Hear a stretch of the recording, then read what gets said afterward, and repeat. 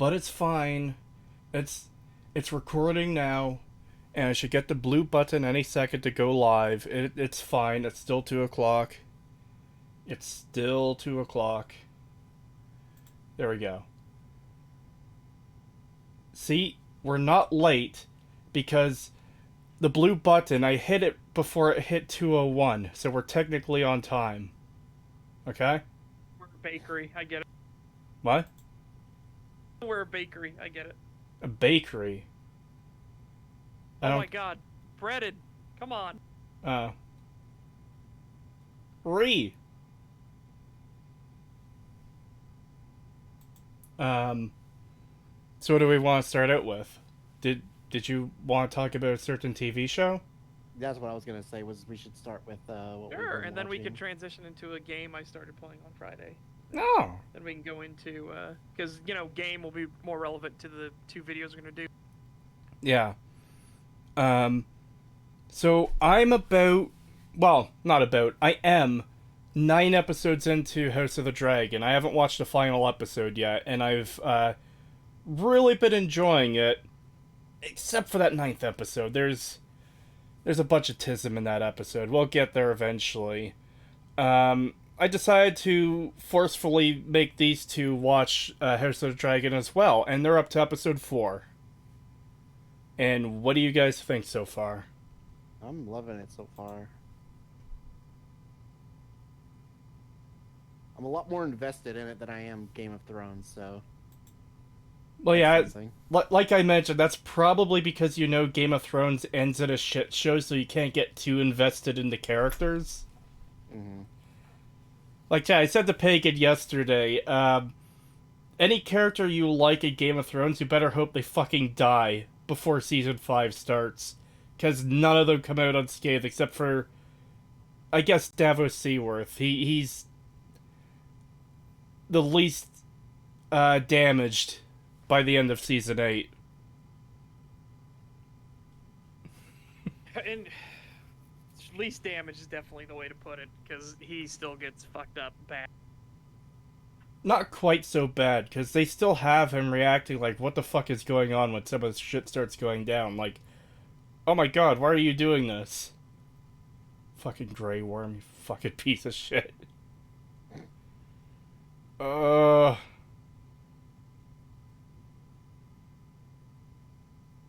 But, yeah. You guys wanted to talk about it a bit, so talk about it.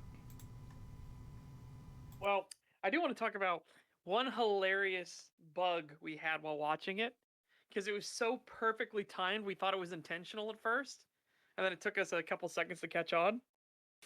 But there was a scene that ends, and they're talking about how spoiler heavy do we want to go for this? Because I feel like we'd want to talk about the entire show at some point, right? Oh, okay. So you kind of want to do a stag on this at some point, is what you're saying. So far, yeah, I'm thinking a stag on it would be good. Alright, yeah, that could be interesting to Um, do.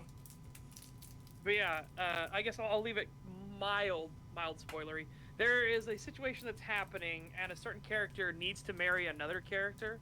This other character though is very young, to which the first character even points out. But they talk. It doesn't matter. Your nobility, she'll grow into it, sort of deal. And then it's switched to that scene where they're going on their first date, and this is old medieval style dates where the family is there in the background walking with them, sort of deal. You know, the checking out for a suitable match sort of thing. And there was no sound whatsoever. And for a second there, me and Pagan thought this was intentional because the sound was perfect in the scene immediately before it cut to this scene, and then there's just suddenly no sound.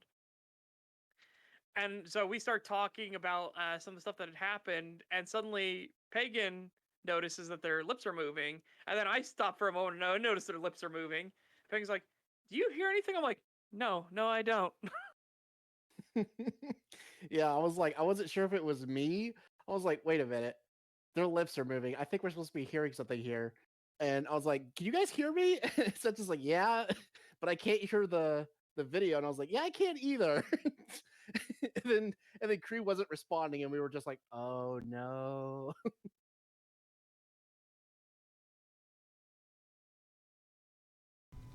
But luckily it wasn't my internet. It's, no, I don't want to start a fucking ad. At least we didn't get demonetized immediately. What was it? It wasn't the internet this time. My headset has been having connection issues, and I went to the front door, which is literally directly below my room, because I had food coming. And that was enough to disconnect it. It's like, oh, okay. Mm-hmm. Yeah, man, I thought it was a super, like, it would have been a super, like, good choice of just, like, all the sound cuts out, and as if we're hearing from the one character's perspective of just how awkward this is. Yeah. But no, it turns out that was just a thing. I also like that I made a joke at one point about how this feels a lot like Berserk, like a very specific moment in Berserk. And then it just kept going, and it actually was like, okay, no, yeah, no, it's actually very close to the same thing that happened in Berserk. And for anyone that gets it, Griffith, no. Yeah.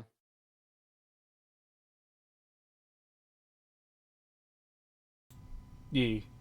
But anyways, yeah, we're 4 episodes in. These two seem to be enjoying it. All is good. Yeah. They did the thing.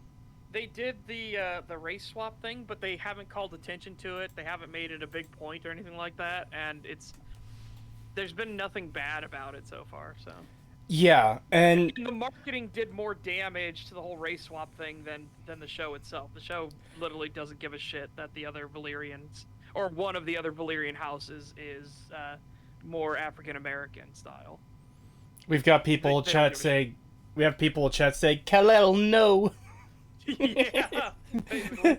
But yeah, that's the fascinating thing about House of the Dragon coming out at the exact same fucking time as Rings of Power, is that you have this. Okay, so Rings of Power is like incredibly shit, and they're both fantasy shows, and like, but this one is so good, and it doesn't. Like you say, it does a race swap thing, and this is why House of the Dragon is such good proof of. It's not the race swaps that matter; it's the fucking intention behind them that matters. Because I actually really like. I'm gonna fuck up his name. Is it Corlys or Chorus Valerion? Like I don't know his name very specifically. I don't know how to say it properly. Yeah, but point is, his character is really good. Yeah, his character is really good. I really like him. Like, he does the job really well. Yep. Yeah. And the actor playing him does a fantastic job doing it too. So. Yeah. That's what I mean. Like, it's clear that it wasn't done to check off a box sort of thing. They haven't done anything of like, you know, we was slaves or nothing like that. That bullshit. The Valyrians were the ones taking the slaves. They were the slavers. They weren't the slave. Yeah. It's a good show, and I can't wait to get you guys through the rest of it, especially episode 8. Yeah. £5 from Threadnought. Thank you very much. Thank you. And here we see Kree about to be executed by Furry Squad for deny he's a furry. Well, I'm not a furry, so... You know. Well, this gun I'm pointing at you says otherwise. Guns drawn. Get out of my head! Get out of my head! Get out of my head! $5 from Adako the Tricky. Thank you. Tricky. Thank you very much. Patrolling the Commonwealth Wasteland definitely makes you wish for a better game or a nuclear winter. Jesus fucking Christ. Yeah. And then I see Tony Admiral Dominating asked, did I get to watch an actual Stray review? No, I haven't. Right, because of the stream last night. I need that link. I need that linked. Yeah. Actually, after stream, we'll watch the Oh no. the ad portion on Watch Together, like I did with Kree, Oh no. because Oh, God. it's worth it. It is so fucking funny. Um, I don't know if that would be a good thing or a bad thing that everyone watches your video for the ad. Exactly. It's like Rather the one than thing I if- actually care about is Yeah. the fucking ad and nothing else. I don't care about the review itself, just the ad, because it's Mhm. so out of left field, especially for someone like Shammy. It's so funny. That's like the ads that Internet Historian does. He puts Dude. like little mini storylines and stuff in his ads. It's great. Dude, his Raid Shadow Legends ad from like a video a year or two ago is fucking hilarious, where he's got these two characters that are a man and wife, but they're in a fucking full face mask thing, and they're like, I don't know if they're like terrorists or something, but it's fucking funny. Yeah. And then you've got fucking NordVPN man who like his life is falling apart and his wife's like, you need to stop shilling NordVPN. And he's like, but honey, I can't not talk about these great deals on NordVPN. And he starts going into the thing. No, stop. People are saying you two are a bit quiet, so I turned up the audio for you guys. No, That's fair. Raycon good, wires bad. I actually have a set of Raycons. I use them every day at work, and I really like them. Hey Raycon, give me a sponsor, please. Brad's wife was a weirdly wholesome and funny episode for Internet Historian. Rallying people around a meme to get Brad's wife rehired by Cracker Barrel. Y'all hear about the Fallout show? It's not even Fallout. It just has the fucking name slapped on it. It's gonna be such a cash grab, worse than the Resident Evil movies. I haven't been keeping up seen with it. I've seen some of the set photos that were being released like back in summer, but I don't know anything about the story or like. Apparently, the story doesn't relate to the games at all. As in, you're not going to be in. You're not going to be following the Lone Wanderer or the Vault Dweller or the Chosen One. Well, you know what? I will say at least thank God for that. Yeah, 'Cause, absolutely. oh, good lord. yeah, But- I've heard a little bit mm. about it. Like I've been watching a few things that have come out, like who's going to be playing a ghoul character and who the main character is going to be, and who most likely the overseer for the vault that the character leaves is going to be, and shit like that. I would much prefer the Overseers because it always seems like the Overseer and Bethesda's games are like not good people or like high on power or just dumb. I want to get back to the original Overseer, the one who had to sacrifice one of his vault dwellers for the good of the vault. And that horrible, mournful way he has to tell you that you're not allowed to come back inside in the end of Fallout 1. That was so fucking good. Yeah, I would much prefer that over stupid like the fucking Fallout 3 shit, where it's literally just fucking. How dare you leave? I'm gonna kill everyone. Yeah. This started the uprising. I will murder everybody. Yeah.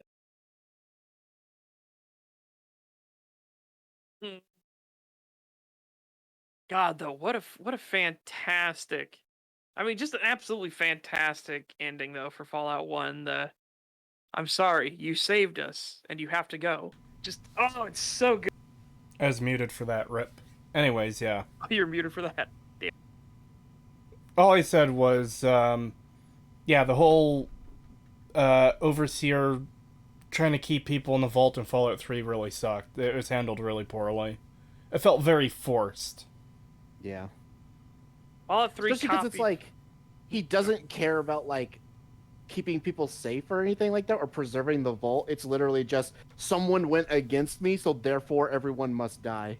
Yeah. It's not quite that bad. They do try to give Not quite, but it's pretty fucking close. It got It to the really point is where close.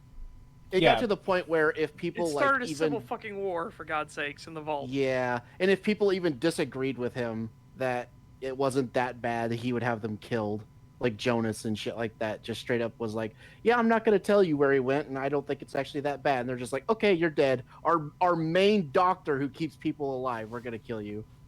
Our only doctor, now that the other one has left. Yeah, That is it's like stupid. That's not Yep. at let's kill everyone levels, you know? yeah, but it's pretty fucking close. Oh yeah, it's pretty bad. I'm only being a little hyperbolic is the problem there. I'm only being a little hyperbolic. Indiana Jones 5 director attacking fans for spreading false rumors. And so it begins. That's gonna be a bit of a shit show. Yeah, well, absolutely. And as we found out, they're doing all this intentionally. As we called all along, there was an agenda behind it all along. Oh, so you did watch that video I posted. I did, yeah. I Yes. had seen the headline thing, and I was like, well, here's the smoking gun, the dead body, the bloody hands. Yeah. Again, as we keep saying.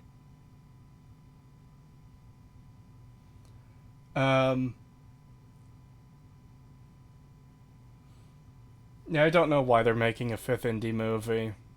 The search for more money. Spaceballs had it fucking right. And the flamethrower, the kitty winks love this. Honestly, I think it would have been fucking hilarious if Spaceballs actually did make a second movie and literally titled it The Search for More Money. Yeah, that would have been great.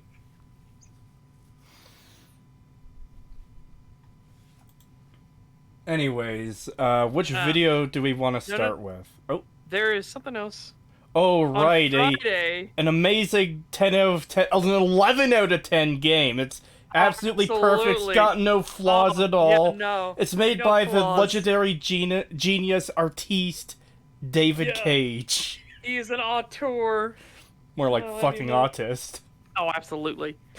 So, on my streams, I have now begun the process of fulfilling the bounty on Detroit Become Human. And oh boy, the chat is already losing its mind. It is such a bad game, and it makes no fucking sense whatsoever. But And I'm even going. why would chat be losing their mind at such an amazingly well-written game that has great, deep moral messaging? Yeah. And it's funny because I was like, you need to think about the horrifying implications here, right? He bought a child robot, and there are sex robots in this world. And you fucking know,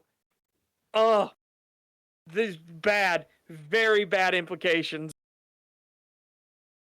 And the game is just so awful. It doesn't treat the robots like robots. It tries to treat them as black people. It really does. In the stereotypical, this is what the black people went through, and it's like, what? No, fuck off. Oh, you gotta stand at the back of the bus. They're robots. Stuff them in the fucking cargo bin. Like, that's way more dehumanizing. Just, oh god. It is genuinely so bad. None of it makes sense either. Like, why did they ever allow the robots to feel pain? Or understand pain and sadness and anger and regret and existential dread? Why would you ever do this? Hey, And the you know- spoiler is that it is intentionally done, and it's so fucking stupid. Like, I hope we get to that ending. I'm making no promises, but it is... Oh boy. you know what that reminds me of? That comic that you see, spread around the internet every so often. I made this robot that can feel pain and screams. Why would you do that? And it's just the scientists thinking, like, why did I do that? Yeah. That actually got readapted into 2 different comics about Space Station 13, actually. One of them, a head of security comes up to a scientist, and the scientist, who is a moth, looks over and says, I have created a robot that just screams over the radio. And the head of security is like, why'd you do that? And then you just see, in the background, and he's like, tapping his chin like, And then the second one they did was, I have now developed a light bulb that is powered by stress. and and it goes, the captain goes, will it work? And he goes, the guy goes, watch, and he hands it to the head of security, and then he tells the admins. And the admins start sending admin messages to him, and suddenly the next panel of the comic is just a massive supernova erupting from the station. Well, honestly, in Space Station 13, it makes sense to make a robot that screams and feels pain. That's the only setting where it works. The best part about robots in Space Station 13 is that you can make them big enough that they'll take up a character space. What that means is if they move through your character, they'll move your character around. So then you have the robots move in random pattern, but always towards a person. And so, like, if they're trying to do something, if they're trying to, like, loot a body or pick somebody up or drag somebody, the robots are constantly shoving them out of the way over and over again. They're not doing any harm or anything. They're just fucking annoying. And a person did this, and they also gave them beep boop sounds every time they touch somebody. So you just see them constantly like spazoid bumping into people going beep boop beep boop beep boop beep boop beep boop beep boop as they're bumping them around everywhere. It's so fucking funny. And people lose their goddamn minds.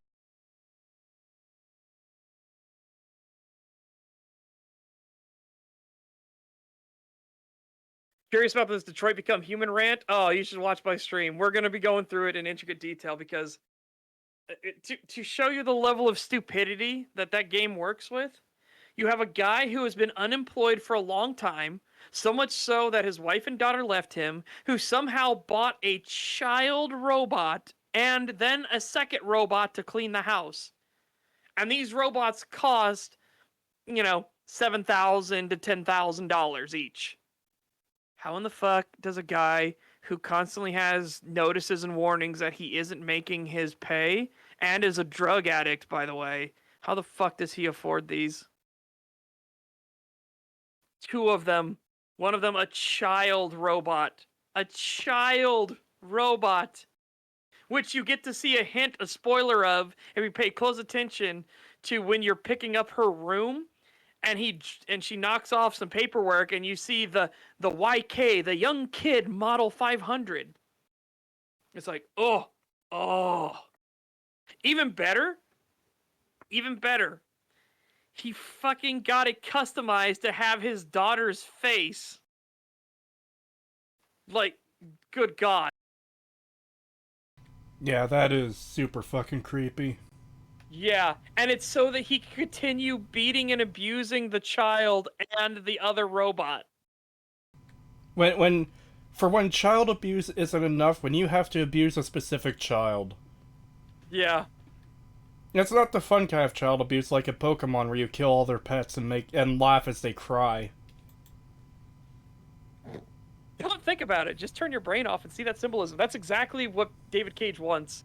He is such a fucking shit writer, though. Oh my god, he is so bad. And it was funny how we were talking about the illusion of choice, the whole, oh fuck, what was Robot Jesus' name? Oh fuck, I forget. But Robot Jesus, you have the chance of either standing there and taking the shit-stained, drug-addicted son's abuse, or pushing the son away from you.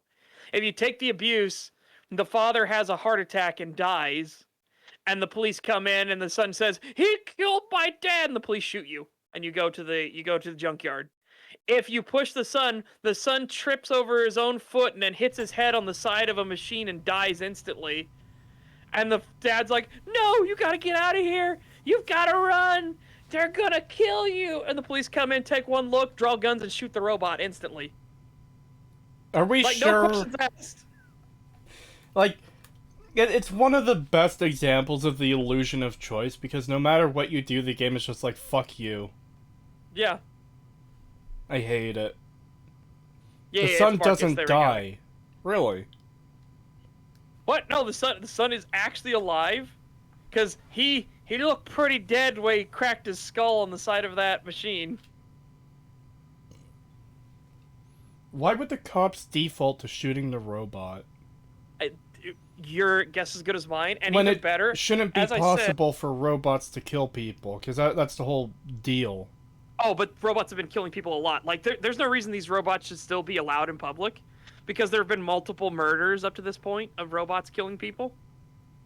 They literally call them deviants, and they actually have special robots made to deal with the deviants that work with the police force.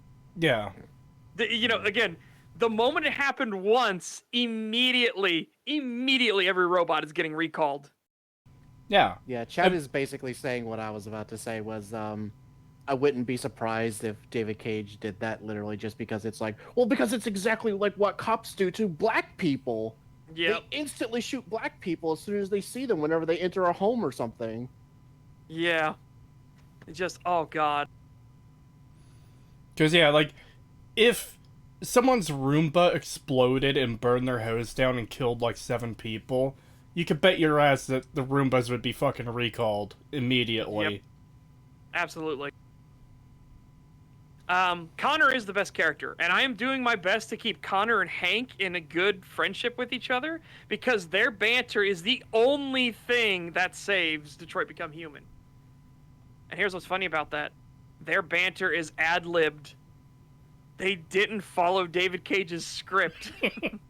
I genuinely wonder what the actual script for those two was, because it probably would have been absolute dog shit like everything else. Oh, absolutely. David Cage is the David Cage game development.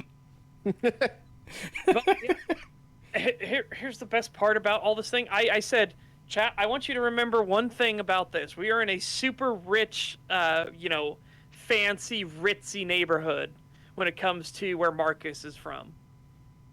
And I'm going to tell you, it begins with an S and ends in camera. Okay? Security cameras. There are no cameras anywhere. Any fucking where. And that would have cleared up everything instantly. The whole plot revolves around security cameras just not being here at this particular time. Because you see them all over the place everywhere else. But no, just here. I think David Cage realized, wait, there's security cameras everywhere. Well, I can't have that because then they would realize that the son did it to the father and stuff like that. And the father was trying to get him out of the house and blah, blah, blah. No, they have to make sure there are no cameras. In this place in particular. Oh, I just remembered there's that stupid section where you're playing as that robot, and the old artist guy's like, do a painting, do creativity. Yes. It's like, oh my god, this is so and then, dumb.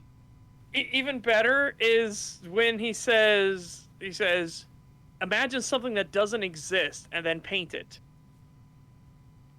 And then Marcus just magically can. So are you telling me he painted a version of Detroit Become Human that was good? Yeah. Yeah. But oh my god, he just magically does, and then the artist is like, oh my god. Because he realized that he could paint and that the robot could think and he's more alive than ever.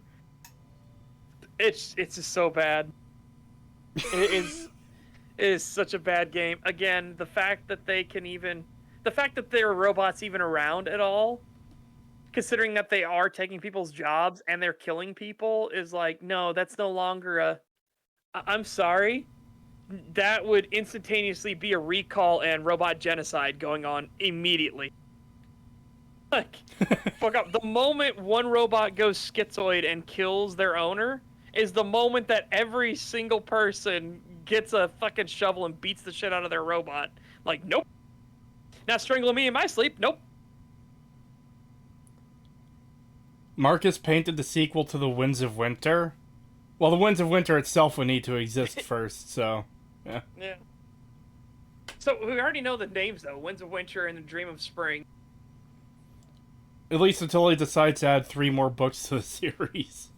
I'd be fine with that as long as we get the next 2 fucking books. I wouldn't he keeps writing books that are around. It's like, no, stop. I appreciate you filling out the backstory more. Hey. Like, I appreciate Fire and Blood, but please, Winds of Winter. Hey, can we get Winds of Winter? Here's Fire and Blood. Oh. Oh, I appreciate it, but can I have Winds of Winter, please?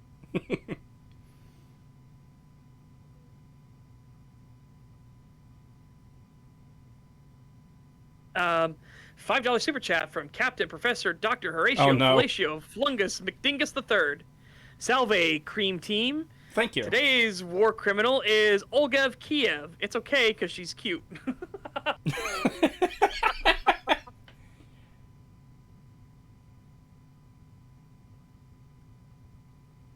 So Well, I am so tempted to watch this fucking thing Pig and just post it to our chat. So you need to understand the preview image I'm looking at.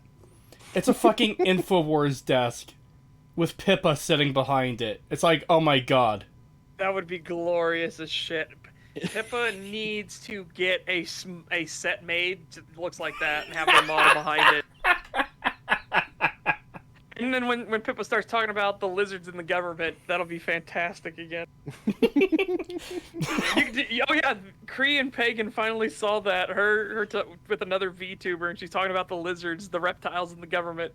And then the VTuber like gets more and more concerned, and Pippa actually puts her model behind the VTuber looming over her, like they're probably in your government too.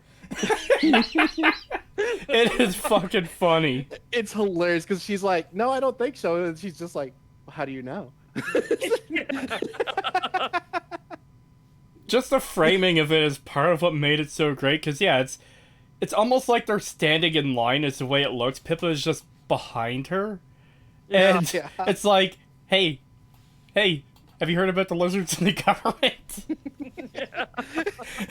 She's just like, that's why it's so funny because she's just like, hey, have you heard about the lizards of the government? And then the other was just like, no, I don't know what you're talking about. It's like, well, it's lizards. They're in the government. They come from the moon. They're trying to take over humanity. And she's like, no, I don't think we have that in my country.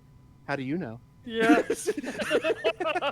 but part of what I bet you the lizards are in your country too. But another part of what makes it so funny is that the other VTuber model is clearly looking fucking uncomfortable. She's like looking away from Pippa and trying to change the subject. I think they're happy people. They give presents and stuff to the children. That's so they can corrupt them. Oh my god. Oh man, I just love the one where she tries to fucking. So this VTuber is watching a video and chat brings up glowies and she doesn't know what a glowy is, so she goes to Pippa and asks her, and she almost plays a video that Pippa posts in there. She's like, she gives a warning not to watch it on stream, but she doesn't understand how bad it actually is, and she doesn't give a warning not to watch it on stream. She just says language warning. Yeah, and then chat is like, no, do not play it on stream. Do not she was play it on about stream. to. what's so good Yeah. what's so good about this particular clip is that, she's very animated and moving around and stuff, and then the moment the Terry Davis rant starts and you hear the first N-word, she just goes into like a shocked face and it just holds. Yeah, you just see her go from like normal happy face, like curious, and then you just like, because it's muted, you can't hear what she's listening to because she wants to check it before she puts it on stream, and you could just see her face immediately go from like inquisitive to, oh my god. Like, I love how at the end she's like, okay, note to self, never play anything Pippa links on stream.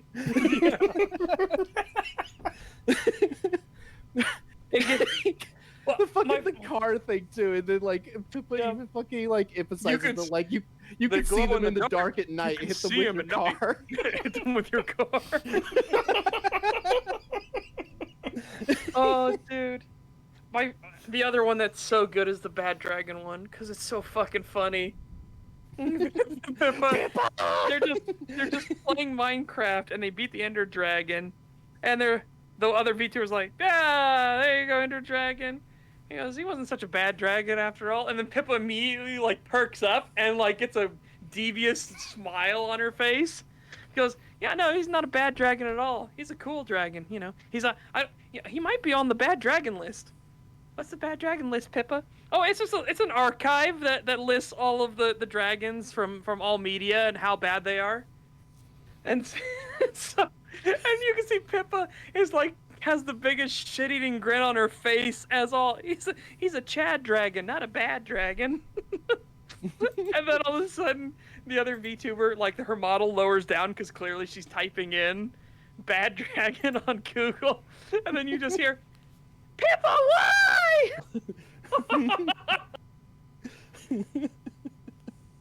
The fucking scream, especially the second one where she like doubles down. It tells her to look up something else, and she does, or she says something or something, and she's just like, Pippa! She just like loses Pippa, her shit. stop it! All right, I think I'm done for the day, guys. Oh, I see. You're running away. Chicken. She goes, all right, that's it, bitch. Oh, God, it's so funny.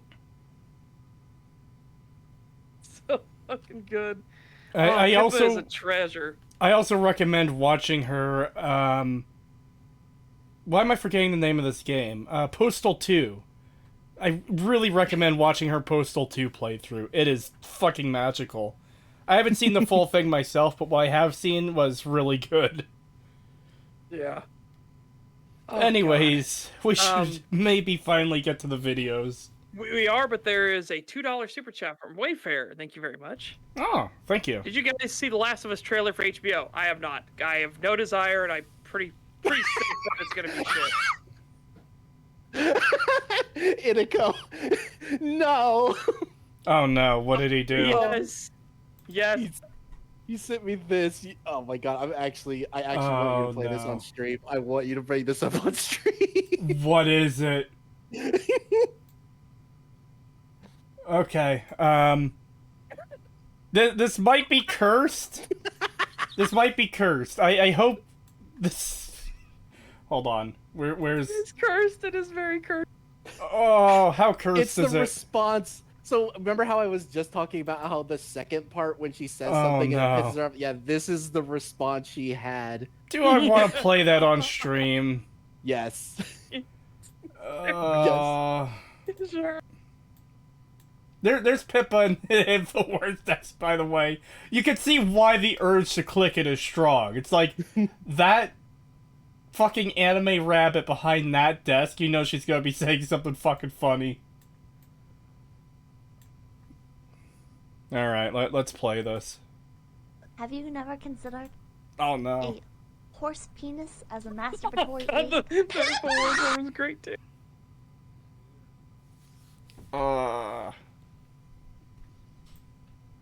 What? How cursed is the InfoWars one? Can I play that without getting It's not cursed at all. It's just funny. Yeah, you can play it. You can play it. That for one's sure. just absolutely funny. There's a reason there are so many VTubers now. I have the government documents that indicate that the government is doing this on purpose. They're going to encourage more VTubers, so that way people don't have time to have children. This is a serious problem, people! This is a serious problem!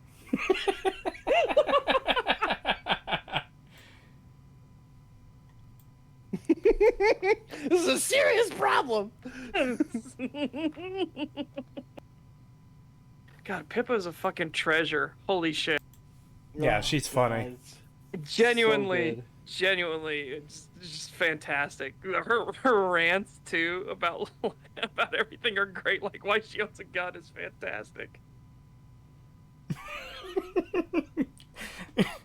I've seen the clips of where she's like, oh hey, if there's any FBI agents out there who want to give me tens of thousands of dollars in free guns and groom me to be a shooter. She's like, Yeah. you know what I'm gonna do, Chad? I'm gonna go shoot up the Walmart. I fucking love the Chad's shoot up. like, what the fuck? She gets so mad, and she's I'm like, just waiting. I'm gonna shoot up a fucking Walmart! In Where's Minecraft. the AR-15, fat boys? She's great. He is. Oh God, I love the meme someone made where she does the I'm gonna shoot up a fucking Walmart, and then you just see like the huddled up group of people, and one of them leans out and it has like the FBI hat on, and it gives her an AR-15, and then she gets the AR-15, and then in the next panel she's like in Minecraft. Yeah. Oh, Pippa genuinely is a treasure. It is fantastic. She is like shitpost master general when it comes to VTubers. It is great. Yeah. Mhm. And it's surprising how many good VTubers there actually are. There's a lot of them that are very similar to her. You just have to dig around and find them. A lot of the fucking like mainstream ones, the ones that everyone knows, that are like the upfront ones, they're kind of blah because they tend to just be like fucking e-thought kind of shit. But Yeah. if you dig deep enough, you could find some really good VTubers that are fucking hilarious. Oh, Iron Mouse did pretty fucking good too. Yeah, Iron Mouse is great. Oh my the whole- god. Wait. Bebop Flix is canceled? Yes! Yes! I feel so bad for them. I don't! I feel bad for the actors, you know, and then she's like, I don't, fuck them. All right. We should maybe get on with the video now, because we are 40 minutes in. Absolutely. Uh-oh. Idiko sent me something else. What'd you send? Oh, I don't know what that I know is. I am not playing that. No, it's... Oh god, I know exactly what that is. I know what that is! Yeah, it's no, fucked. do not! Yeah, don't show that on stream. Yeah, do not show that on stream. That is a company stealing artwork from artists and using it in very inappropriate plays. I have to point out this comment because it's someone breaking character and I fucking love it. Vincent Marxism, the real one. Also, fuck Vay's live action actor. Yeah. Yes, absolutely. Fuck that bitch. That's great. I would love to get Pippa on STAG. I think that'd be fucking hilarious. That'd be great. Oh my god. But it would probably never happen, but yeah, that would be fun. Absolutely not, but it'd be fucking great. Anyways, we've got 2 videos to cover. Which do you guys want to do first? Probably the Skyrim one, right? Wait, the Skyrim one's really short. Yeah, it's less than 5 minutes long. There's some doozies. I skipped around a little bit. There's some doozies in there. It also feels like... Sure. I watched the first minute or so, and a lot of it feels like padding for such a small video. Oh, here's all the time Skyrim was released. It's like, okay, but we don't need this information. It's common knowledge. Like, it's so common knowledge that people who aren't super into the series or the game know about it. Yeah. What is... No, I said pause. I have a big letter I on my screen right now. A letter I? Yeah. What is up, everyone? I is what I got to. There's a big I on my screen.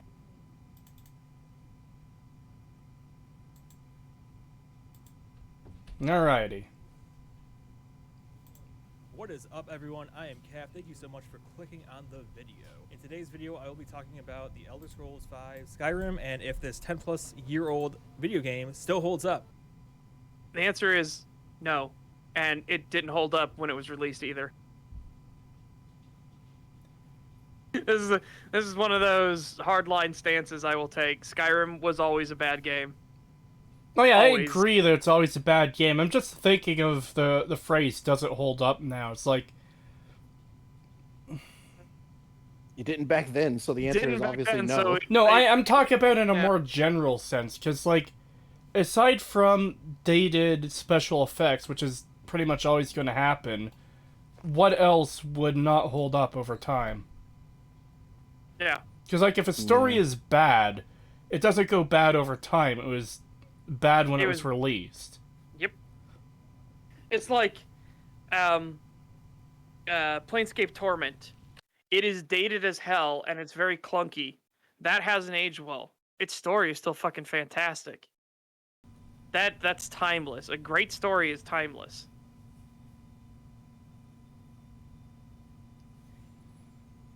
Oh wait, that reminds me. Super small tangent. Cree, are you gonna do anything for the Video Game Awards this year? I believe I have that day off, so we could stream it again if you'd like. Okay, yeah, because I was gonna stream it as well, no matter what. So that'll work. I just remember last year I was way more interested in playing a fucking 7 Days to Die thing, rather than actually watching the Game Awards since it was so dog shit. The Game Awards are gonna be super dog shit. They have fucking God of War on there, and God of War's only been out was only out for like a week before the nomination came in. It was like, Jesus Christ, fuck off. Yeah, Like, that's... give it for next year. Yeah, it should have been put on next year's because... Yeah. Yep. Yeah, so I'm just like, well, they had to throw God of War in there because they're going to try to take it away from Elden Ring as much as possible. That is stupid and petty. Yeah. I don't know how Callisto Protocol could get Game of the Year because it's doing real bad. From everything I've heard, it's doing real bad. I never got excited for it because Callisto Protocol looked like it was just all about the death animations. That's it. I will say, if they do give like an award to God of War over Elden Ring, and it's in like the story category, I'm not gonna be that mad, honestly, because No, I will at be. least I agree it is bullshit. It should go to Elden Ring, but at least if it goes to God of War for story, I can at least be, well, at least it's going to a game that actually put effort into its fucking story, unlike most games. That's fair. Yeah. I can see that. I guess I'll still be mad because I think Elden Ring's story is fantastic, and it's the same. It's the story where you do the investigating and everything, and the rabbit hole you can go down in Elden Ring, just like all the Souls games, is what makes the narrative so fucking good. It's what drives it so much. Yeah. But man, oh man, if God of War gets it, at least it is narrative focused, and they generally have really good stories. But God, it'd be like if fucking Last of Us wins over it. I'd just be like, fuck you. Because I'm pretty sure Last of Us Remaster is on the list somewhere too. It's like, no, fuck off.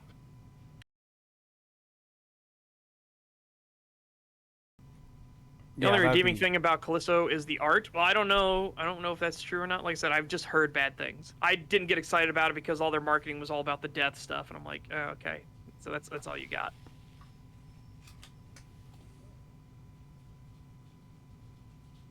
Yeah, I think if you're selling the games on the player's death, you might have the wrong priorities.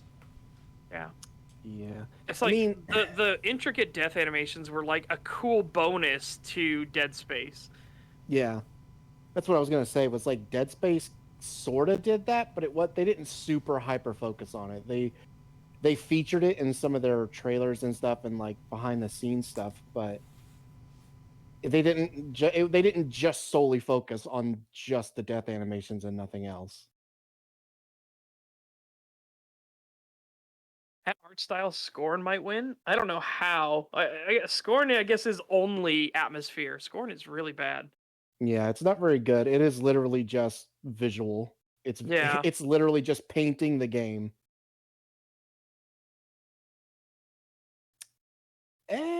You don't really need to. Honestly, you could just you can watch somebody play it for a couple of hours and get the same experience because it is literally nothing but it's literally just walk down corridors, look at stuff, avoid monsters, do really simple puzzles. Kill monsters. The gun plays really bad. Yeah, it's kind of encouraged that you don't kill things. The game basically like super hardcore pushes you towards like hide, wait for them to go by and just walk away instead of fighting. So it's not a great game. It looks fucking cool as hell. It looks amazing. Oh yeah, but its art style is great, but that's all it's got. Yeah, that's really all it has is visuals. Rip. Yep. Rage versus Emil with $10. Thank you very much. Has anyone checked Meya out yet? She finished her Fallout New Vegas playthrough recently and is now doing Final Fantasy X, God of War, and Fallout 3. She can be loud though, so I don't know if she's for everyone. I've never heard of her before. How is it spelled? Meya. Yeah, I don't know who that is. We might have been asked to check her out before by chat, but I don't remember. Yeah, could be. I've got a terrible memory. Like I genuinely feel bad about it, but over the years, people have suggested different games to me, and I've forgotten most of them because my memory is just shit. Yeah. Anyways, See. No, I was gonna say, just I guess real quick before we go into back to the video, Scribblord says, I've been thinking about buying Morrowind on my Xbox. I know, console EU, but I don't have a PC, so fuck off. Well, it doesn't matter how you get it. Morrowind still holds up on the consoles as well, honestly. It's not I amazing, actually but played it recently, somewhat recently, like a year ago on console when I visited my brother. He had Game Yeah. Pass, so I downloaded and played it for a bit. It is definitely clunkier with a controller than with a mouse and keyboard. yeah. But that doesn't change the story or anything, so. No, I know, it's just... No, that's what I'm saying. I'm just saying in general. That just doesn't change the story or anything. That's for everybody Yeah, else. but what I'm getting at is, because it's clunkier on console, the gameplay is likely going to be more frustrating for a lot of people. Yep, that's entirely fair.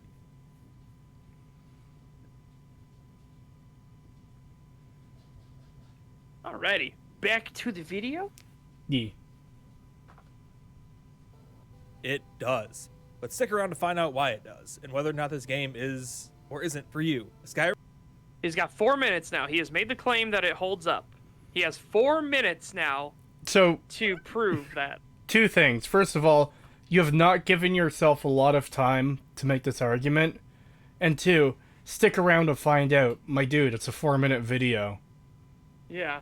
Like, you say that if you're doing an hour-long video or more, because it's harder to get people to stay around for longer videos than something that's 4 minutes.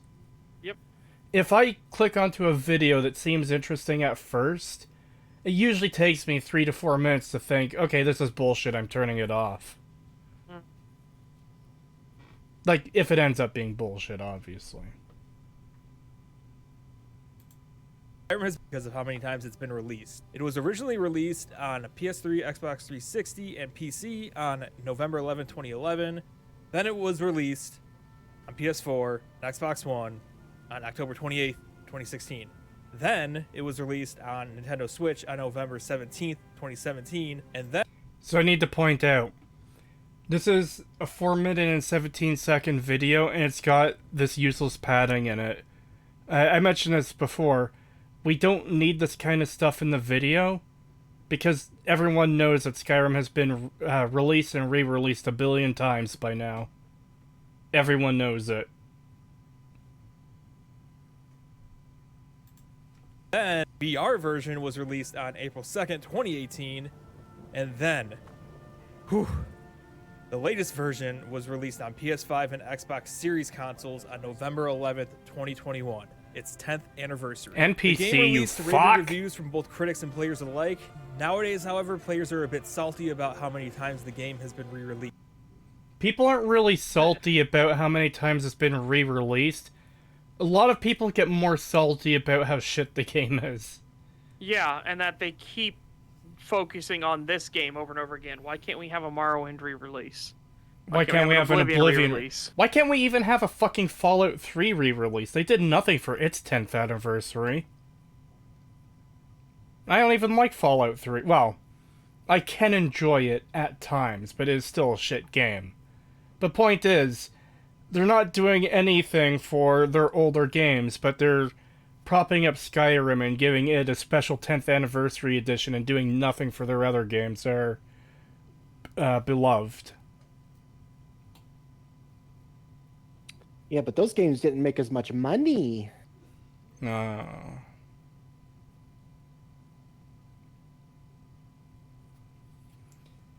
yeah, we're a minute in and he's still not done wasting time in his video. Should he be playing Skyrim in 2022? Bethesda giving no information on when The Elder Scrolls 6 will be released. Now, personally, that doesn't bother me. I've been playing the special edition on the PS5 for the last couple of weeks, and I've been having a blast. The PS5 version is essentially a 5-plus-year-old remaster of the game that runs at 60 FPS and at a dynamic 4K resolution. It still looks great. The art style is... Hang I'll let him finish that because I was gonna nail him on the. It looks great, but let's get his thing because he's talking about the art style, and because I do not agree with it looks great, and I don't think the art style is good in Skyrim either. 4K Right. resolution. It still looks great. The art style is still fantastic, and the music, as always, still amazing. There is something about Okay, the music I can give you that the music is good. Even But- though half of its soundtrack is plundered from Morrowind. Yeah, exactly. And again, that comes down more to the music maker, not Bethesda itself. That comes down to Jeremy Soule and team, not Bethesda. What Bethesda did, this art style, like dreary, gray, drab. There's no vibrancy. There's no life. Nothing looks like a lived-in city. It all looks tiny. Like these things have less housing here than your village. Like anybody in chat, if anybody in chat lives in a village, there are less houses in the capital of fucking Skyrim or here in Whiterun than there are in your village. Like Jesus And Christ. obviously there isn't going to be as many buildings in a game capital as a real world, like, city. But the fact that they're this small is fucking absurd. Balmora Yeah. from Morrowind has, like, 30 to 40 buildings in it. Yep. And it just... I know there's far more, like, higher quality graphics in this game than Morrowind. In terms of, like, poly count and computing power needed. But, like, it's very irritating when the big cities have 12 buildings, you know? Yeah, especially when they're closed off. You know, they're not. It's not one of those things where you can walk in seamlessly from the outside into the city. You have to go through a loading screen. So it's its Yes. own cell, but it can only hold like 12 buildings. Yeah. In its own cell. That's pathetic. That's so fucking stupid. And again, Balmora wasn't its own cell. But Balmora was a seamless thing you entered. Yeah, that's what I'm saying. It's They like that's don't how even- bad it is. They don't even have a literal gate on their main gate entrance. It's just an arc over the path. Mm-hmm. Yeah, it's really shit. Like, oh my god, like they had to mod that shit in Skyrim so that you could walk into the cities and stuff without having to load a new cell. Yep. It's and again, like the Nords here don't seem distinct. They seem incredibly fucking generic. Yeah, Like, they come across you- as generic Viking people. Yeah, there's nothing that identifies this as the Vikings in Skyrim, the Vikings in Elder Scrolls. There's nothing that separates them apart. There's nothing that differentiates them. They're less colorful. They're less interesting than real life like recreations of Scandinavian culture. It just feels so muted. Its tone, there's no tone to it at all. And their culture is like baffling in Skyrim. They as a people make no sense at all. Hold on, here's something interesting. Someone has been modding Skyrim cities based on Shadiversity's review videos. Now that is Ooh. interesting. Ooh. Yeah. Because you would have to do so much to fix Solitude. Holy mother of God, Solitude is so bad. And Of course, Whiterun. Whiterun is terrible too. Yeah, Whiterun is one of the worst designed cities I've ever seen. But good lord. And Riften is kind of a mess. Like, I really don't like Riften, especially with its lake, with its dock where they, you know, get supplies from. And this lake, its only fucking exit is a waterfall. So, like, how are ships getting in and out of port? Yeah, It's I don't wonderful. understand that. Unless it's literally just meant like, oh, it's so we can get to the oh shit, what is it? The brewery? Is it a brewery? It's the place with the beehives. Yeah, little it's island.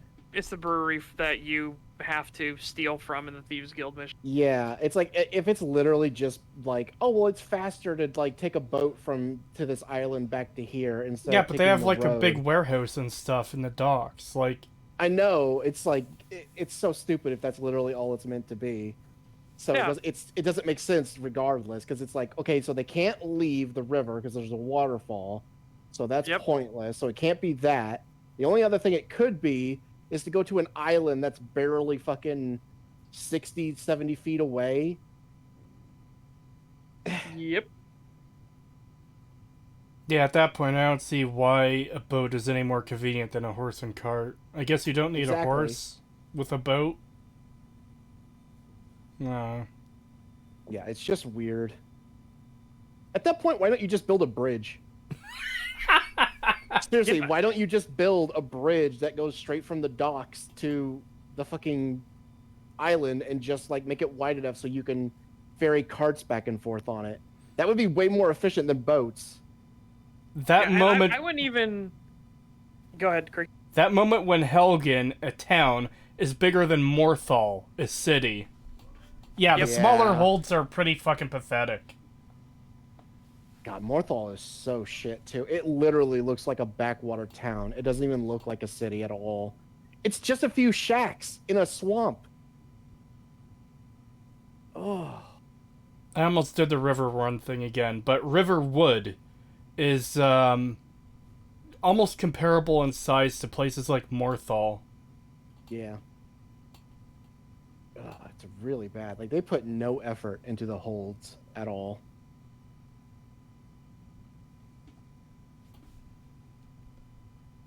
And again, it doesn't even need to be. If we took the size of the small lake that is next to Riften, you don't need a fucking dock. You don't need a dock and a warehouse like you have. There should be like a little shack there and a few maybe like canoes or little like paddle boats. That's it. People to go fishing on the lake, and that's literally all it is. That's what it should be, given the size of everything. Even if you scaled that up, like, yes, people often say, "Oh, well, Skyrim is actually 1/10 scale or whatever the scale is." So even if you scale it up 10 times, it's still the same point. There's no industry. You're not trading with another hold over the Riften Lake. Like, piss off.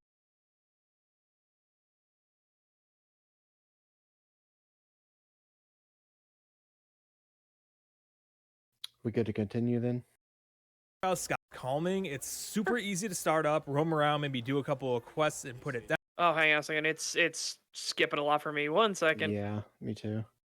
Yeah, I just got calming, easy to pick up, and then it was like, okay. Ah. It's calming. It's super easy to start up, roam around, maybe do a couple of quests and put it down. But at the same time, it's super easy to get sucked in and look at the time and wonder where the last 3 hours went. Again, this is all super fucking fluffy and subjective here. Yeah. Like- I could maybe say that when I played it for the first time, like the first year I got it, I was, because you want to explore everything, you want to see what the game has, but once you realize what all is there and how little there is, after that, I don't know, I didn't really get sucked in that much after that. Yeah, I kind of lost its charm pretty quick to me. I can understand why people might get sucked in or might enjoy it, but this is a video supposedly trying to convince people if they should be playing the game or not. Should you be playing Skyrim in 2022? Yeah. But Does this Yeah. game still hold up? It's like, you haven't actually answered that question. You've given a lot of like fluff and nonsense you've thrown at the wall, and we're almost halfway through your video already. Yeah. Yeah. Again, you Well- actually had to pad your video out by giving a history lesson on Skyrim, as if people fucking needed that. Yeah, as if people need a history lesson on what fucking Skyrim is. Well, this is a smaller channel, so maybe he's new to making videos and is still trying to find his footing, but That's Maybe. fair, That's- but I guess take that then as advice. You don't need a history lesson to pad it out if your video is going to be essentially like 2.5 minutes long Yeah. of actual content. in fact, don't Mhm. pad your videos at all. Yeah, and if you need to make a point, and you're gonna do the padding anyway, make it longer. Make make it longer than fucking 4 minutes long. Make it maybe 10 minutes so that, you know, it's not quite so egregious that you have a fucking history lesson at the start of your video when the video is supposed to be about why you should play it in current year. I get the impression he doesn't know how to praise the things he likes in a video form, but he wanted to anyway, so he just kind of said, yeah, I like this thing, it's fun, I could get lost in this game for hours. I will say I definitely find it more challenging to be Oh yeah, like for sure. informative when you're trying to list the positives of something. Like I keep going back to the Dark Souls video that's now put on hold. The Reach video, the Halo Reach video is going way faster, and it's because if Dark Souls, when I have to talk about why it's positive, I feel like I need to go through all these different like mechanical reasons and implications and everything like that, and I feel like I'm bloating the video to ludicrous proportions because I don't just want to leave it at it's good because this one thing when there's all these other things that also work together to make it good. I feel like I need to talk about all the other things that work together to make it good. Yeah.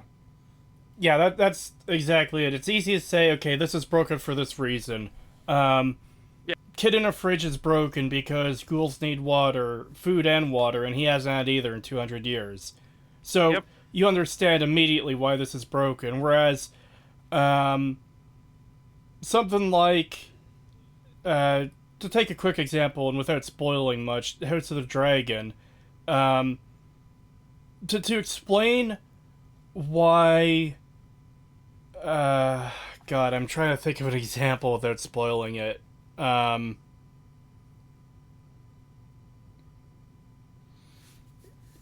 actually can't. There's the thing I most want to reference is something that happens in episode 8, but it has the meaning it does because the entire like previous 7 episodes kind of establishes things that makes that moment so meaningful. And you kind of have to include, you can't just say, oh hey, this is a neat moment because reasons. You have to sort of prove to the audience, okay, here's the conflict, this is why this is happening, and then here's why this moment has the meaning it does, why it's such a powerful moment. Yeah. Let's see. Oh, We got boy. 3 super chats. Yeah. And the last one, yeah, I will have stuff to say on that one. Yeah. Captain Professor Dr. Horatio Fellatio Flungus McDingus III drops $10 and says, Thank you. Arkarth is such a missed opportunity for a city. Imagine having a repurposed Dwemer city that has to deal with medieval peasants dealing with the economics and problems of steampunk robots. Yeah, like maybe they don't know how to keep the city functioning. They just know they have to keep the machines running, so they need to keep the robots running. So if a robot breaks down, you can even have an entire thing where one of the robots like crawls into the city center and collapses. And now the entire city's panicking because they don't know what this robot in particular did, and they need somebody to fix it. So they send for the College of Winterhold to be like, hey, we need everything you know about Dwemer Ruins, and that you have to go on this big quest and everything like that. You repair the robot, and then you follow back to where it goes to see what its function is, and you realize that its function was just to pick up this one rock and move it out of the way, and then it picks up the rock and moves it back to another spot. It was literally meaningless, but because the people don't know how to keep the city maintained, they don't know how to keep the machinery running, which is maybe that's how their forges keep running, is that all the pipe works and everything still work. Maybe that's how they can still produce materials and everything. So they've got stuck in this situation like the Mechanicus in 40K of they don't know how it works, so they just need to make sure that every little thing actively is still doing what it's doing, or else something bad might happen. I would love that as like a subversion. You go on this epic quest, and it's just this one little spider bot that all it does every day is pick up a rock from one pile and move it to this other pile. I'm glad you and I both had a very similar like outcome for that, because I was also thinking like, just have it like go off and like it just goes and fixes like a leaky pipe or something to someone's like drain or something. Like it's not even a bit, like you literally could have just tacked glue on it and it would have fixed it. Yeah. And that's all it does. And again, it would highlight the fact of the peasantry, the people of Markarth are so scared that anything could go wrong at any time because they don't know how the Dwemer ruins actually work. They don't know how to maintain all this stuff, so they just have to maintain the caretakers of it. They have to maintain the Dwemer robots. And if the Dwemer robots break down, well, wait, what if that guy was in charge of keeping the steam pipes working? What if that one was in charge of fixing the pistons and stuff? Yeah. They don't know, so it becomes this big crisis, and it turns out that this one just happened to be for nothing. And you could even spin that into trying to teach that a lesson. Like maybe there's a group of people in Markarth that are like, maybe we should actually learn how these things function. Maybe we should start understanding it. And that can spark off into this whole thing of like a post-game scenario where Markarth, because you put them on this path of self-discovery and learning how this stuff functions, they start understanding how to make it, so they're able to recreate it. They start expanding it. Okay, well, now we know what this does and we see how it works, so now we're going to make that steam powered. Let's make that steam powered now. What about that? And you just see it slowly creeping outwards, like the march of technology moving forward.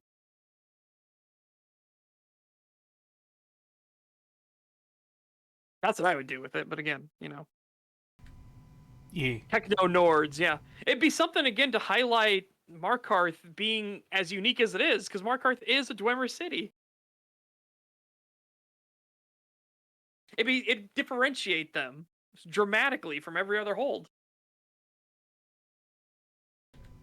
Yeah. 5 pounds from Threadnought, thank you very much. Morthal, Falkreath, Winterhold, and Dawnstar aren't cities, guys. Cities in the base game always require a loading screen to enter. Oh, God. Yeah, but they're part of the major holds. That's the Yeah. main thing. In fact, there was a comment up here I wanted to grab, but the conversation got away from us. A few shacks in a swamp. Creetosis. A few shacks in a swamp with a longhouse. That makes it a city. Yeah. Yeah. Totally. Absolutely.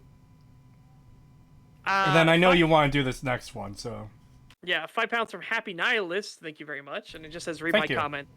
So Happy Nihilist says, Elon reveals that mainly left, but also right-wing politicians have been manipulating Twitter. Leftoids. Ha! You accidentally revealed that the right are controlling Twitter, LMAO.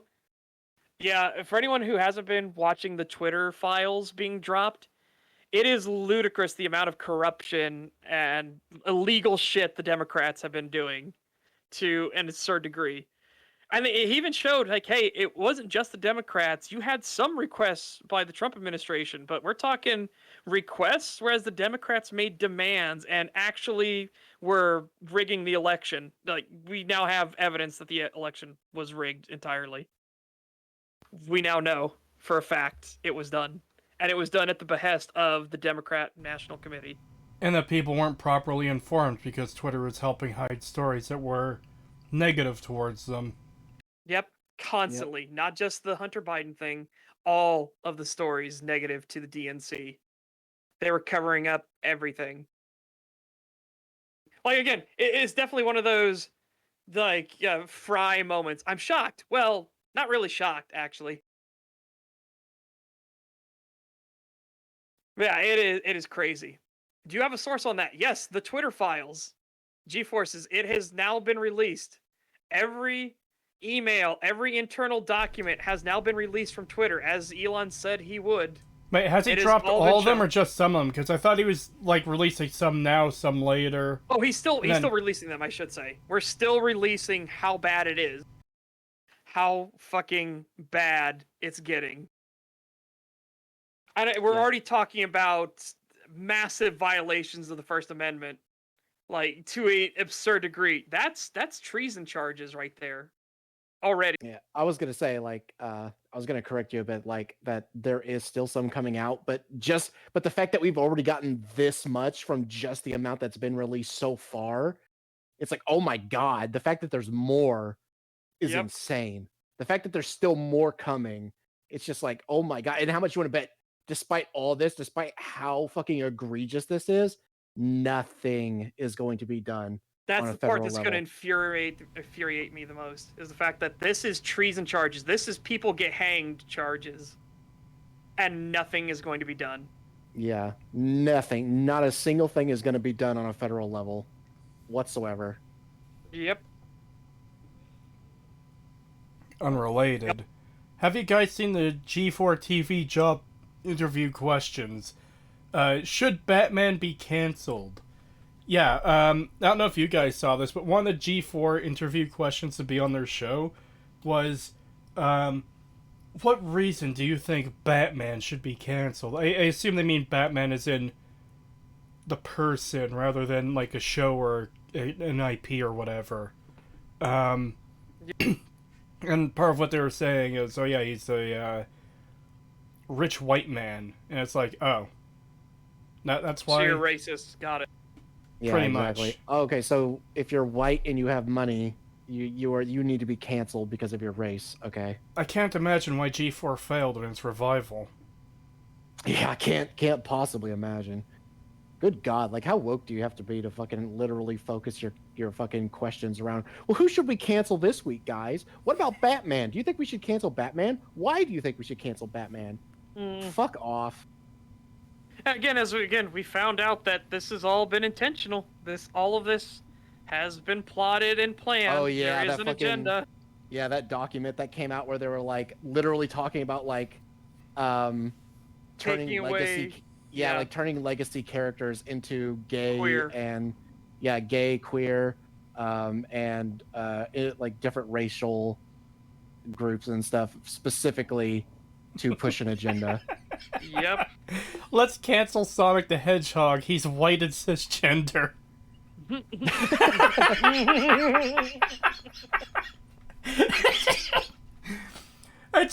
It kills me that a character most known for being blue and, oh, he's white.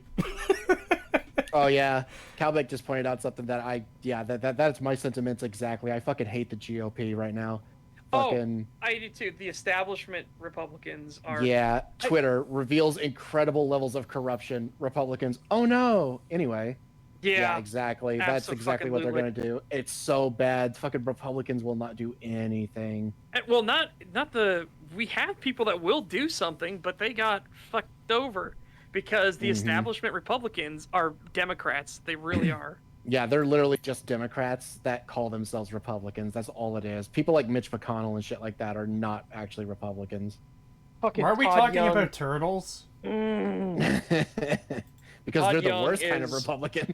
Todd Young is the one that we will never be able to get rid of until an actual Republican finally ousts that piece of shit in Indiana. There's no way we'll get rid of him. Yeah, it's a shame. Because Indiana is very Republican. It will always be very Republican.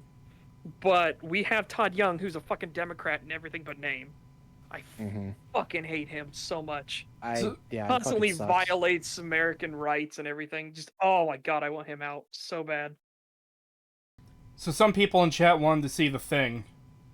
So I put the image up on screen. Queer Eye for comic books.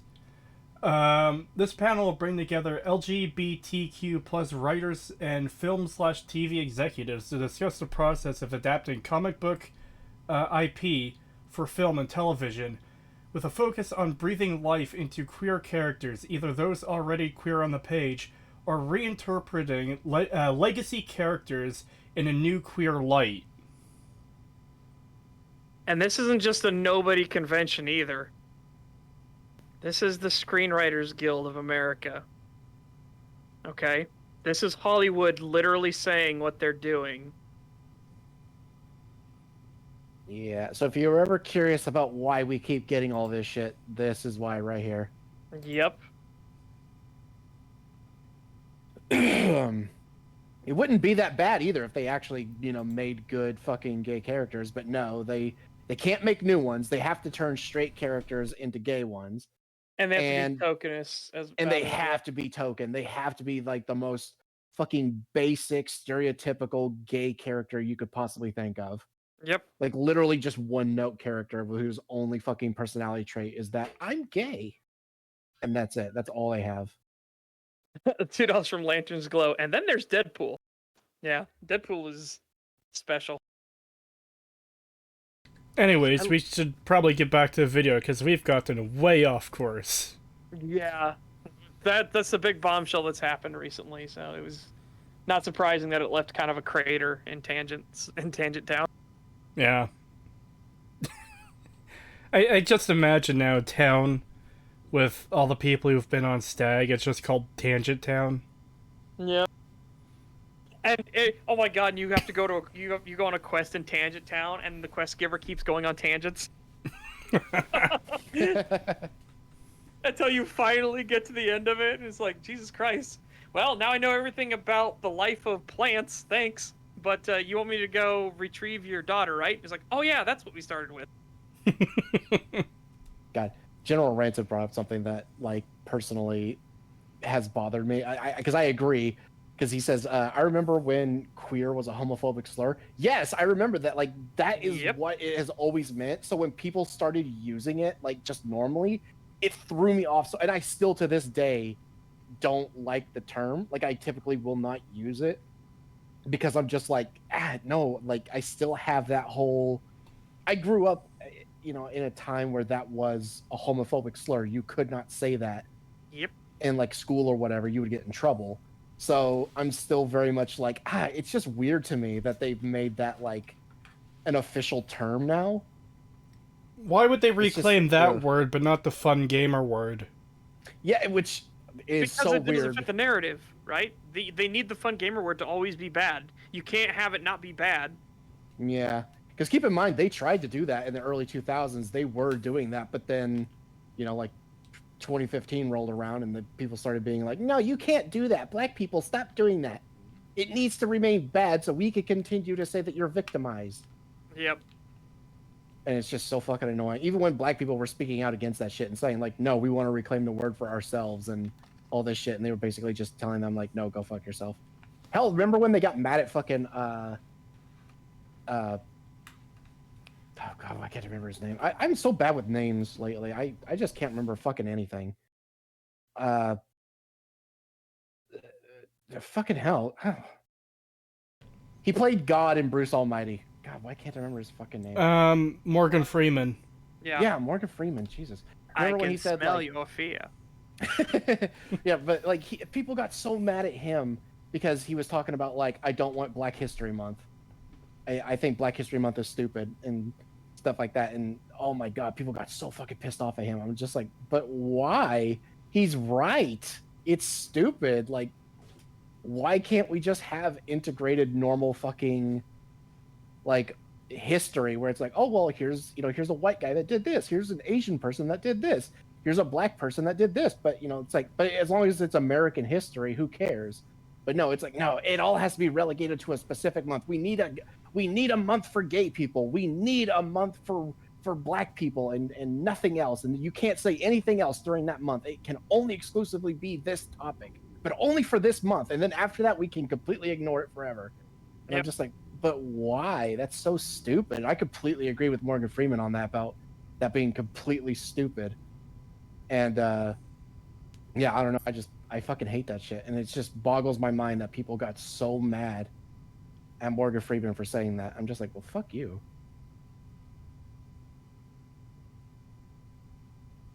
And now I'm reminded of fucking Samuel L. Jackson trying to get that interviewer to say the N-word. And oh my god, if he had, he would have ruined that fucking dude's career. It's a good thing he didn't. He thought about it. He almost said it too. Like, he stopped and was about to say it, and then it was like, no, I can't. And it's like, oh man, you are so fucking lucky you did that. Like, if you had actually said the N-word, especially if he had said it with no context, he literally would have just been known as the N-word interviewer guy. That's it. Like, literally just would have been clipped, him just going, like, long silence, pause of him thinking, and then just going, N-word. It's like, oh, Jesus Christ. I can't believe Samuel L. Jackson. Well, I can. He's kind of a dick. But he tried to convince this old white guy in the interview, was like, oh, what's the matter? Why don't you just say the word? Like, what's the matter? Just say the word. Like, you know, don't beat around the bush. You know what word I'm talking about. Just say it. Because the interviewer was asking, like, because he was doing the Django movie, Django Unchained, And he was like, "There's a lot of uses of the N word in that movie, isn't there?" And it's like, does that bother you at all? And he was like, "What do you mean? What word? What N word? Just say it. Just say the word." It's like, I don't care. I don't give a fuck. We're both human. Just say the word. And like really goading him into fucking saying it. And the fucking interviewer actually stopped for a second, thought about it, and was like, No, I can't. And it's like, oh my god, dude, imagine if he fucking thought about it and actually said the N word. Like, he would have been fucked. Yeah. Want to know who's the most oppressed? Unattractive people. Yet they get nothing.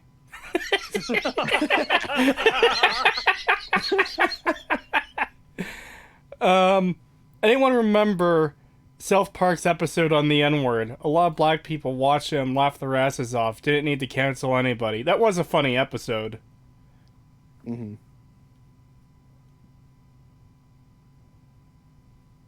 Anyways, we got off course. We were about to get back to the video, then we got way off course again.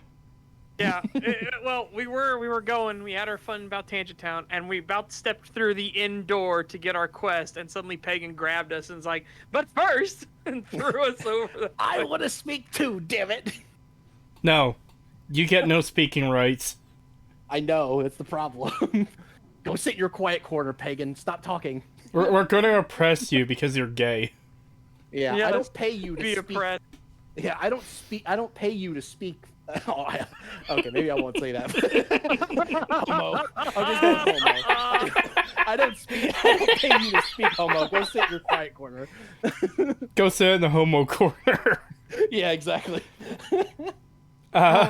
Peace was never an option. Member for 12 months. Thank you. Good afternoon, everybody. Been enjoying Dark Tide the last couple of days while Snow has canceled a lot of work. Ah. Yeah. I've been playing this shit out of Dark Tide as well. I'm trying to get Pagan and Creed to get it too. You have nothing to lose but unethical journalism. Man, journalism is making a comeback though. You have people like Project Veritas and hilariously Babylon Bee of all things doing actual journalism. Holy shit. Yeah, it's insane. Scrub Lord. Oh my god. Such a Cree. Anyway, back to the video. Pagan. But first, a word from our sponsor, the N-word. Yeah. Dark Tide is indeed on Game Pass. Vermintide 3 looks nice. Yeah, that's the joke people made. Vermintide 3 in space. This mode of Skyrim is my third, the first being on PS3 and the second being on PC. So you're not a long-time player then. You're somebody that got into this new. So you still have that honeymoon phase of... Well, no, he said this is his experience third with time it, right? playing it, isn't he? Yeah, he said third time. I don't... Cause Skyrim's not that long of a game. I mean, it is easy for people to put like 500 hours into Skyrim. God, Calback. STAG was brought to you by Oh, the no, number no. Oh, God. 1488 and the letter N. I carrier disconnected. Wow. Shut down immediately. Close it. But no, I wouldn't guess really I'm consider more- that new, though, because some people, when they play a game when it comes out, then they might not play it for a few years, but then they're like, oh yeah, I'm gonna play that again. Like, 3... So it's Yeah, not fair like enough. a I don't know, new I guess player. I'm taking it too much from my perspective of things where you'd go through it like multiple times, stuff, just to make sure on things. But yeah. Honestly, I'd say 3 playthroughs is a lot, because why the fuck would you play it? Why the fuck would you complete a single playthrough, let alone 3? Yeah. Yeah. Wait until you guys get Kanye on. Oh no. That poor man is having a fucking mental breakdown, and nobody is helping him. Yeah, he's having an actual fucking just straight up meltdown at this point. Yep. Yeah. Playthroughs have been the same. With the Are you sure about that? Are you gonna get pedantic about they haven't been the same? Because I'm gonna tell you, every single playthrough is the same. Skyrim isn't Yeah. even a game with choice, unless what you mean by playthrough is I did the main story in one faction. Because, like, yeah, if you do the main story and the College of Winterhold in one playthrough, then the main story and the companions in your second playthrough, then I guess you're getting different experiences, but most people don't play that way. Yep. Most people Yeah. do all the quest lines, assuming they're passionate about the game, which I assume this person to be because he's making a video talking about, hey, you guys should really play this game. Most people are passionate about it, will just play the whole thing. Yeah, and there's not really a whole lot of variety. It's like there's very superficial differences, I guess, if you choose to go with either the Stormcloaks or the Empire. But it's like it's That's a very superficial changes. yeah. Yeah, it's extremely superficial. So it's like I wouldn't even consider that different, honestly. What I expect by a different playthrough is you have a quest line that branches early on, and then depending which branch you take leads to very different outcomes. This game just doesn't have that kind of thing. Oh no, you know what? The closest thing they have to that is in the DLC, and it's literally just the fucking Dawnguard DLC. That's it. If you choose Vampire or Vampire Hunter, like the outcomes for those are very different, but that's about it. Yep. So I will give it that, but that's like the one thing I can think of. I can't think of anything else. Skyrim is a game of choice. You could choose to play Morrowind instead. Yeah, that's fair. We have a bunch of Australian kangaroos. In fact, 5 of them from DaiLioCon. Thank you very much. Oh, thank you. Hey, Stag. What's y'all thoughts on Callisto Protocol? Well, I'm gonna be boring. I don't really have anything to say other than like I wasn't that interested in it, and I haven't heard good things. That's it. That's all I can say about it. I haven't have seen not. any like trailers or anything. Like I don't know anything about this game. I have not played it. I have not seen gameplay of it. I have heard that it's a Dead Space spiritual successor, and I have heard that it does not live up to that title. And I heard it was very poorly optimized for PC. Yep. Oof.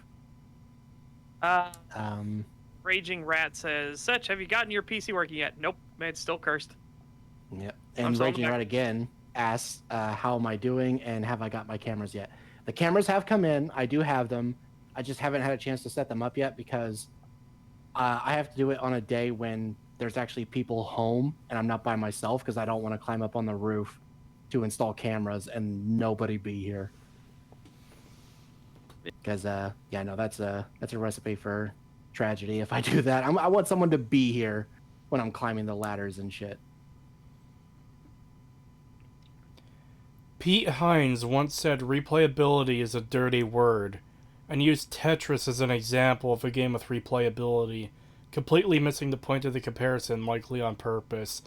That sounds exactly stupid enough to come from Pete Hines' mouth.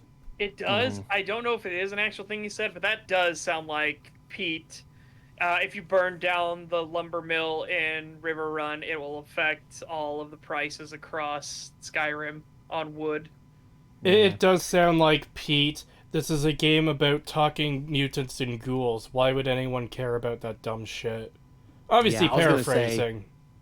Yeah, his comments after Fallout 4 came out and when the DLC was releasing, especially when Creation Club came up and stuff like that. Oh man, his comments on Twitter were fucking dog shit. He They were seems- so bad. To me, he seems like the kind of person who got into the industry not because he had any passion for games, but because he's a guy who needed a job. Yeah, it really does feel that way. Like he is so spiteful and resentful to the fans. He fucking hates people that dare criticize the quality of these games and stuff, and the fact that he lies constantly. Like, God, that mini DLC shit where he was like, because Oh yeah, that was weaselly as fuck. Yeah, because they were like, it said that the Game Pass would give us all the DLC for free, but we have to pay for DLC. And he was like, well, that's not actually DLC. That's mini DLC. It's not the same thing. We never lied. And then he also said, like, oh, but we're never going to put old content from the previous games into Creation Club stuff and make you pay for it. And then they started putting stuff like Chinese stealth armor and the Gauss rifle and all that stuff into the Creation Club and making people pay for it. And they were like, but you said you wouldn't do that. And he was like, well, it's our IP. We can do whatever we want with it. Go fuck yourself. Who cares if I lied? And I'm just like, fuck you, dude. Fucking, oh. The embodiment of a true piece of shit. Yeah. Did anyone wonder that Bethesda is so fucking doomed? Todd is somebody who can't stop his mouth running, so he'll like overpromise and overblow everything, but he can't stand up for himself. Emil is a writer who hates writing and thinks that everybody is an idiot, so he doesn't put any effort in. And we have Pete Hines who constantly lies. Is it any wonder that Bethesda are really bad at making games? Pete Hines lies and doesn't care. Like, again, he used the Space Wizard argument, essentially, to dismiss criticism of Fallout 4. Maybe if your fans are bringing problems to your attention with the game's lore that they very much care about, you should maybe not treat them like absolute dog shit. Yep. Maybe you should consider why they're bringing this to you. Maybe it's a problem. Maybe they're wrong and you have to look into it and say, oh hey, this is why you're wrong, here's our reasons, it's totally fine. Or, you know what, we fucked up, we'll try to fix it. Or try to do better next time. Yeah, he is terrible at his job. In terms of being a PR guy, worst PR guy I've ever seen. Like, holy shit. He doesn't even pretend to try and play nice. He literally is just like, oh, you have a criticism? Oh, well, how about you go start a fucking shotgun and shut the fuck up? Yeah. You have a problem with our game? Have you considered fucking dying? Yeah. Have you considered going to Canada and getting euthanized? Yeah, that fucking... a disabled veteran Paralympian complained that her stairlift was taking too long to install, and apparently the government was just like, well, how about you fucking kill yourself? It's like, Jesus Christ. Like, they literally offered this lady euthanasia. Like, because the stairlift was taking too long to install. Mm-hmm. Yep. Oh yeah, there was that one dude. He was also a military veteran, and he came out about like how if you called for like help for veterans and stuff or benefits or anything like that, like the first thing they would offer was to help them commit assisted suicide. Like literally telling them like, do you own a gun? Do you still have a gun from your service days? Okay, well, have you considered using that on yourself and killing yourself?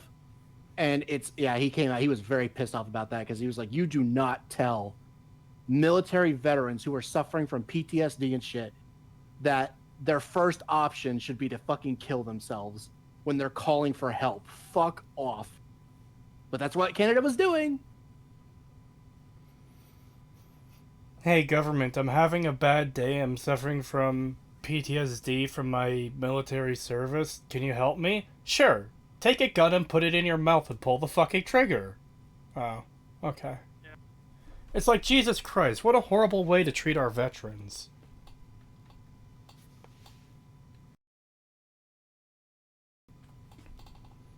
My country is very disappointing and embarrassing at times. Many times recently. Yeah, Calbeck nailed it. Fucking remember when they said it was crazy to suggest national health care would ever result in death panels? Yeah, I remember that shit. Like, that'll never happen. They'll never just start killing people to, shit like that. And now the World Health Organization is actively talking about, like, killing people and, like, who will be first on the chopping block to save whatever. And it's like, oh, God. Yep. It's like, oh my God, everything people have theorized. Like, you can't call conspiracy theories conspiracies anymore, really. It's all just fucking true. Like, a conspiracy theory is just literally just evidence. a fact we don't know yet. Yeah, it's a fact waiting for its evidence, and then that evidence is going to come within a couple of weeks. Yep. Oh my God, it's so bad. And whenever I hear people say like, "Oh, stop talking about slippery slope fallacy. It doesn't exist. Stop it." Just because all this stuff is happening doesn't mean it validates that theory. And it's like, it literally fucking does. It fucking does. Slippery Yep. slope like theory is a real thing. You can't even deny it at this point. It fucking is.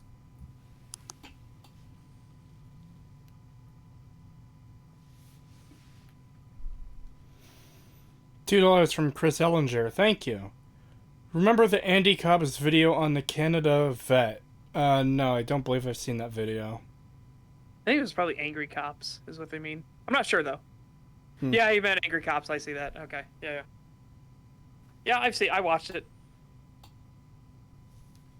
Oh, and Angry Cops did another expose where he revealed that Army medics have no idea how to be fucking medics. They've all been cheating. Oh. Yeah, they don't know how to save anyone's life, actually. That's So- horrifying. So, how many lives have been lost due to this? Who knows? 'Cause it's been going on for years and years. And these people, when they get out of the Army, are immediately allowed to be certified as EMTs and everything. How do medics cheat? They're giving them all of the exam answers and everything. They literally, like, they have an email list that gives it to every single member. Yeah, when Angry Cops figured this out, and the way he figured it out was in the most roundabout way, and it all unfurled. This conspiracy all unfurled before him. He was like, oh my fucking god. He realized he just hit a fucking landmine.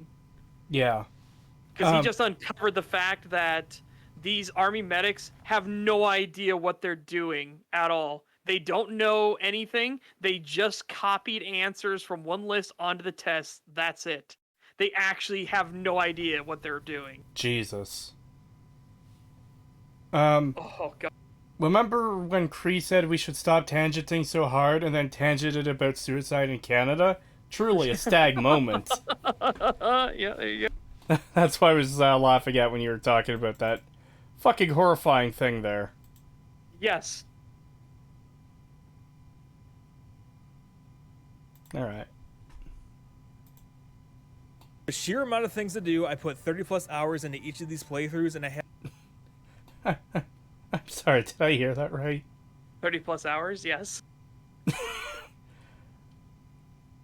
I mean, look, I don't like Skyrim, but the amount of content in that game surely takes more than 30 hours.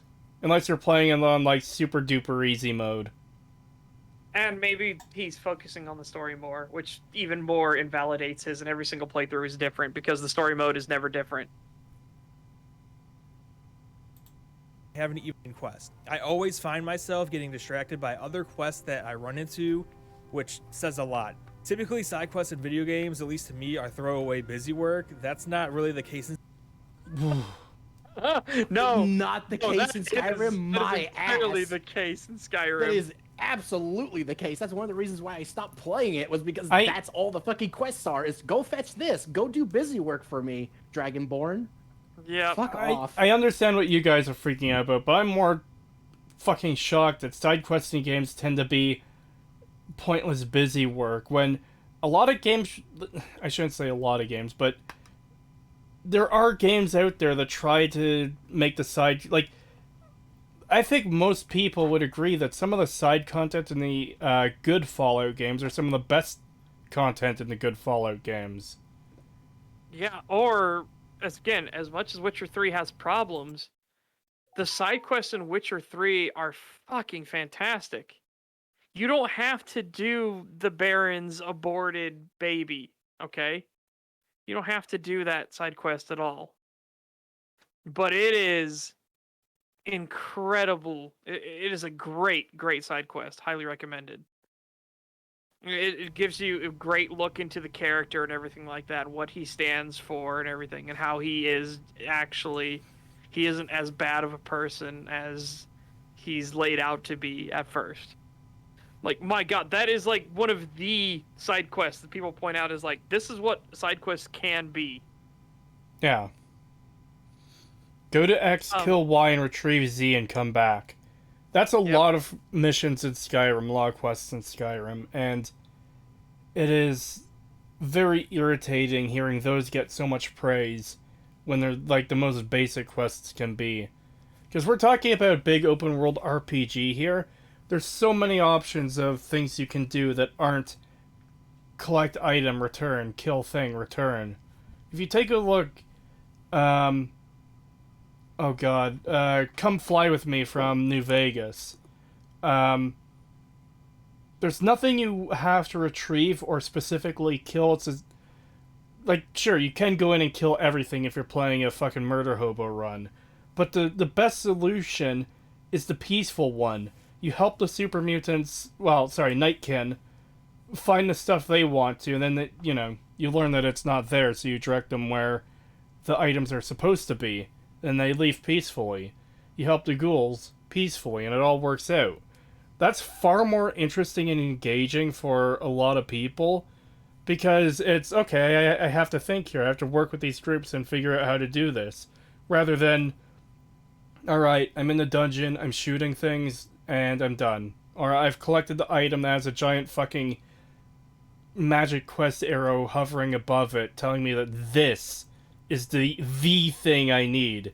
So you could just mindlessly go through it.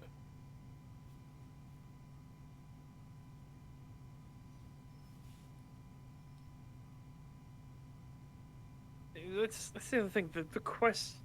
The worst part is like, people say, okay, well, just turn off the quest markers. You can't do that because Skyrim wasn't designed with that in mind.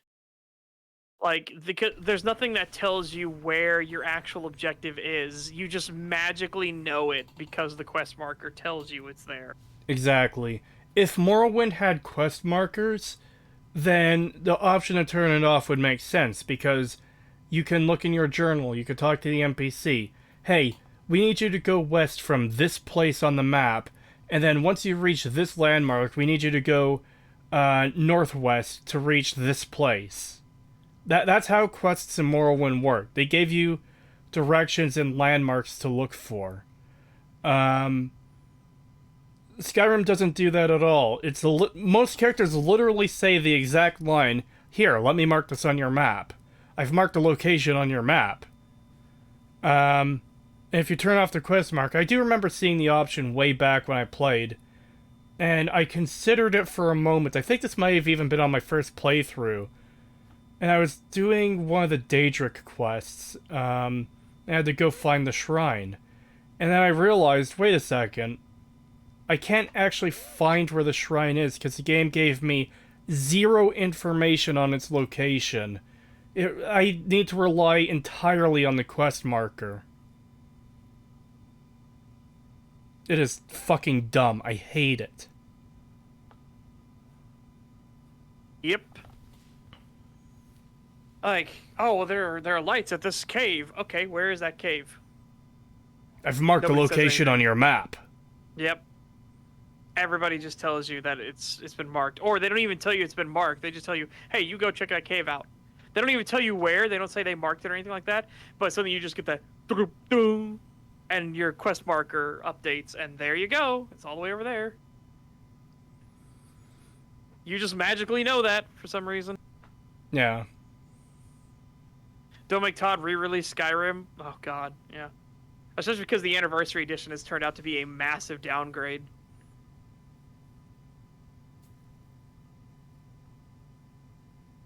Well, if I want to roleplay as the guy who can't read a map. I would love to get RPGs that have more weird quirks like that. Like where one of your debuffs could be your character is completely navigationally challenged. So when you get, if you ever get a quest, like they tell you, hey, I'm going to mark it on your map, and you open up the map is like randomized. You know what I mean? Like there'll be bits and bobs everywhere to simulate the fact that your character cannot read a map properly. I would love little quirks like that. Or as people point out in Kingdom Come Deliverance, when your character doesn't know how to read letters, they don't know their letters and numbers, you can't actually read when people give you notes, you can't actually read them. I was like, I like that touch. I like that as a really cool fucking touch. That adds to your characterization. That lets you get into your character more. Because, hey, can I trust you not to read this? He's like, yeah, I can't read anyways. So if you give it to me, what the fuck am I gonna do? Even if I could open it up right here, right now, and look at it, I still won't be able to tell you what it says.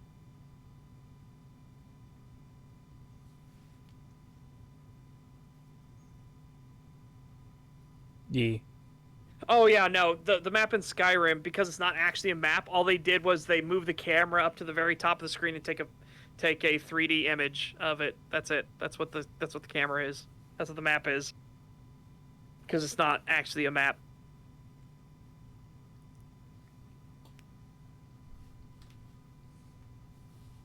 Each of the side quest storylines I've completed have been extremely fun and engaging. On top of all that, there are many ways you can play the game. There are 18 different skill trees that you can level up. This may seem overwhelming at first, but relax. You could focus on what you want. So, I don't know anybody who gets overwhelmed by only 18 skill trees. You want to see something fucking overwhelming? Give me one. Uh-oh. Oh no, I think I know what he's gonna pull up. What is he gonna pull up?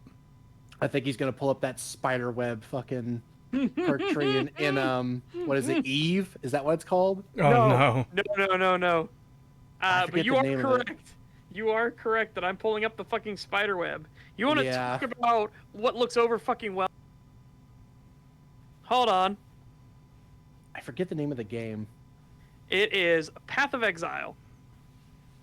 Oh yeah, Path of Exile has that too, don't they? Yeah. Okay, that'll also work. Here you go. Yeah, look at that as a difference. Yeah. This is the skill tree. This is Oh the my web. god. Yes. And trust me, it's actually more intuitive than it looks, but my god, does it... You want to talk about overwhelming? When you first make your character and you first play Path of Exile for the first time, and you level up and you open this fucking skill web... This is it zoomed in, by the way, Kree. Zoomed in. A lot. Yes. This tree is enormous. Let's see if I can get one where the entire tree is on screen. Hold on. My brain is already just fucking shutting itself down looking at this image. Here you go. Here's the entire tree on.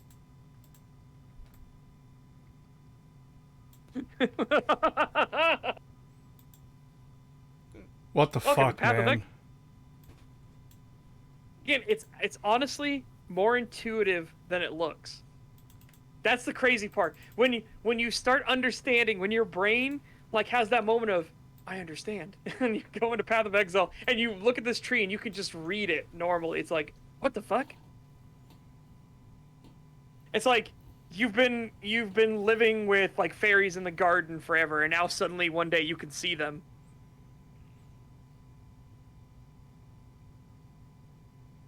I understand it. No. No. No, I'm good. I'm very fine without that in my life.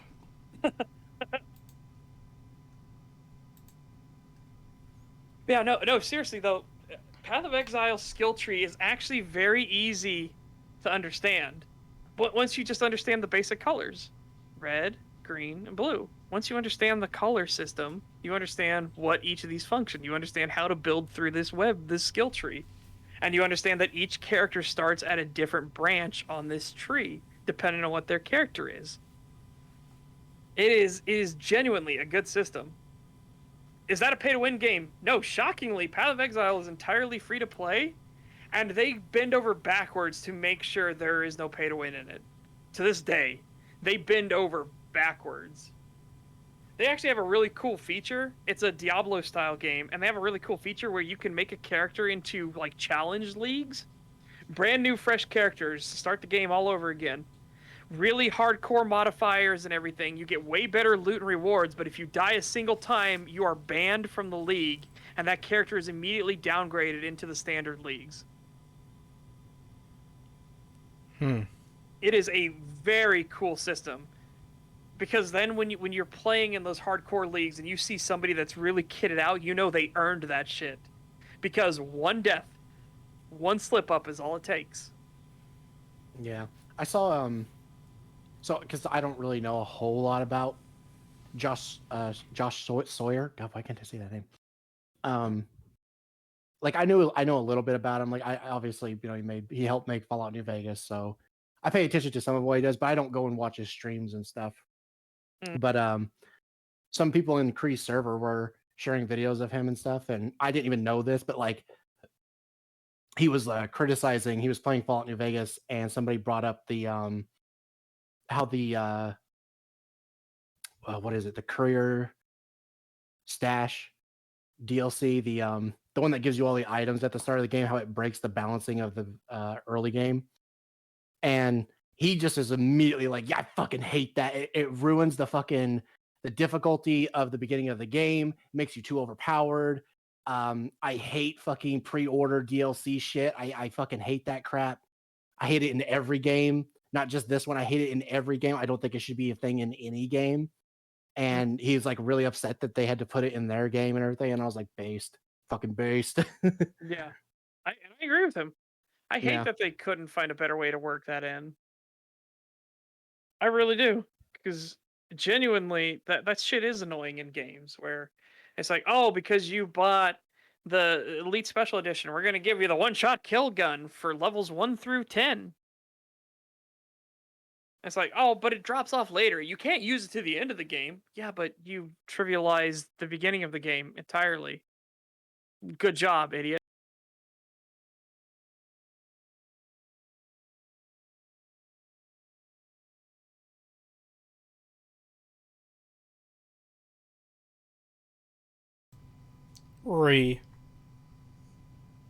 Give me 1 second. I'm gonna go to the bathroom. I deny you your time. Oh well, fuck you. I'll pee on you then. How about that? No! Yeah, that's what I thought. I'll be back. Cree, what?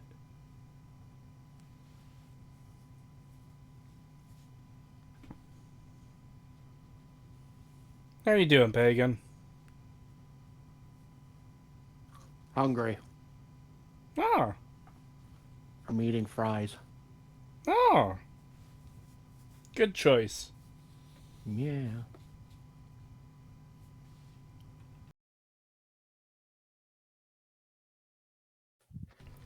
I will read that super chat when Such gets back.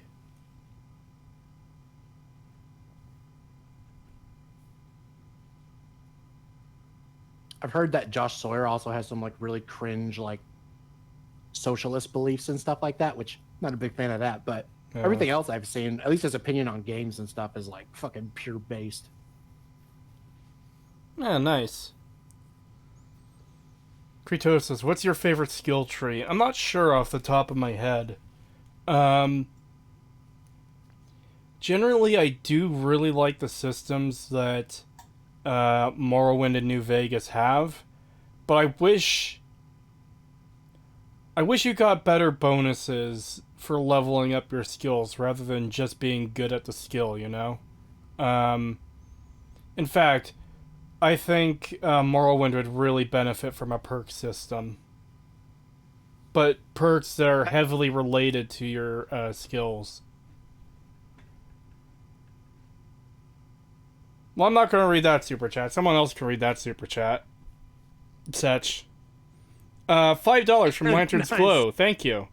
Borderlands 2 gives you 4 golden guns at the very start, when you're not supposed to get one until My First Gun. Good job, Gearbox and Randy. Randy Pitchford is so greasy, you don't need to drill for oil to find some. Anyways, Such, would you please read the next... 5 pounds from Threadnut. Thank you. Thank you very much. I'm a furry. I just say I'm not because I worry I'll be abandoned by a chat and the government will come knocking. Well, at least you were able to admit that you're a furry, Such. It's not true. No, that's Threadnut admitting he's a furry. Oh, Yeah. that works too. So welcome to the club. Yeah, I'm on the other part of the club. I'm scaly. Fuck you, Creed. You know that one was meant for you. But I'd still be reading someone else's words, so it's clearly, like, your words. You're a furry. Have you considered killing yourself, the Canadian government? We'll do it for you. Oh my god, I wonder if they'll ever start doing, like, I wonder if Canada will get to the point where it's like, because you know how they're just telling people with disabilities to kill themselves? Now that, you know, like, being trans is considered a disability, Oh no. are they going to be, like, telling trans people to kill themselves? Oh my god. Imagine how fucked up that would be with their, like, really super high suicide rate. Canada's just like, well, yeah, it's a disability. They're like, we'll help you kill yourself. Come to our local hospital and we'll help euthanize you. Like, oh my god. Holy shit. So Al Lachenia has told me that I need to show you guys. Seth, show them the second passive tree that becomes available after you beat the campaign. Uh-oh. So here you go. After you beat the campaign, this tree unlocks for you as well. I mean, yeah, it's just kind of more of the same. Actually, that one looks far less intimidating than the other one, just because there's less bloops on the thing. Yes. The reason there are bloops on the thing is, like I said, those bloops are where your character starts on the skill tree. And it's broken down pretty easily. The top third is magic. The bottom right third is dexterity. The bottom left third is physical. Once you understand that, and you can see that there are some characters that start on the branch between two paths because they're a hybrid of those. Yeah, it's genuinely a really good system. It's a great system, and it allows a lot of build diversity. There are some crazy funny builds that people come up with. Like Punch Man is a hilarious build. Not quite One Punch Man, but it's pretty fucking good. Nice.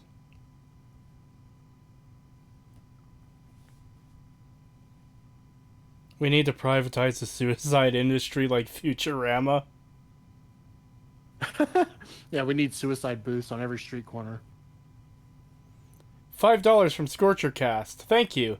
I don't have a relevant joke or an observation to go with the $5. I really don't like Just Right and Super Eye Patch Wolf, I guess. Isn't that just right as in, like, writing? Right rather than right as in right side or... Yeah, it's supposed to be as in writing. We haven't covered either of them. I guess we could check out to see if Just Right has any dumb videos we could cover. I'm pretty sure somebody linked a new one that was pretty fucking... Really? What's wrong with Super Eye Patch Wolf? I watch him. I've never really had an issue with him. I don't know. I I'd agree have with to most of his see. stuff. I'd have to see. Maybe there's a really, really bad video that he did, like a really bad video. 'Cause Yeah, fair. He could have one really shit one, and the others are just okay. Yeah, you could have one of those wild shit takes of like, oh god. Yeah. Never thought I could invest in the cyanide factory.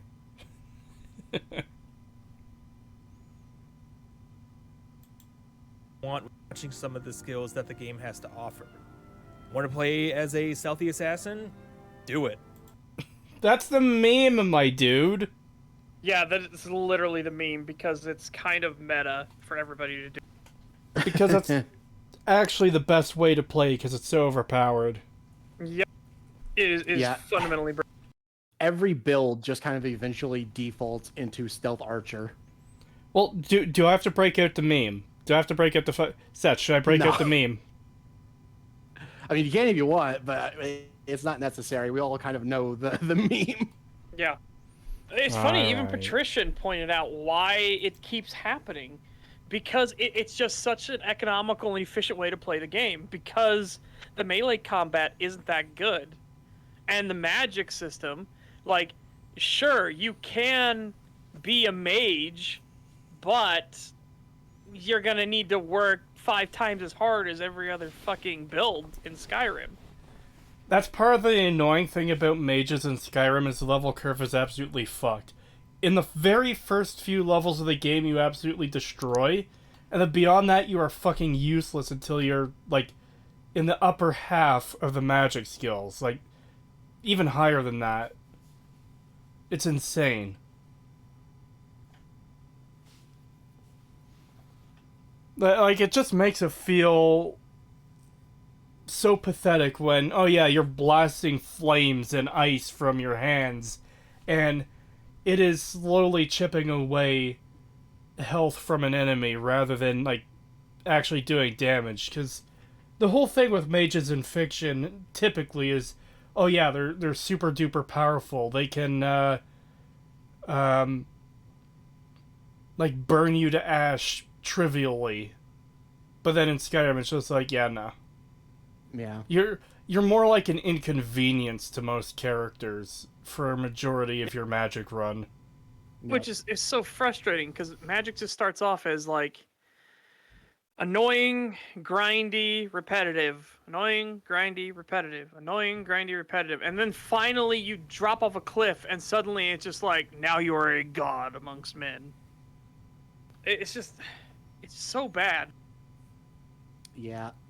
And archery really is like the only satisfying combat in the game where it's like, you know, when you're really far away and you got to do the right kind of, like, you got to guess, you know, like, I need to aim a little bit higher over the target. And then when you finally get that nice headshot from a distance where you had to arc the shot and they just fucking, you get that thunk and they just ragdoll to the ground. That's satisfying. The melee? No, you don't get that from the melee. The mage stuff? No, you don't get anything that's satisfying with the mage stuff either. Or you get that headshot, you hear the thunk, and they run to your exact location. Yeah. Yeah. I could tell by the way the angle of the arrow inside my fucking forehead that the archer had to be in this position. Yeah, it's oof. Getting the stealth kills is pretty nice, but when they don't die, especially if it's like, oh, they saw you right as you went to pull the, you know, do the shot, so you didn't get the stealth critical or anything like that. Yeah. It just does like a little tiny blip of damage, and they're just immediately like, there. Ooh, conjuration is also worthless at high levels because summoned creatures don't scale to you. A level 20 conjurer is stronger than a level 51. Fucking oof. Yep.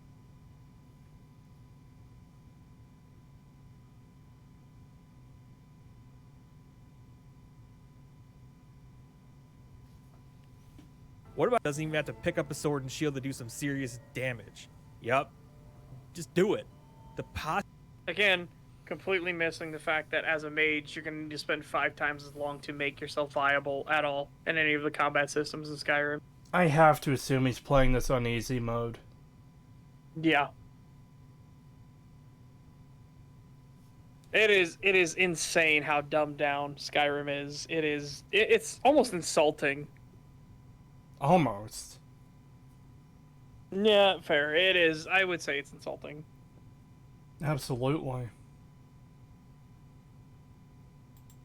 Concepts in this game are nuts. Skyrim, like any game, isn't without its flaws. The overall gameplay mechanics are a bit dated, with combat sometimes feeling a bit generic and repetitive, but at the same time, he's definitely playing on easier difficulty, because holy shit.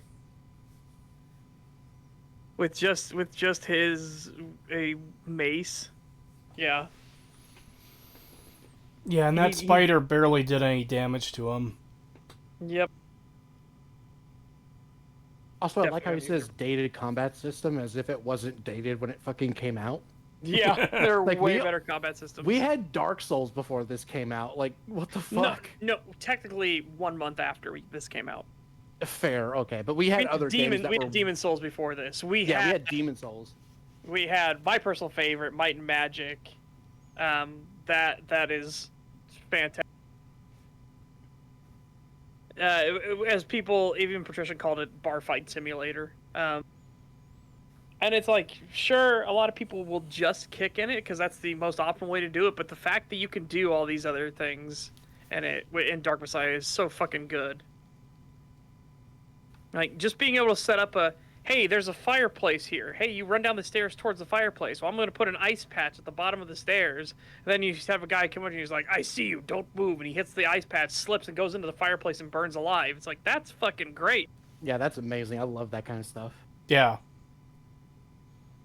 Yeah, it was such a huge step down from so many other games that had great fucking melee combat, and then we get this, and it's just like, and then people try to defend it.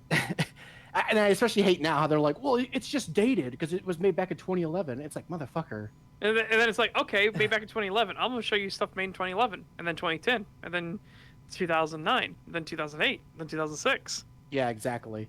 Yeah, I hate this argument. It's the same thing with Fallout 3. People are like, oh, yeah, the combat has aged poorly. It's like, motherfucker, that shit released poorly. Like, it was already behind the times when it came out. Vermintide is a series that gets maligned really stupidly. People, even Yahtzee did this. He called it's Left 4 Dead with swords. And it's like, that is incredibly insulting to Vermintide 1 and 2. Because you're missing the point. Left 4 Dead, every single character is the exact same. They move the same, they jump the same, they are interchangeable. All they are is a skin. There's nothing different about them. Coach doesn't have more health than Rochelle. Bill isn't a better shot than... oh, fuck. Oh, I was trying to forget the office worker's name. Lewis. Yeah. Bill's not a better shot than Lewis because he's a veteran. No. Vermintide actually has classes. The dwarf is tankier than the bright wizard. Full stop. There is no comparison. The dwarf is tankier.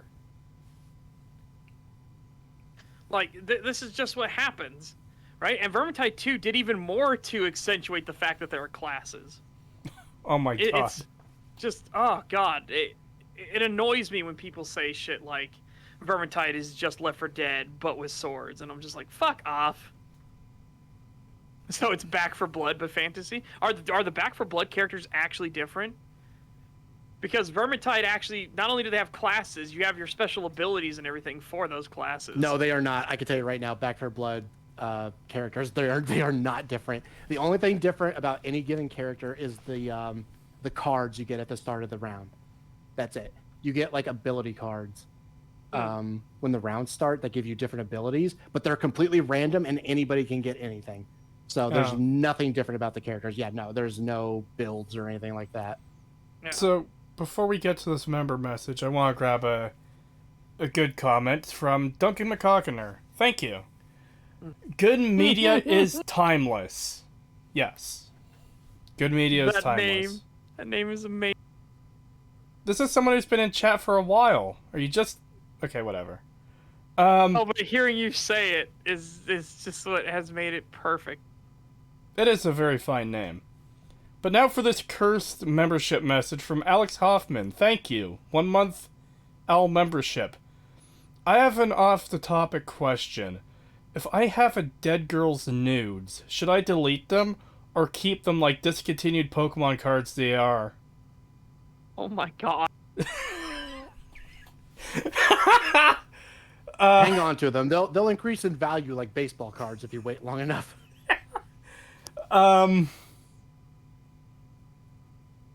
That... I assume this is someone who gave them to you. In that case, they trust... Like, they... God, I don't know what the answer for this is.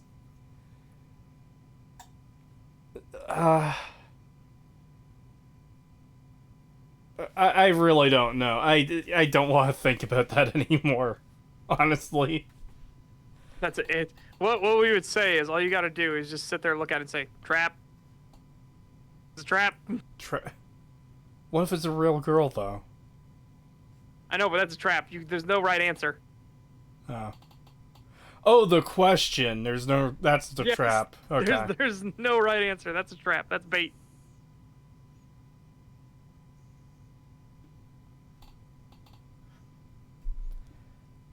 Just be respectful before you do the deed. Oh, God. Hold on. I need to say that more seriously. Just be more... Just be respectful before you do the deed.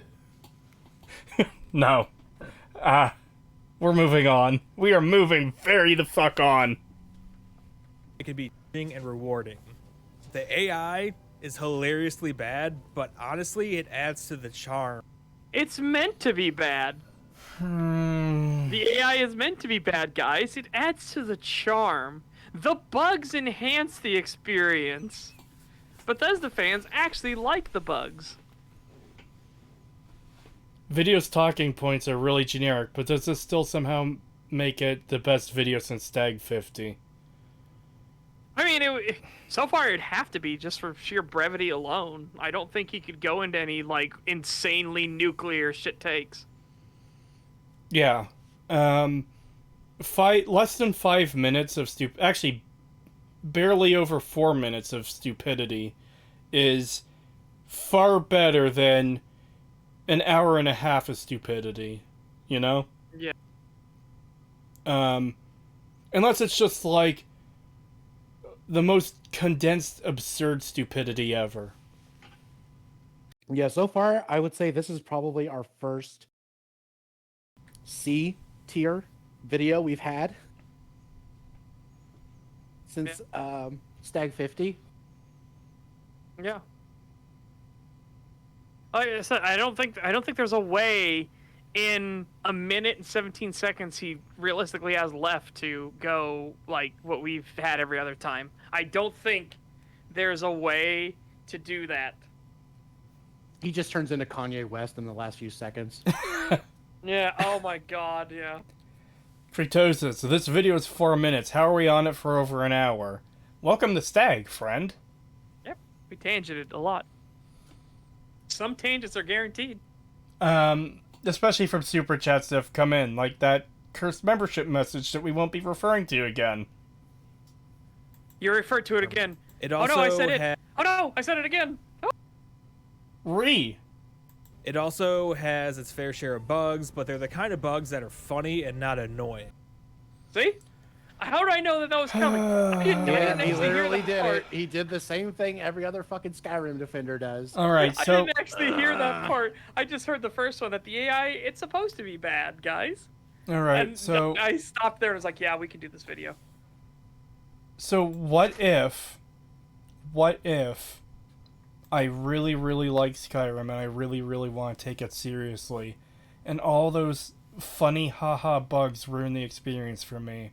Well, fuck me, I guess, because this person's having fun with them, and that's good. That's why you should play the game. The bugs, it has them, but they're funny, guys. Trust me. Okay. Yeah, fucking glitches in Bethesda games aren't a flaw, guys. Come on, they're not actually a flaw. They are in other games, but not in Bethesda games because they're funny. Haha, funny. Even if Skyrim was really well written but had the same bugs, I'd find that to be a big problem, because these bugs take you out of the experience so fucking hard. Yeah, they are really bad. And the fact that people try to defend them as like they literally have nothing to defend this game, so they're literally just like, Yeah, it But the has bugs are bugs, but the funny. bugs are fun. They're funny. It's Yeah. funny getting launched into space by giants. It's funny when characters fucking derp out and are halfway underground while they're riding a horse. yeah. You know it's pretty dire when like the one thing you have like as a draw for your game to play it is literally fucking, it's a really buggy mess, but it's funny.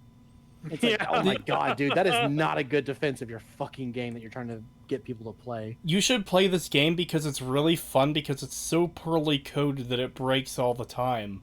That's the best part about it. Yeah, and it's like, oh well, if that was the case, then how come Cyberpunk 2077 got so shit on? Well, those were not the funny kind of bugs. Those were the annoying kind of bugs. You have Which to is hilarious because, You have to make a distinction between the two, pagan. well, that's the funny thing is because they were exactly the fucking same as Bethesda bugs, but people were a lot more critical of fucking 2077 than they were of any Bethesda game bugs. Probably because they don't have the same level of good faith from the fans, even though Bethesda doesn't fucking deserve it at this point. Exactly, that's why it's so annoying. Cyberpunk never CD Projekt Red never deserved that much good faith. People constantly forget. Witcher 1 was a failure. Witcher But 2 got saved by an angel investor and ran terribly and had all kinds of problems. Yeah, but Witcher 3 had we're- all kinds of fucking problems. we're saying they didn't have that kind of good faith though. Like, yeah, there No, was you some. said Bethesda. I You said Bethesda again. I meant to say Bethesda. Yeah. That Bethesda doesn't deserve the good faith? Bethesda absolutely does not deserve the good faith they I have. agree. I Yeah. agree, but I'm saying CD Projekt Red doesn't either. Yeah, I know, They- and we're yeah, I was but saying that's why I'm explaining the differences. Is Bethesda has that level of fan good faith, where they will go, "Ha, bugs funny," where CD Projekt Red didn't have that level of good faith from the fans because they got Yeah, shit even though, over like- for their bugs.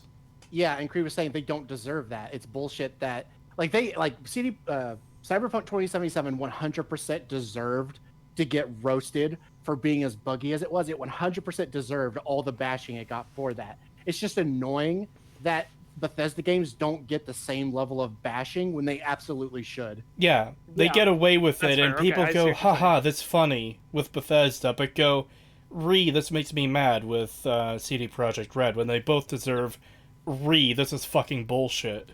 Exactly. See, I disagree though that they didn't get enough. I don't think they got enough backlash in Cyberpunk 2077 I for didn't- the lies and everything. I didn't say they got enough. I'm saying they did get backlash for the bugs, which yeah, is true.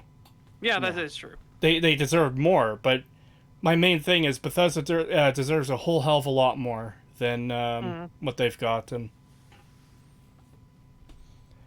Membership message from Zhao Madong. Thank you. Institute good, Institute bad. ML the monkey has your back. Yeah, I wouldn't expect much coming out of CD Projekt Red in the future, though, guys.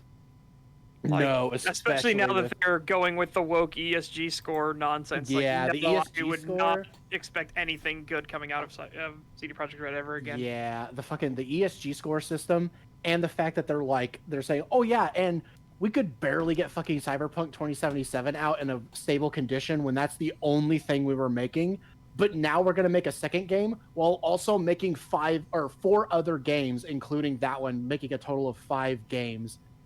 It's like, so we're going to split up our fucking attention across multiple games when we could barely get one game that we focused on for years out in a stable condition. Yeah, totally. That's not going to end fucking horribly. I have no faith. None. There's no way that any of the next Cyberpunk game or any other game by CD Projekt Red that's going to come out, I don't think it's going to be good. Yeah. I think they fucked themselves so hard now. Oh, yeah. What is the ESG score system? It was explained before on a stream I was listening to, but I forget the exact description of what it was. I know on the real BBC, those guys covered CD Projekt Red's video talk about how they're doing the ESG stuff, and they explained during that stream that why that's so fucked. Raging Rat, ESG equals social credit, pretty much, but for companies. Yes. Yeah.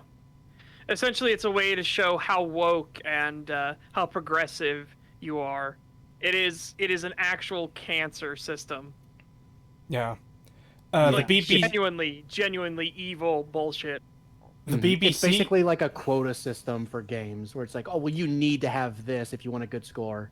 Yeah. So it's going to force people, like anyone who uses this system, are going to be forced to inject all this shit that's already a problem into their games if they want a good score through the ESG system.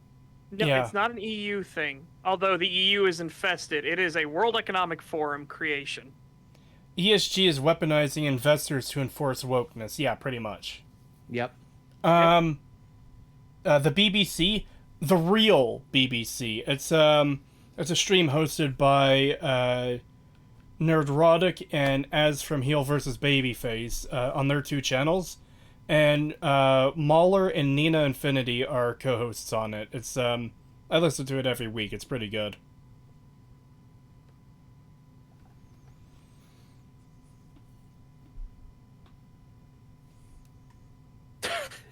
I'm looking at Tentacle Dude's fucking comment and I'm just thinking, yeah, that would be so funny if, like, it's like the real way to tell if a game is good is if you have a negative ESG score. That would be The more amazing. negative it goes, the better it is. Yep. seems after all these years, they've ironed out anything that's seriously game-breaking. So, Oh, yeah, like how Argonians can't even use half the shit in the fucking shield skill tree. Oh, yeah, no. They ironed it out. After how many re-releases and stuff. No, they've ironed it out. Moron. Yeah, Bethesda takes a very much set it and forget it attitude with these games. Oh, the community will fix it for us. The community will fix it for us, or they will only fix the bugs that will damage their reputation if they go on for too long. Like your shield bash thing, for example, right? That is a big problem. But it's not going to be something where Bethesda's like, yeah, but we're going to lose customers over this.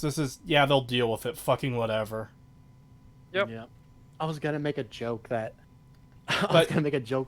but no, Cree, Oxhorn said we don't do that. But then I remember, but then he literally admitted that they do like a Immediately second later. I was actually going to reference that exact thing.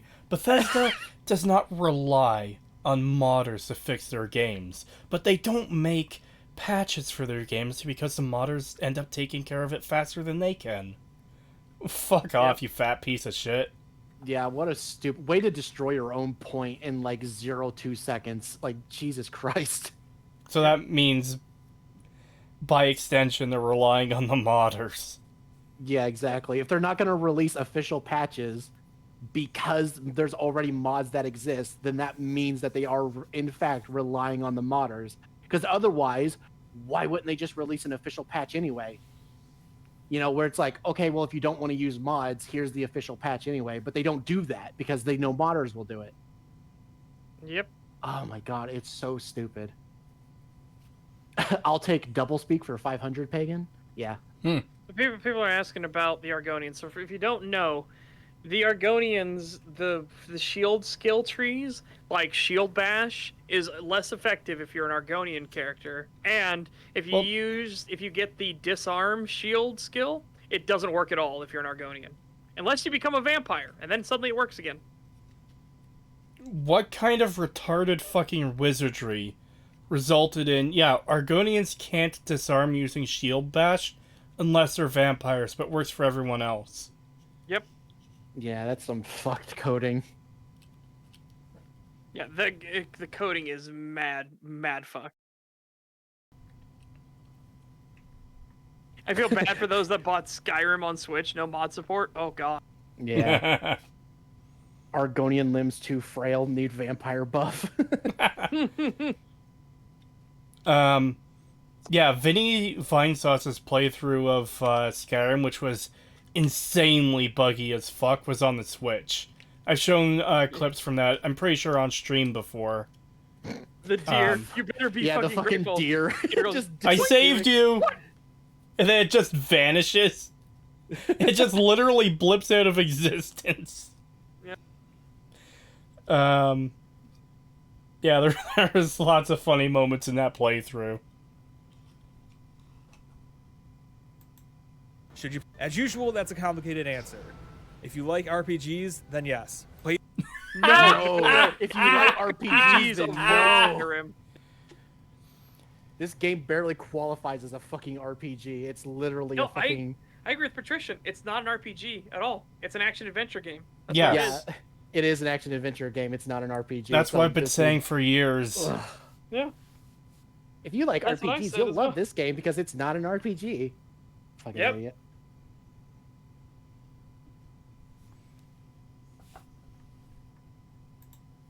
Play this game ASAP. If you have played RPGs in the past and haven't really gotten into them, then skip this. If you want a game that you can sit down and beat in a few sittings, this game is not for you. This game requires a lot of hours for you to get.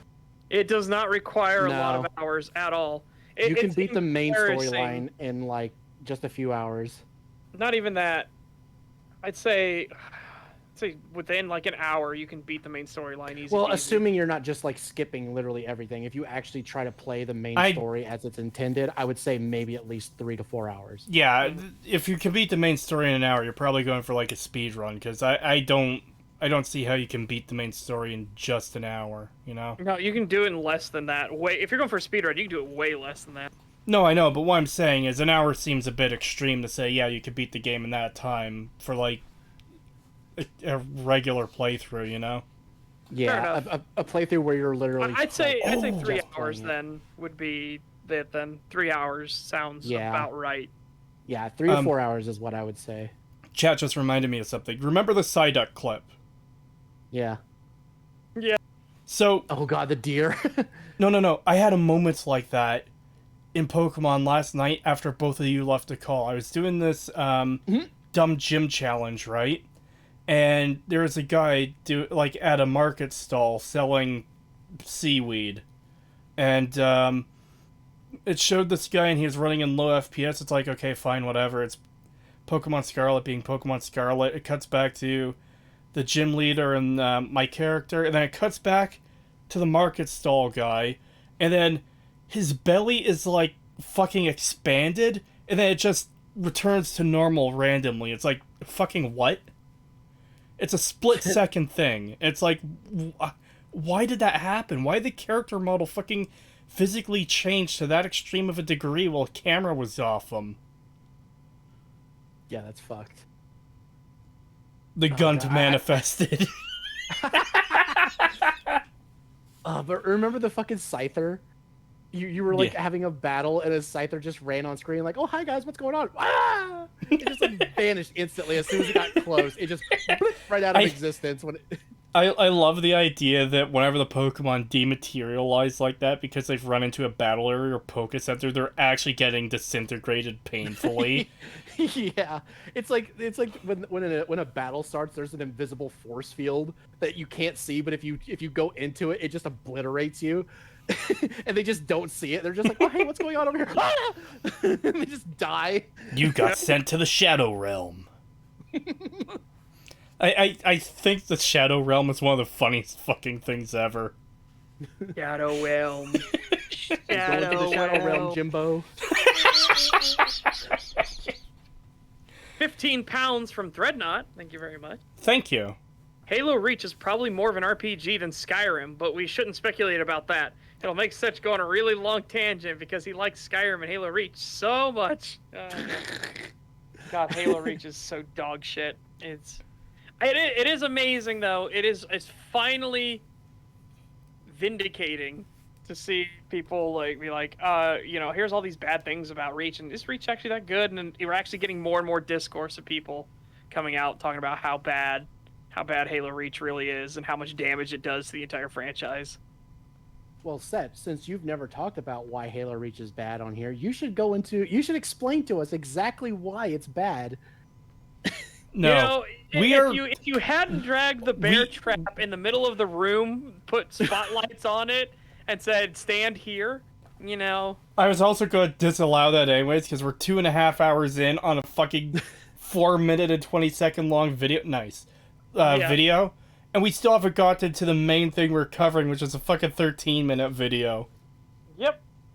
Let us continue. I am the element of chaos. We need more tangents. We must derail. And here's what I think about that. The most out of it. If you're looking for something new to play, it's not a huge risk. You can typically find the PS4 or Xbox One version for about $20, and it has a free PS5 or Xbox Series X upgrade included.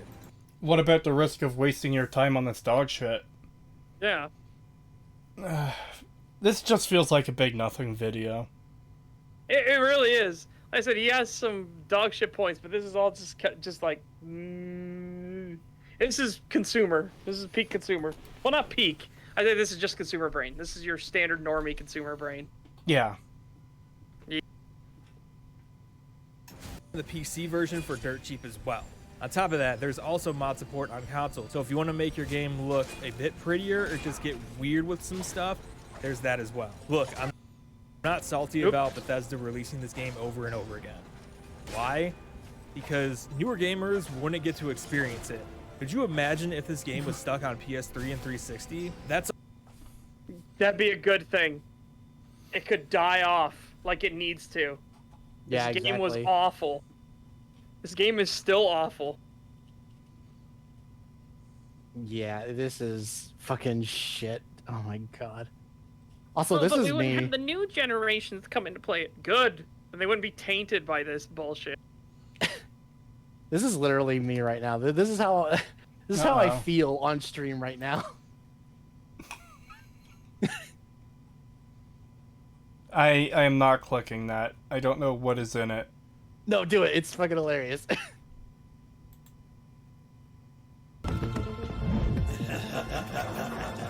Oh no.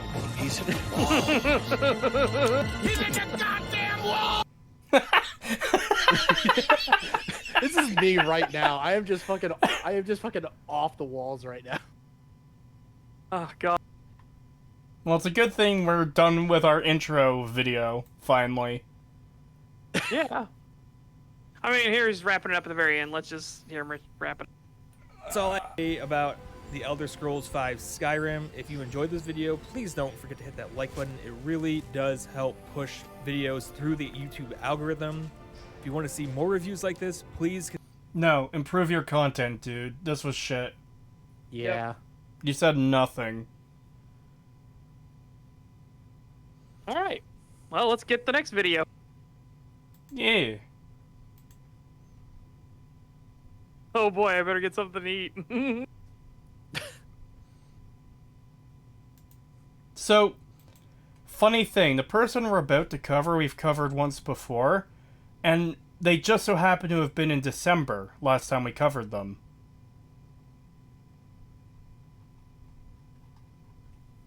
I'm pretty sure, unless I'm fucking up my info, but I'm pretty sure we've only covered this guy once. I think so. I'm like 90% sure. You're watching. Ah! Turn that down just a bit. That... Is he actually like saying the channel name that you're watching? Yes. Like, but okay. I mean, fair. It's just weird to see you're watching. Sometimes like, no, just do your thing. Like, hey, I'm Bloody Blah, and here we're gonna talk about whatever. I don't know. This is very much a nothing burger criticism for me. It was just like weird way to open this video. Weird way. Yeah. You're watching Vinylic Puma Gaming. Evil is a matter of perspective. I mean... Okay. I'm... Philosophically, sure. But even the bad guys can have their reasons to do things, but... If we're talking about someone who's murdered, like, 900,000 children, I think it's pretty safe to say that there's no perspective on that where it could be a good thing. Yeah. In their mind, they might not think they're evil, but I'm sorry, by every measurable metric, they are evil. It's not a matter of perspective anymore. Yeah, and you can't really use the argument that the Institute is just like, oh, well, they have good intentions. They're not meaning to do anything bad. It's just sometimes bad stuff happens. Like, no, you cannot use that as a fucking excuse when some of the shit they do literally has no explanation at all. I like how he used the example of children. Chad is already taking it and running with it. The children had it coming, smiley face, but those children had weak bones. Weak bones. Those children had their chance. Channeling some Superman there, I see.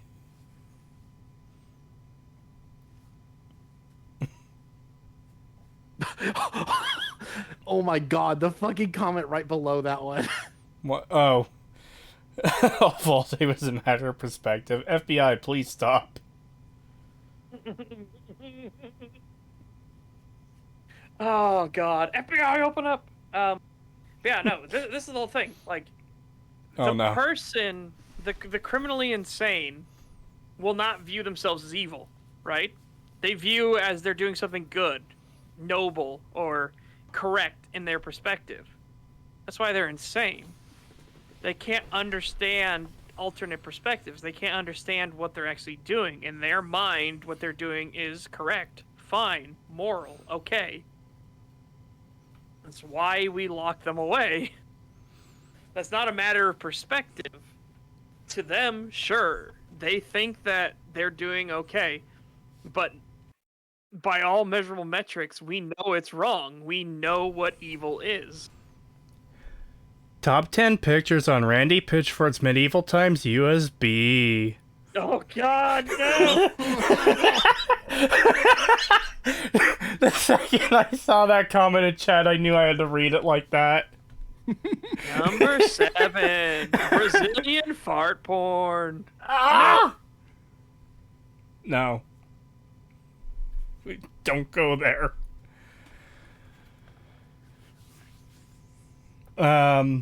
Anyways, yeah, let's move on. Evil is real by nature, and more often than not, we associate evil with our antagonists, opponents, or even our competitors. Okay, you're not associating evil. So, okay, there's a whole lot of fucking shit to unpack here. So, an easy motivator when it comes to the military, let's say, is to demonize and hype up the evils of your opponents to make you fight them better, make you more efficient fighting force. Or in politics. Yeah, it's the same thing of like you fight all the stronger and you rally people to your cause all the more if you try to claim your opponent is evil. Now, if you look at it rationally and you look at all the facts together, you realize that it's wrong. That's a mistake. Here's the difference, though. If your opponent is genuinely evil, when you take a step back and you take a logical mindset through, you can still pick out that, no, they are actually right. They are actually evil. Yeah. And again, this is another problem that people have is we've conflated this idea. It's the same thing with where the modern education has conflated being wrong makes you a bad person.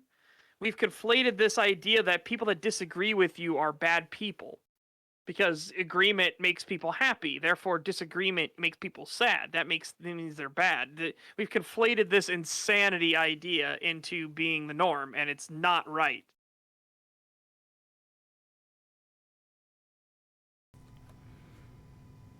I have. Go ahead. Go ahead. No, you go ahead.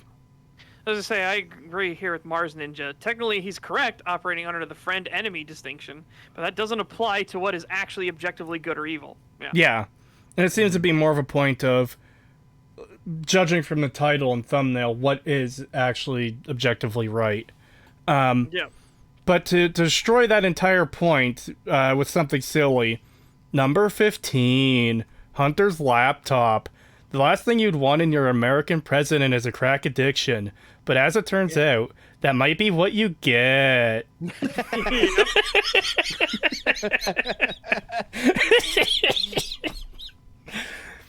Oh, God, I find that shit too funny. Chills is a national treasure. What's interesting about Fallout 4 is that every single faction, possibly even every single citizen in the Commonwealth, views one faction as evil, the Institute. Okay, so you realize how Because fucked that sentence structure is. Yeah. Every single faction views one faction as evil, so does the Institute view themselves as evil? Yeah.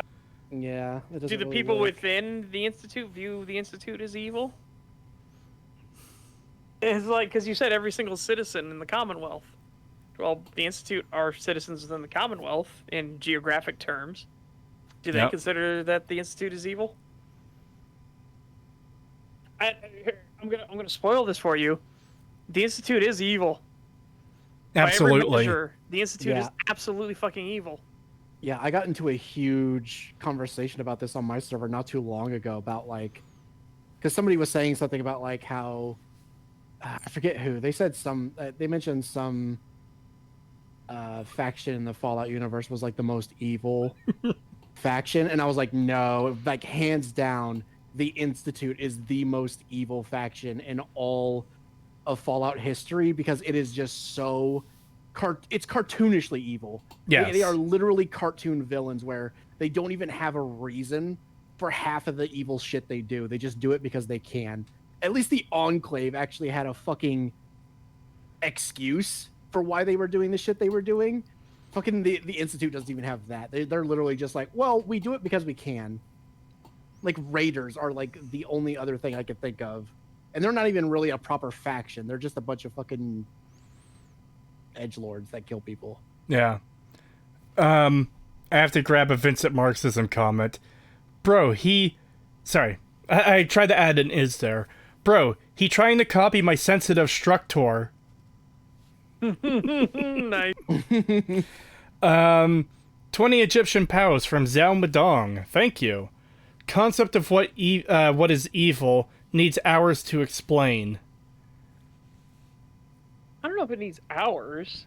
I think what you can genuinely put it into, like, what does great harm to people in general, right? Like, murder is not a good thing. That can't be weighed as a good thing. You have taken and snuffed out the life of someone else. Yeah, I'd say that's bad, but there's also context for that to be like, in any situation, it's definitely not good, but it can be alleviated with context of like, but I killed him in self-defense because he was trying to That's kill not murder. me. No, okay. True, that is technically This is not the- murder. This is also the conflated thing that we were talking about in Detroit Become Human. Actually, people have this weird sense of what the word homicide means. Homicide does not mean murder. They are not interchangeable. Homicide means someone is dead. That's it. If there was a suicide, it's a homicide. They're dead. Or sorry, Yeah. if somebody was dead by someone else. It doesn't matter about accident, nothing like that. None of that matters. Murder is specific. It needs intentionality. Yes. Yeah, you're Homicide right. just means someone else is dead because of someone else. Okay, fair. Yeah, if we're actually going to split it apart into that like it's supposed to, then yes, you are correct. Yeah. So I'd say murder is pretty safe to say is an evil. You are Yes. committing an evil. It requires intentionality.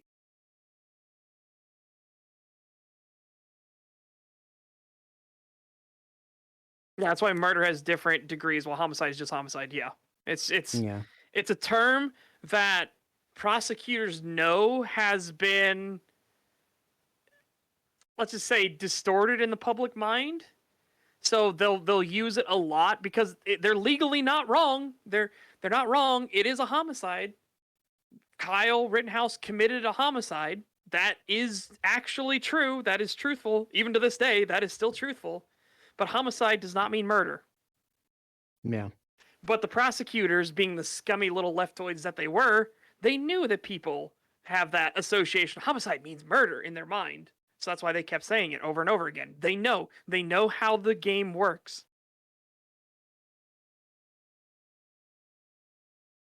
Although I guess you could make an argument that sometimes murder is justified Ooh, against that'd be certain people. That would be a very tough fucking argument, though. It would, but I mean, I doubt you're going to get very many people who would say like, "Oh, well, if I had a pistol and I was in a room with Hitler, I'd shoot him." Yeah. But that's what I mean.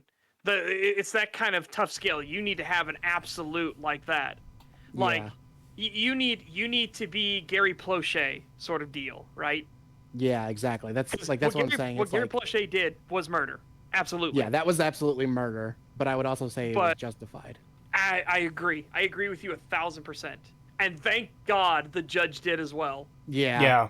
Like it was what, 3 years of probation 5 years of probation and 300 hours of community service. Which is nothing. Because Yeah. again, if he actually went down for first degree murder, it was first degree murder. This was planned out for sure. If he would have actually gone after first degree murder, he would have been gone for good.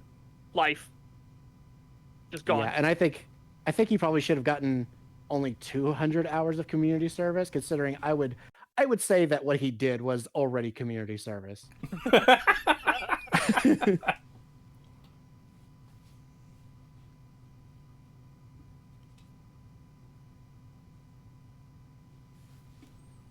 No.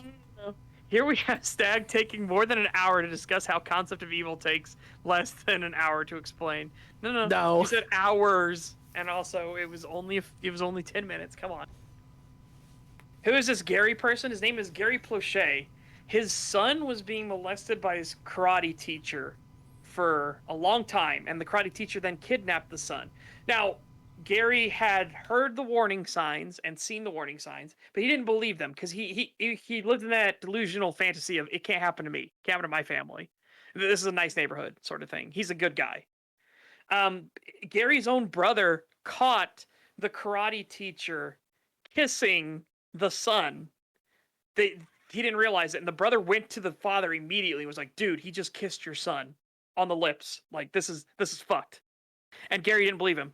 Gary had a mental breakdown when it turned out it was true after the guy kidnapped him. He had a breakdown, and it ruined his marriage and everything like that. They were on the rocks and everything. The wife actually has got to be one of the most badass. That is a woman right there. That is a. But they should have stayed together, honestly. She was a in my keeper. opinion. She got to be on the phone as the FBI raided the room that the fucker was in. Raided the room. So, and she had to stay calm because she needed to keep him on the phone so they could make sure they knew exactly what room he was in, so there wouldn't be a chance he would get out. So she had to stay calm. So she said, "Hey, I understand. People can be so so hurtful to people like you. They don't understand that, you genuinely love him and everything like that."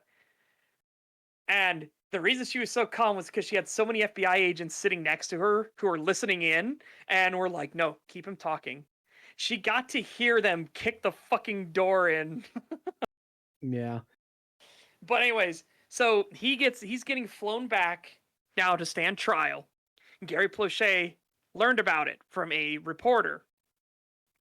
And Gary had been friends with all the police force there. But Gary heard about it from the reporter. He knew where they were going. He knew what terminal they were coming in because the news were going to be there to capture it. So he waited. He pretended to be on a payphone. And as the detectives were walking the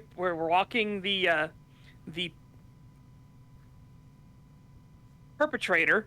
I want to say things that don't have a risk of things happening. The degenerate that is burning in hell where he fucking belongs. Yes. Yeah.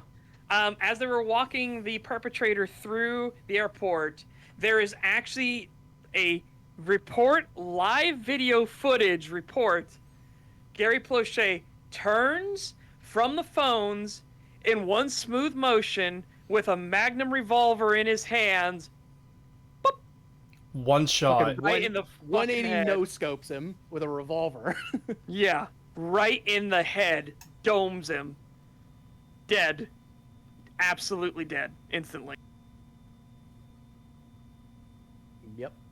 And then Why didn't Gary get a medal? Because he did just shoot at police and killed somebody who was no longer a threat. This is first-degree murder. It absolutely is first-degree murder. There's no doubt about it. But it is, as we were saying, completely justified. Yeah. Like, and holy the judge shit. saw it that way. He gave him a very lax sentence. And the fucking wife, I love what the wife said after this when she's being interviewed, and she's like, when she found out about it, she called him and said, or either she called him or she was just saying to the interviewer, she was like, the least he could have done was called me and I would have drove him there. Yeah, at least you could have done is let me drive you. Yeah. I love that the interviewer is saying, would you do it again? Hell yeah. Yeah. And this is someone, by the way, that the family was helping, was living at their house. Yep. Like, Genuinely it's thought just it was a good completely person. fucked. They thought this guy was just a good person having a hard time. They had no idea this dude was a fucking monster.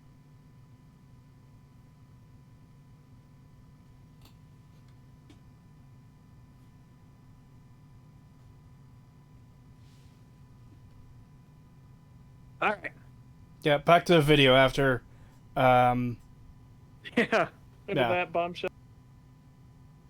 I think we can all admit that the Institute has certainly done or will do some terrible things by the end of the events of Fallout 4. Especially... They've done horrible, evil things before the events of Fallout 4.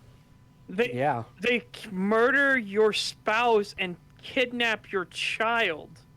I mean, that's just one on their long list of offenses. Never mind I know, but entire we're towns. talking about...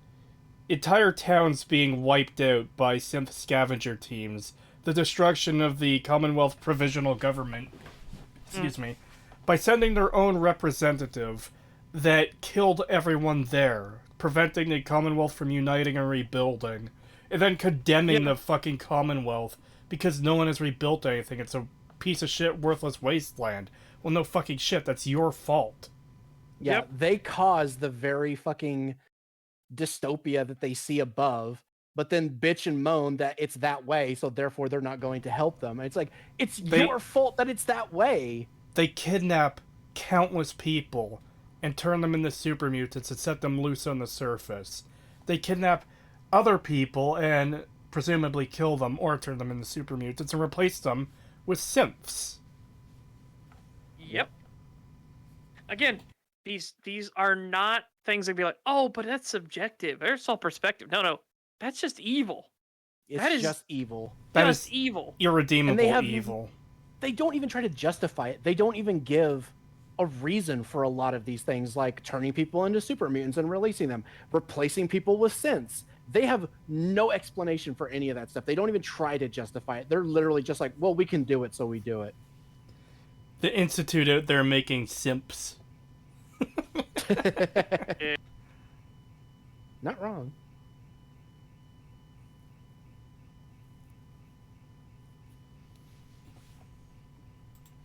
If you pick the Institute ending, as you will kill key NPCs that the vast majority of companions seem to like. So whether a companion likes someone or not does not make it a evil decision. That's not what makes it evil. If you don't like the crotchety old man that lives in your town, that doesn't mean it's therefore okay that a dude comes in and butchers him with a meat cleaver one day. Yeah. You liking them has no bearing on if it's a good or evil act. Yeah.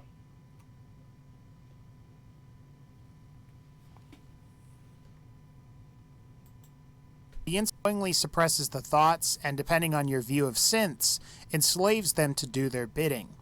A fair question that has been raised is if synths are like people, then why don't we consider them equals, and aren't they afforded the same rights? I think another fair question to raise is that despite some of the Institute's flaws, aren't they the only faction that's capable of saving humanity from the challenges it may face in the future?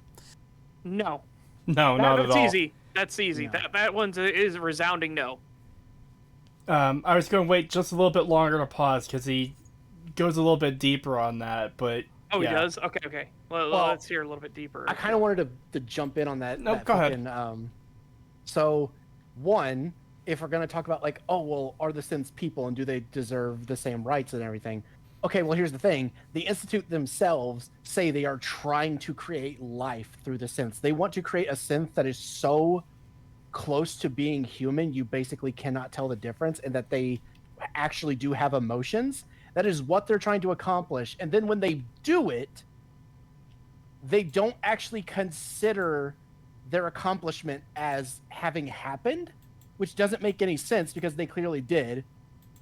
But then they continue to use them like toasters, like slave labor, and kill them and just don't care. And it's like, yeah, no, that's evil. Like, that is evil. And it's also just really stupid. Yeah.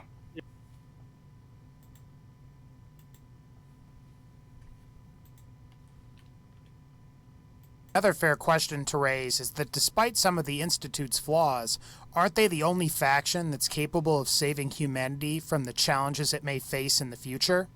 While the Brotherhood and Minutemen can protect people, they can't provide them with food, water, or shelter on their own. For the Why the fuck can't they? They Yeah. totally can. This is where I stopped when I was previewing the video because this is such an absurdly fucking retarded point. The entire point of the Minutemen faction is the settlement building. The way they expect you to engage with that path is to build settlements, to take care of your settlements, which by necessity requires you building shelters and making sure the fucking people are fed and watered. Yeah, I think the Minutemen are like the most capable of doing what he's saying that they can't do. But also, even if it was true that the Institute are the only ones who could do that, they don't do it. They specifically go out of their way to specifically not do that. So again, I would consider that evil when you have the means to help people and give them homes, and shelter and food, and then you just decide I don't want to because I don't like them, I would consider that evil. Yeah. It's true fucking insanity. Brother Near 2.0. Ah, yes, the Brotherhood can't give supplies to the Commonwealth with their giant fucking blimp. Yeah. No, you can't carry supplies in that. No, that's not allowed. God damn. That thing seems to travel pretty fucking fast. I'm sure if they used it for supply runs, they'd be able to help out immensely in the Commonwealth. Absolutely. They have fucking not to- vertibirds. They Not can to literally mention fly that to any settlement and just drop off supplies. he's stating that the Institute, the ones that are responsible for the Commonwealth being the hellhole that it is, the one that's responsible for kidnapping its citizens and making the super mutant threat to begin with, they're the ones that can actually help provide for people. Are you fucking insane? Yeah, this Especially- is fucking dog shit. Especially by the end of the main story, if you follow the Institute path, they're like, hey, surface dwellers, fuck off and leave us alone, and we'll leave you alone. That's it. That's the deal. Yeah. Yeah.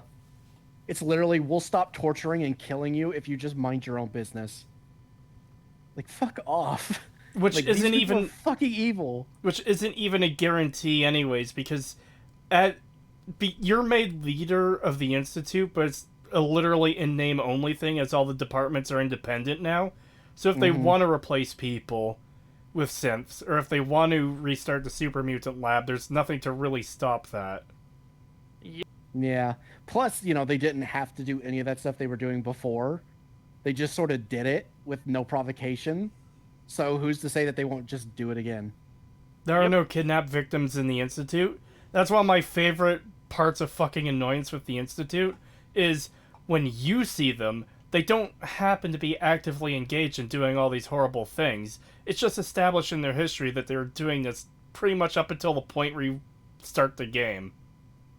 Which is insane. No, more so up until the point that you kick in the front door and go into the Institute. Yeah, pretty much. And then suddenly they're squeaky clean. Yeah. Also, I think it's pretty heavily implied that when people are replaced with synths, they're typically just killed on the spot, and then the bodies are removed later. Probably, yeah. Because that's what it seems to do. Like, it's heavily implied that the mayor was killed. We literally see a replacement happening with the art guys, and it's literally either this one's head explodes or that one's heads explode. That's the annoying thing about the replacement, is we don't know what the actual true way it's done is, because the game is so fucking inconsistent on that with, again, what I call the case of 3 synths. Nick Valentine is a brain scan of a pre-war cop that they just shoved into a synth body. So, you can do brain scans to put someone's entire mind into a synth that's loyal to you. But then we have, what's that farmstead that's by the sewage plant? Warwick. Roger Warwick.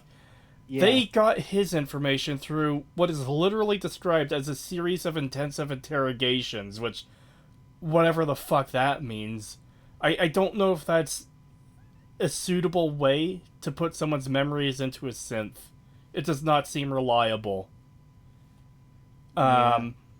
Those two already contradict each other. Then we get to the art encounter. Both of those ways of getting memories to replace a synth requires the original person to get their memories in the fucking first place. The art encounter is Art the human fighting Art the synth replacement, or one of them holding each other at gunpoint. And it's just, how do they have Art's memories if the synth, if they don't have Art and the synth has to go out and kill him? Yeah, it doesn't make any sense. I hate it. But because there's this massive inconsistency with this part of the game, we don't know what the exact process is to make a synth replacement of someone. They have this scientific, hopeful music playing as well. It's so manipulative. Yeah, I despise the Institute theme. I hate it. Yeah.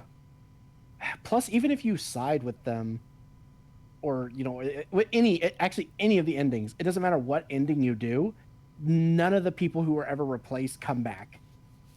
So it's like, that's pretty telling. It's like, I get it. It's probably just Bethesda being lazy. They didn't want to program that and all that shit. But the fact that they were that lazy to not have any of the people that were previously taken come back in any form, it's like, okay, well then that just implies that they're all dead and that they all get killed. It's like, there's really no other way to take it. Like, what else are we supposed to assume? My assumption would be, if the Institute was being economical about this sort of thing, the people they kidnapped to replace, they would then use in the super mutant experimentation. So, oh, we're capturing the mayor of Diamond City to replace him with a synth copy, because we want power and control over the city as well as reports from the wasteland. But with the human mayor, we're just going to splash some FEV on him and see what happens. You know? Yeah, that's also a very potential. Yeah, fair. Because I could definitely see that too. Is like, well, how else do you think there's so many super mutants and why they keep popping up in places you've already cleared before and shit like that? It's like, okay, yeah, I guess that's the Institute literally just turning everybody they capture into fucking super mutants and releasing them, which I would say is worse than death. Yeah, absolutely.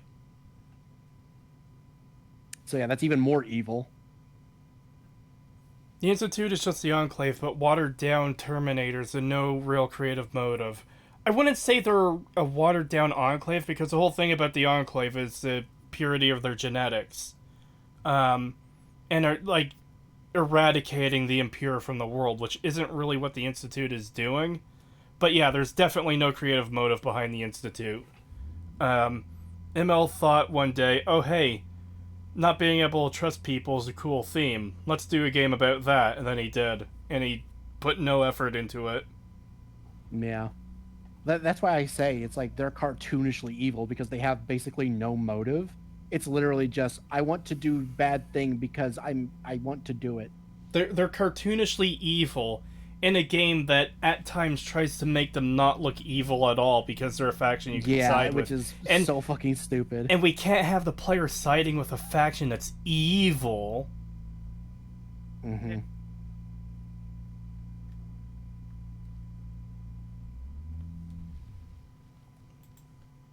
Men in particular build the settlements for them. The railroad, on the other hand, is more interested in acknowledging the humanity of a synth rather than helping their own kind. At least, that goes for the human members of the railroad. Today, I want to discuss why the Institute is good and why the Institute ending may actually be the best outcome for the Commonwealth. You're gonna have a lot of work to do because they caused all of this to begin with. I misinterpreted that at first. He said Institute ending as an ending of the game. The way my mind processed it was the end of the Institute, because yeah, the end of the Institute is the best path.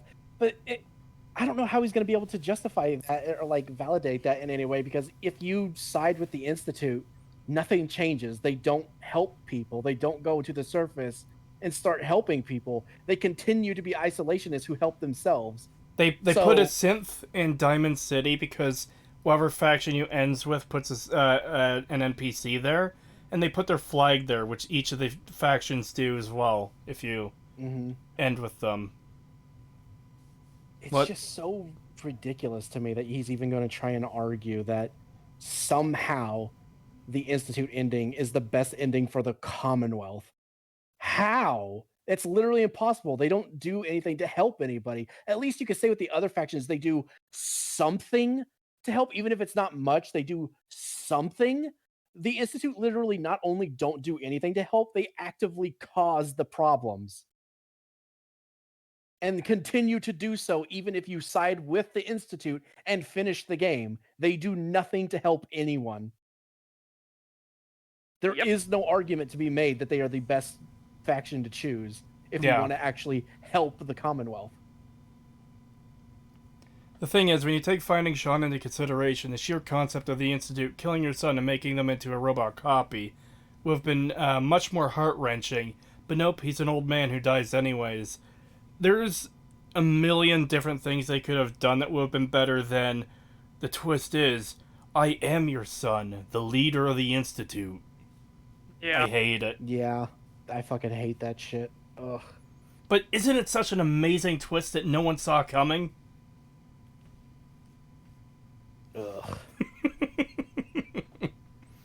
God, you know what would even if they had just wanted to keep the fucking old man like twist thing, like, oh, your son is actually older than you are. Woo!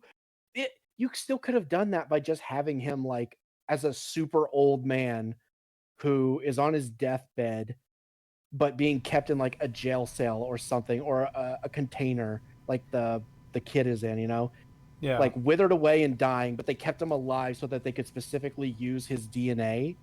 But he's just been a test subject this whole time, literally on the verge of death. Like you got there right as like he's got maybe less than a couple of days left to live. And they made a synth, and if you still want to go with the synth copy of the kid, all that shit, fine. But that would have been way better. Like, oh, I'm gonna save my son. You get there, and he's literally an old man 2 days away from fucking passing away because of the time skip and everything.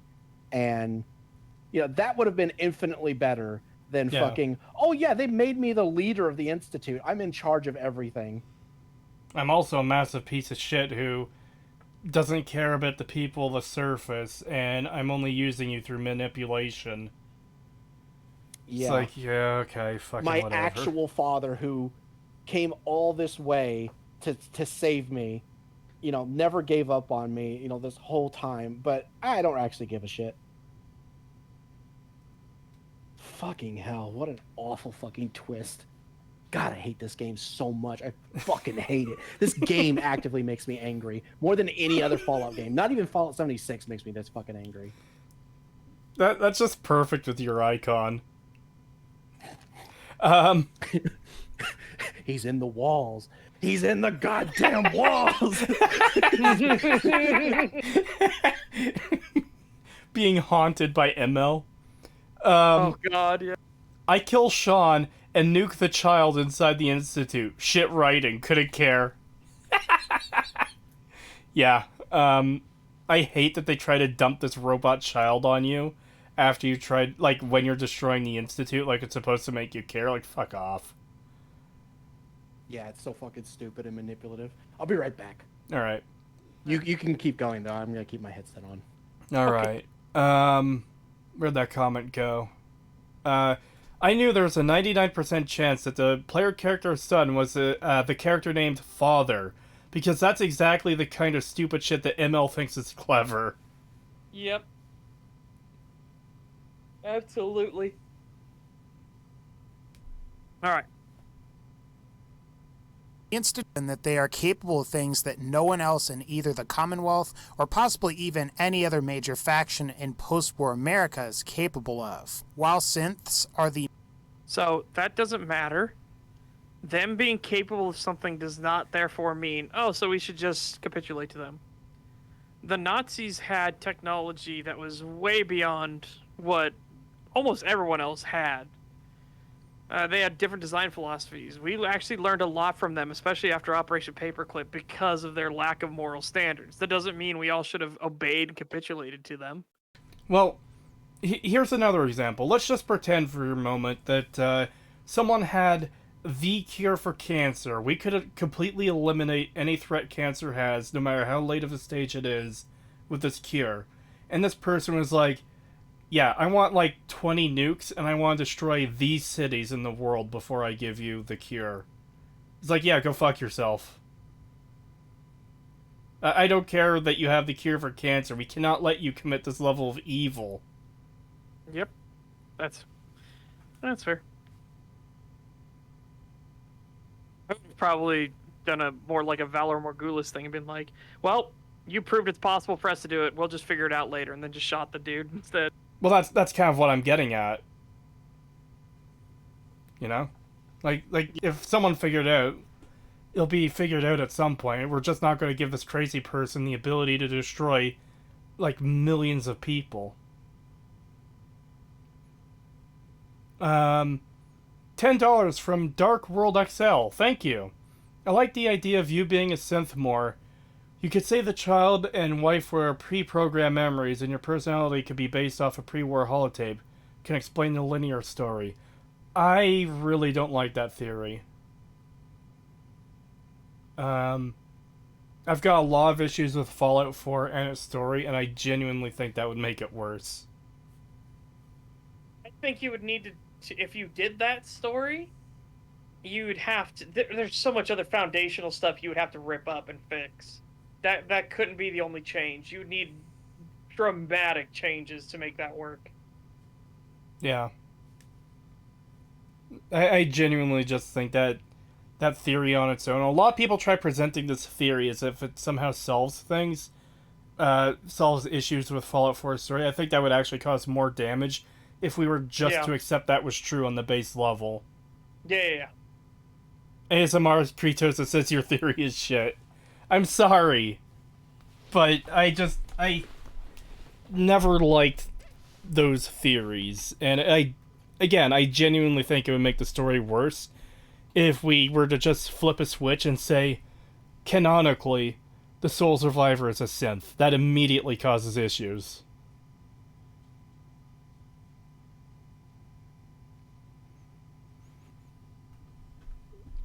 Wait, why would Kellogg murder the only example of pure female DNA? More shit writing. It's the Vault as a whole, though. The Institute kills everyone in the Vault except you. Because, we gotta tie up these loose ends. What fucking loose ends? You can freeze them for infinity. Yep. And or they're perfect, pure human DNA. Why would you fucking destroy that? Yeah, or as I said, fucking recruit them. They don't know any of the geopolitics of the fucking apocalypse. Hey, pre-war person who just saw their entire world get destroyed before they came into the Vault. You have 3 options. We can leave you frozen, refreeze you. You can go do whatever on the surface world, which, by the way, is extremely dangerous. This is what a Deathclaw is. This is what a super mutant is. And you have no resources to defend against them. Or you could join us at the Institute in this magical paradise of wonder and whimsy. Yeah. It won't be as good as the old world that you remember. But this will be a lap of luxury in comparison to the new horror you find yourself in. Do you know how many of those Vault Dwellers would gladly sign up for that? Yeah. How much more interesting would it have been if you picked between Nate and Nora? If you picked Nate and your storyline is you became like a security member for the Institute because of your war experience. And now you have to grapple with maybe some of the unsavory things the Institute has done. Like in the name of progress, in the name of fixing things. Granted, you'd have to, again, we're talking about dramatic sweeping changes too, because you'd have to wipe out the fact that the Institute caused all of this in the Commonwealth to begin with. Yeah. But still, you know what I mean? How much more interesting would it be if you start the game within the Institute, and then there are all these factions that are against you, and you have to weigh the fact of, is the Institute actually good or bad? Or is this a matter of bad PR or whatever? Or people trying to make the Institute the boogeyman because they're jealous that the Institute lives in luxury, and they don't. Relative luxury, I should say. Clean air, clean water, clean food. I mean, I would say the Institute is a pretty luxurious place. It is a fucking paradise.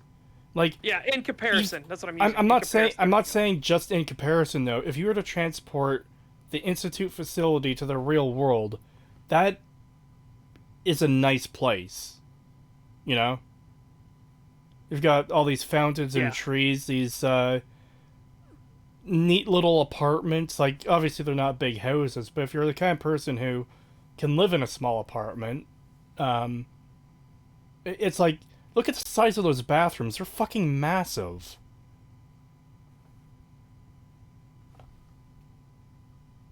It's almost like a holiday resort location. Yeah. Aside from Absolutely. obviously the science labs. Yeah.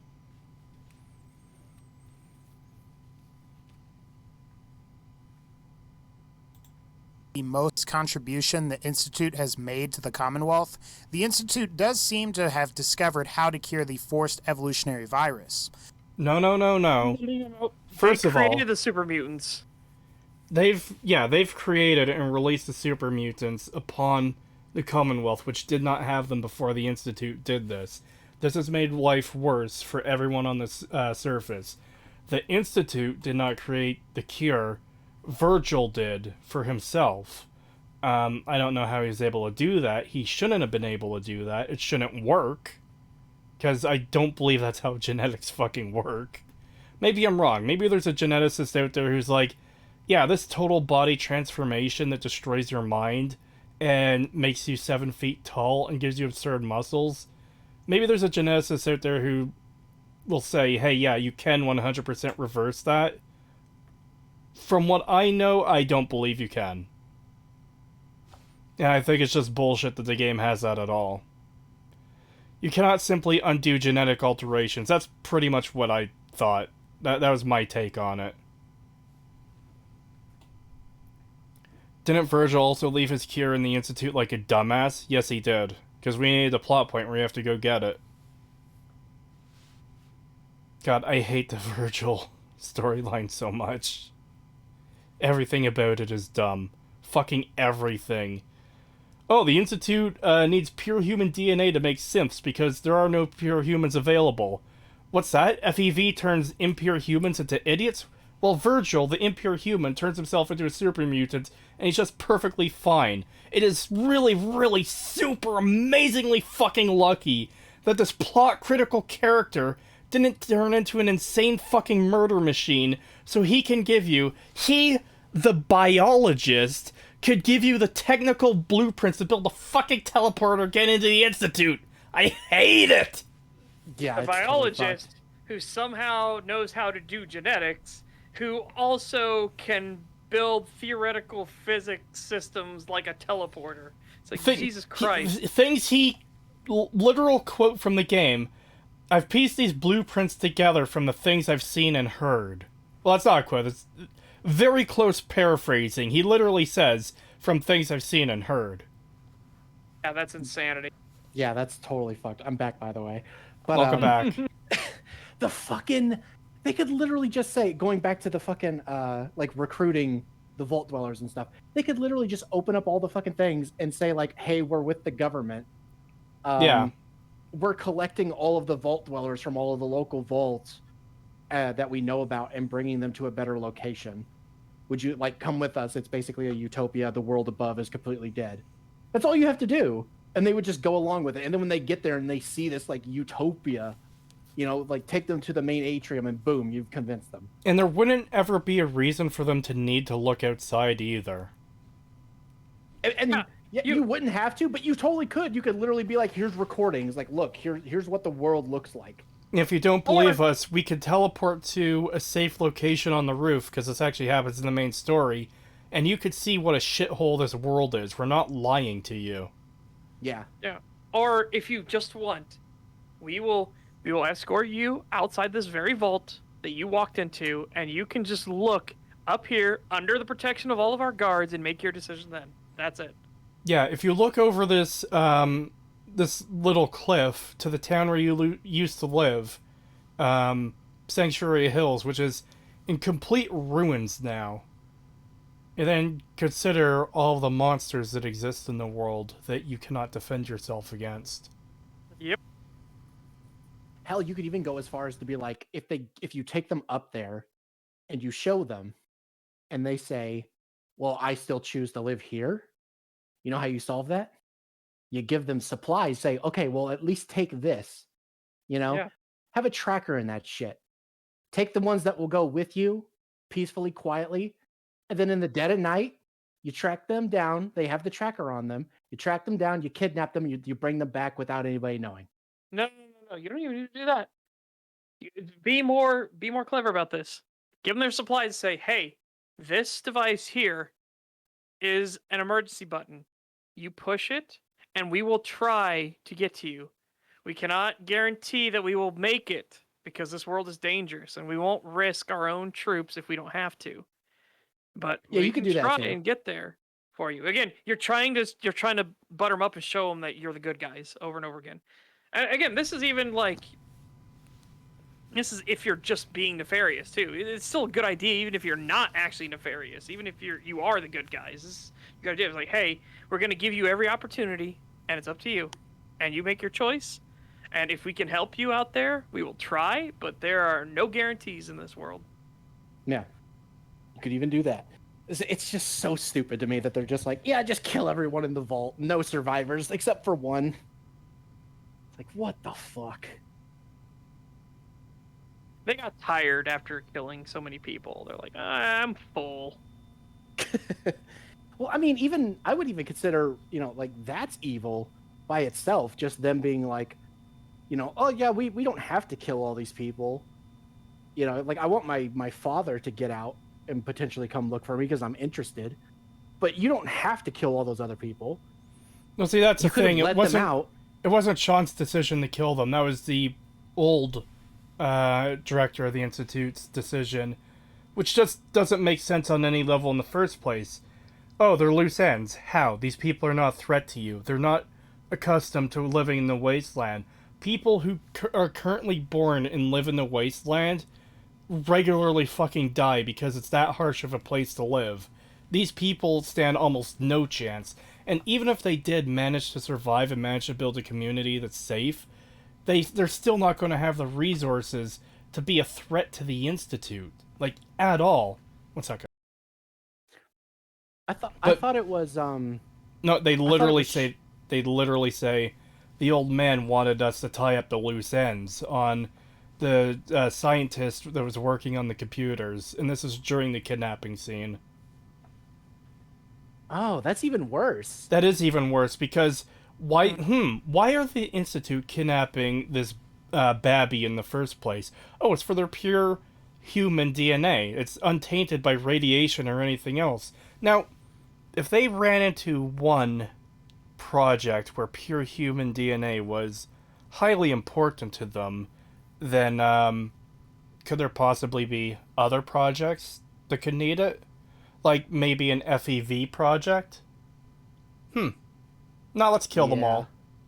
Yeah, and again, it's just fucked. It's just there's no reason to kill these people. They can't do anything. They're not a threat. They don't even know who you are. And this is they're loose ends. Kill them. It's like, okay, so you're just evil. You're just killing innocent people for no reason. You don't have to do that, but you choose to do it anyway. But it's such a great example of just purely stupid, lazy writing because, well, the vault needs people in it, so there's people. Now, we don't need any of these people in the game, so they're all just going to die. Why are they going to die? Because we said so. The Institute, loose ends. That's it. Done. Yeah. Print it, There's send no it. There's no reason they couldn't have just written it as, like, remove that whole old man plot of, like, tying up loose ends. Just completely remove that. That's retarded. And then just whenever it's time for Sean to, like, deactivate the fucking system so that you can get out, just have all these other people get out too and go to Sanctuary, and then you do your thing. They can literally just be random NPCs. Yep. Well, they could be NPCs you get invested in for the settlement building. Like, Preston's crew comes to town and all these people are trying to survive. They're scared. They don't know what to do. And they try to get you invested in these characters and taking care of this town, your own little fucking ant farm. Mm-hmm. They could have literally been. Or if you really didn't want them in the game, you could have it so the system was locked out so you can't defrost them, but they're still alive. Yeah, that also would have been fine. It's like you don't have to kill them. Like, but hell, if you literally could have had it so they are the ones who start building up Sanctuary first, then you meet Preston Garvey and his crew, and you're like, hey, we're building up a place over in Sanctuary. You can come over here and help us. And then they could become a part of the community, and you just keep building it up that way. But no, it's literally they are the start for some reason. Ugh. Yeah, the more I talk about this game, the more I fucking hate it. I'm telling you, man, every time, anytime conversation about this game comes up, I just hate it more and more. I just realize how much more shit it is every time I talk about it. Well, part of it too. I'm so fucking angry about it. I hate this fucking game. I hate it. It's so bad.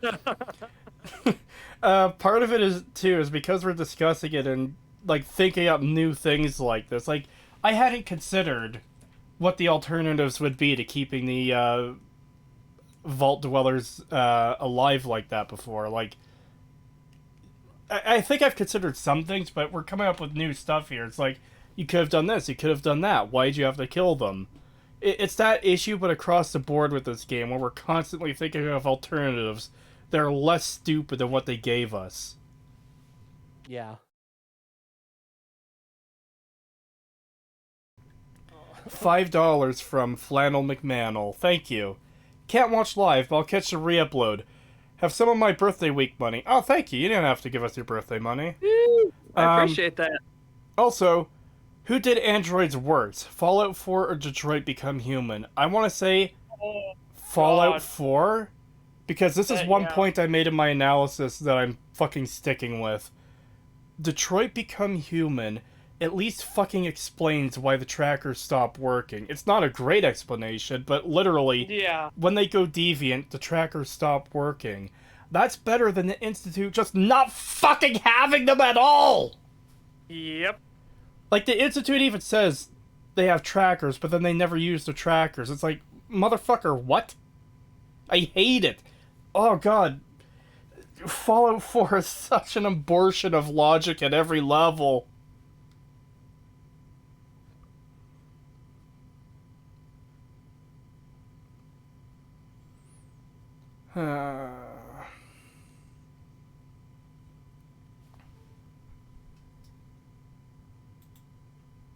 While their methods are controversial and involved many sacrifices of innocent citizens in the Commonwealth, the fact that you can cure Virgil of his super mutant condition is extremely impressive, to say the least.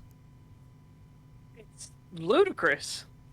It should not be Ludicrous. possible. It's it's something. You can reverse the corruption of his genetic code. That is insanity. Yeah. I don't believe it at all. It is dumb. This is not a plot point they should have included at all.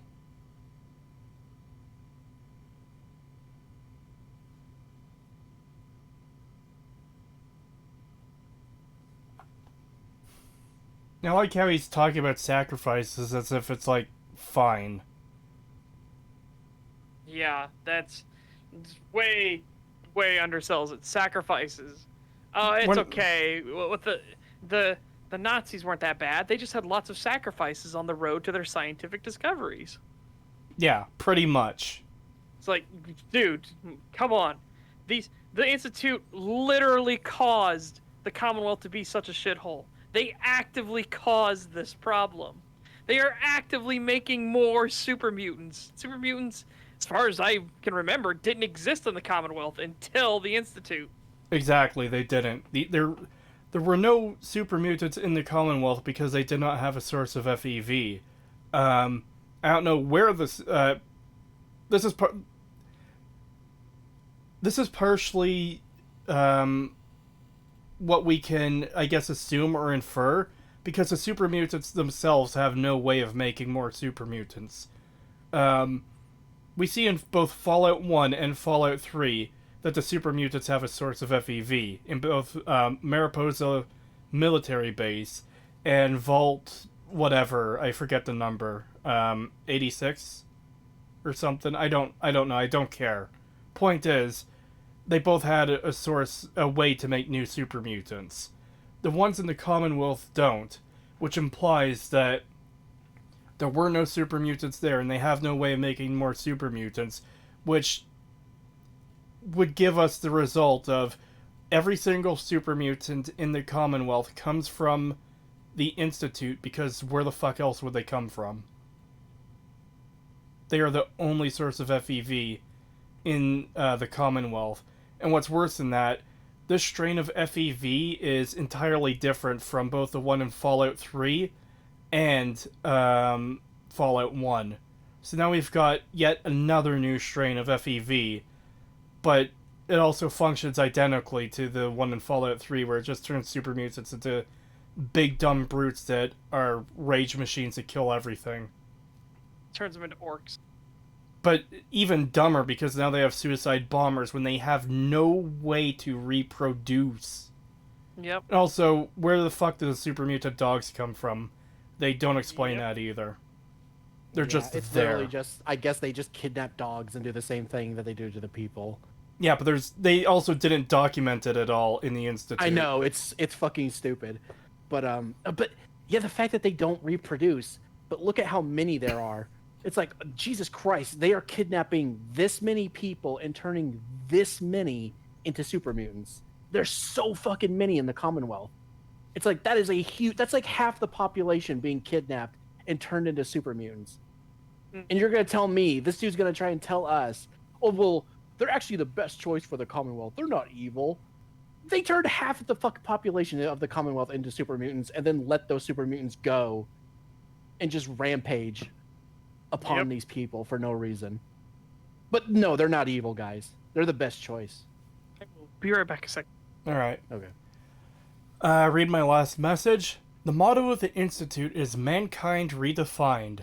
That would be awesome if accurate, but instead serves as irony that the Institute's literally like how humanity has always been. Power-hungry despots. Yeah, I really hate everything about the Institute, because all of it is so fucking contradictory.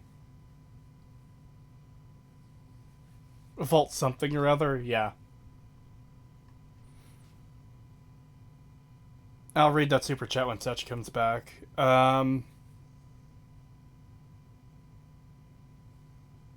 Like, you have a radioactive wasteland with tons of monster opportunities. Why not replace them with something different? Yeah, exactly. With a series like Fallout, you have a blank check to make any kind of weird, creepy monster you want. You can even invent other, like, mutant-causing substances that aren't the FEV. You have that kind of room in this world, where you could just say, this is the, I don't know, VMQ, the whatever that causes this kind of mutation in creatures that creates these whole other, like, assortment of mutants. Not everything has to be super mutant and, FEV.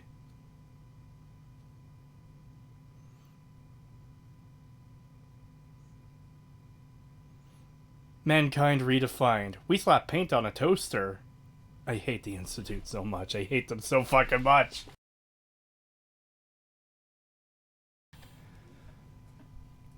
Bethesda Super Mutants being rip-off of Warhammer 40k's orcs also explains how so many of the weapons work, even though the designs clearly wouldn't. How's a jet engine on a hammer supposed to work? Yeah. Welcome back. $5 from Rage vs. ML. Thank you. I'm a crap writer, and I think I can write a better story than ML. It is not hard. Yeah, it really isn't hard.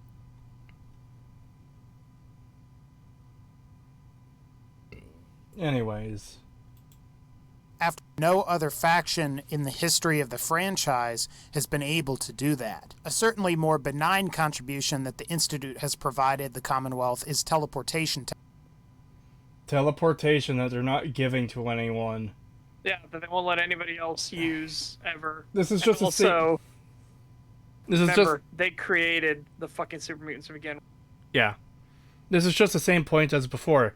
They invented this thing that they're not sharing with anyone, so that means they could be a force for good. Could doesn't cut it. Again, man invents cure for cancer. He demands to nuke the 20 largest cities in the world. That doesn't... The cure for cancer doesn't offset that level of evil.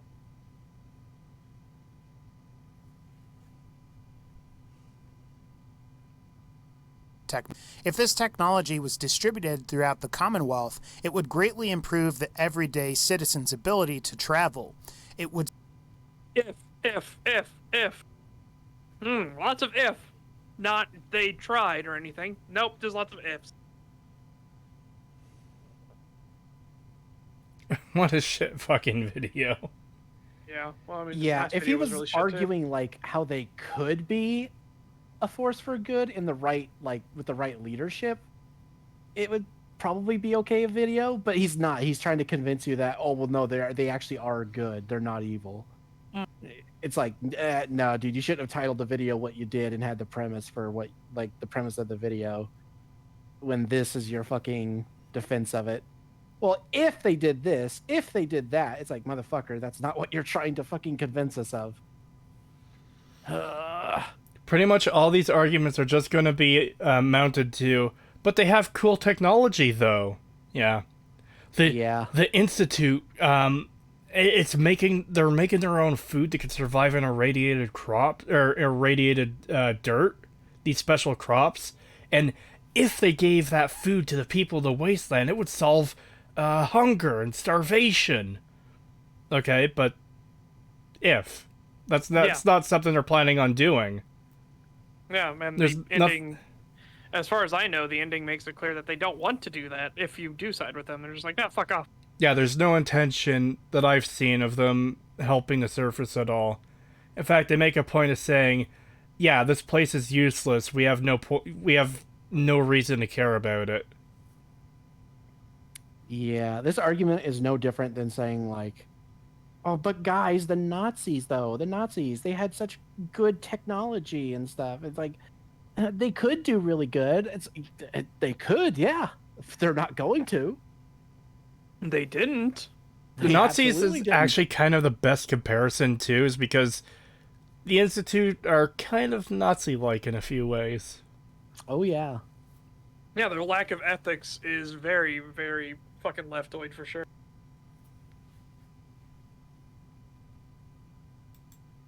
Would certainly transform of the region of making the transfer of goods faster, safer, and much more reliable. Imagine a commonwealth where you wouldn't need Brahmin to transport everything, and instead you could just teleport objects from one place to another. We also know that the Institute experimented with the creation of synthetic gorillas. Perhaps it's possible that the Institute's bioscience division could restore common livestock used by humans before the war, like cattle, sheep, horses, and pigs. Why wouldn't they start there? Also, where did they find pure gorilla DNA to make synthetic gorillas? In the Commonwealth of all places. Also, I'm not sure you can eat synthetic flesh. Guess it would depend on what nutrients you would pump into it, stuff. I guess it would depend on how synthetic you mean, because I don't know.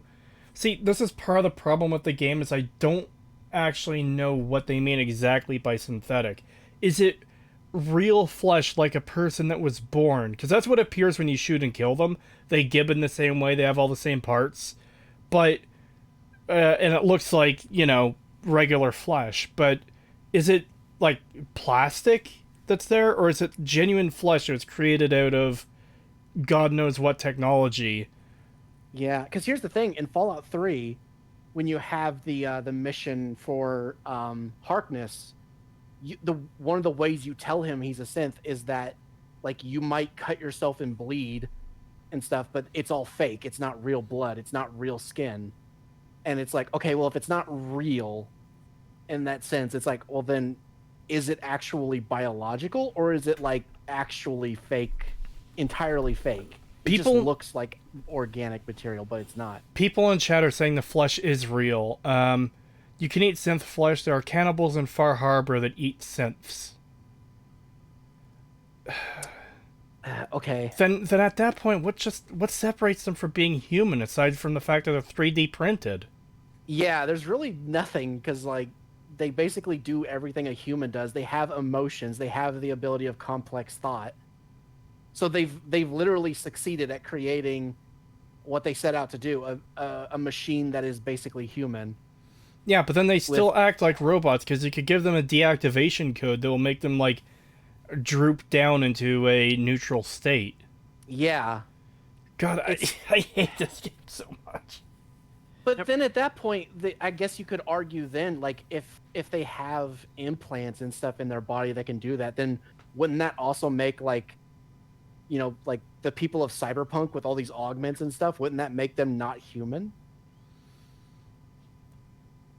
well, kind of taking the reverse of that, wouldn't that make the synths cyborgs? Yeah. Yeah. So if a synth eye is like a real human eye, like I don't mean like an eye, if it is a real eye, could you then carve it out and replace it with a robotic augment to make them a cyborg? God, this is so fucked. This is the problem with them being so unclear about this plot critical core element of the game.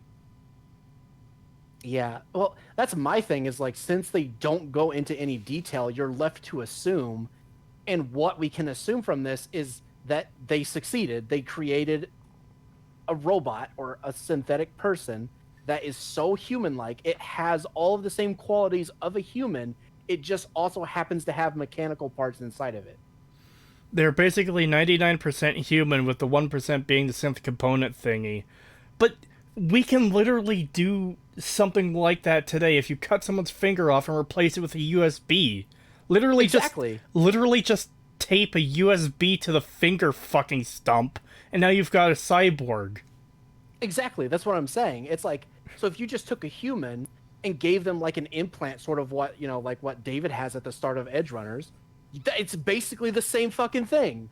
Synths are made piece by piece. You can even see it in the game. No, I know you see it in the game. We know that. But we know they're it's synthetic. It's just... What we're saying is that if there is no difference between synth flesh and normal flesh, and synth organs and normal organs, and synth bones and normal bones, then what the fuck is the difference? Like, if the only difference is that these came out of a printer, that's it? Really? Because at that point, let's take this another step further. So you take a piece of human DNA and then you clone an exact copy of that person. So even though it's a clone, that's still a person with their own thoughts and, like, sure, if you were to clone... Or is it not because they were printed out of a 3D printer? Well, no, You know, a clone wouldn't be printed out. Like, we're talking test tube baby stuff here. You take a piece of DNA and then, like, grow it into an exact copy of a person, not 3D printed, but like Fair, but I in guess what I mean all is the fact aspects. There, like, if you were to clone me, there would be no biological difference between me and my clone. We would have the same thoughts and opinions and stuff, unless, like, let's say the clone went off to live in fucking France for 20 years. Me 20 years from now and that clone would be very different people after that amount of time. But the point is, that's still a living, breathing person. But that's also, like, how is that any different from a synth still? Yeah, exactly. Which is why I'm saying it's fucking evil to create something like this, where it is literally, it is basically can be defined as a living human being with its own thoughts and conscious and all that stuff. And you're treating it like a machine, like a toaster, basically. Like, you have an assigned role that you must perform. We do not care if you get injured. And if you deviate in any way, we'll just reset you or kill you. And it's like, okay, well, that's evil. You're basically creating life. You're basically creating people that should have the same rights as you. And then, which you yourself are saying that is the intention of this program. That is the entire point of creating sense. And then when you do it, you then use those people to do manual labor and shit. And the stupidest thing is they make them do shit that machines, like actual regular machines, would be better off doing. Yeah. But they make them do it anyway. This is something we've talked about before. If you wanted to make a thing to plow a farm field automatically, you can make a robot to do it super efficiently, or you can make a synth human to do it, like, with the same quality of what a human could do. It's like, why would you just not build the fucking robot? Yeah. Exactly. Like, why would you make something that needs, sleep, food, water, all this, all way this more other complex maintenance? Yeah, exactly. Why would you want any of that when you could just have a robot? Yep. There was a comment I wanted to get here about... There's a super chat we've had quite a while I was going to try to get to. Alright, we could do that, then we could do the comment I wanted to grab. Yeah. 2 maple leafs from Adam Riley. Thank you very much. Oh, thank you. The Institute is as xenophobic as Brotherhood of Steel in Fallout 1 and 2. Yeah. Kinda, agree. yeah. Basically, they're 3D printed humans made of organic materials with a mechanical component in their brain for control memory wipes. So they are literally just humans with a piece of technology in them that completely fucks their mind. Wonderful. But it actually reminds me of how fucked the railroad is once you get there, because their whole thing for saving these synths is to completely wipe their memories anyways, which is essentially killing them. Yeah, which is what the Institute will do to them anyway if they catch them. So it's like, oh, you're just doing the same thing the Institute is already gonna do. Or you could buy an Argonian. Yes, that is the optimal farm equipment. Wow. Wow.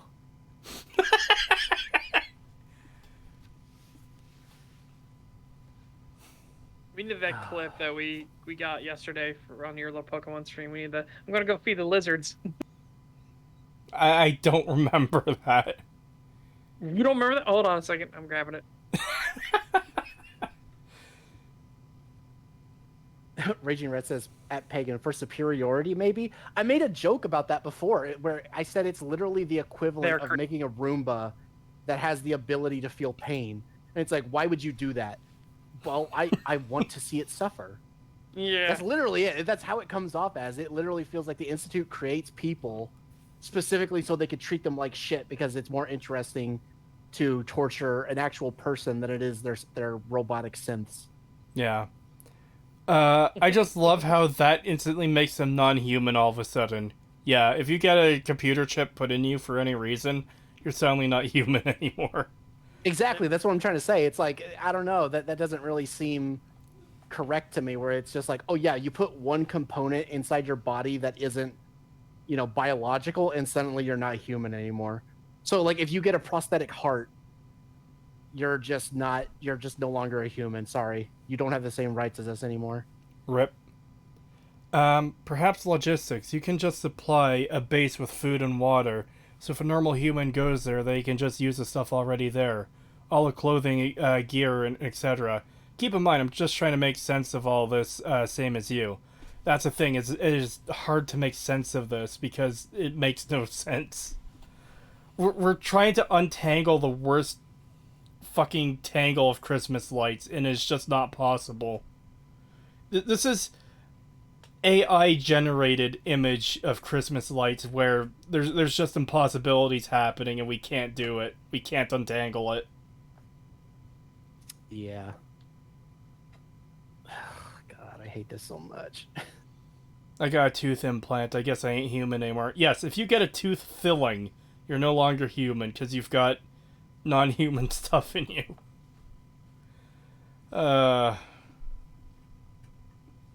We're 3 minutes into a 13-minute video, everyone. Strap in. It's gonna be a wild ride. Yep. Perhaps the Institute could go on to further restore the damaged ecology of the pre-war world. Perhaps. If Vault-Tec was able to build the GEC, doesn't it stand to reason that the Institute can do much better than that by restoring the world's ecology? And could, perhaps, can, maybe, if, potentially. The Brotherhood has a lot of scientists. Maybe they could perhaps, possibly, potentially, maybe, kind of, sort of, eventually, if they try, make a better gun. Yep. Yeah, this is really annoying because you could apply this same shit to almost any faction in the game. Yep. Maybe if we get all of the Minutemen's best scientists together, they can make a vibrator. Yeah, just that just would explain completely... what's up Preston's ass. Yeah, it's literally just ignore all of the motivation, drive, and actions of the faction itself. Ignore all that, and then just go off of, well, here's the resources they have. If they did this, it's like, fuck off. That is not a way to tell if something is good or bad, which is exactly what you're trying to do. That is what the entire premises of this video is. Are they good or are they evil? And your whole fucking shit is, well, I mean, they have supplies, so I guess if they could do this, it's like, okay, well, so does the Brotherhood. Well, what's your fucking point? You've not made a single fucking valid point yet. God, I hate this video. This one is pretty bad. We're barely into it, and it's so bad already. Hopefully he starts to make actual points with evidence to back it up rather than just generic gameplay footage, and if maybe, perhaps, whatever. Potentially, in the future, if... They could. Yeah. And hey, maybe even under the right leadership, who's to say that the Institute couldn't Oh develop my technologies God. to prolong and improve the lives of Commonwealth citizens? While Father rejected research into human cybernetics by the Advanced Systems Division, perhaps if the Institute had new leadership, you would see research into such technologies. Why would you need the research if you can... If your cybernetics would already have to be so advanced that you can create basically people. Why? What else do you need beyond that? Do I have to Like- go on the cybernetics rant again? I think I might need to go on the cybernetics rant again. Should I? How long is it? I don't have it, like, timed. Okay, so... Kellogg doesn't age in the game. He doesn't look any different between the start of the game and when you go and kill him. This implies he has the cybernetics at the time of the kidnapping 60 years ago. Which means the cybernetics program was already in motion 60 years ago. And yet they only ever gave cybernetics to Kellogg, which drastically increased his lifespan. They gave these to no one else at all. That's a little fucking weird.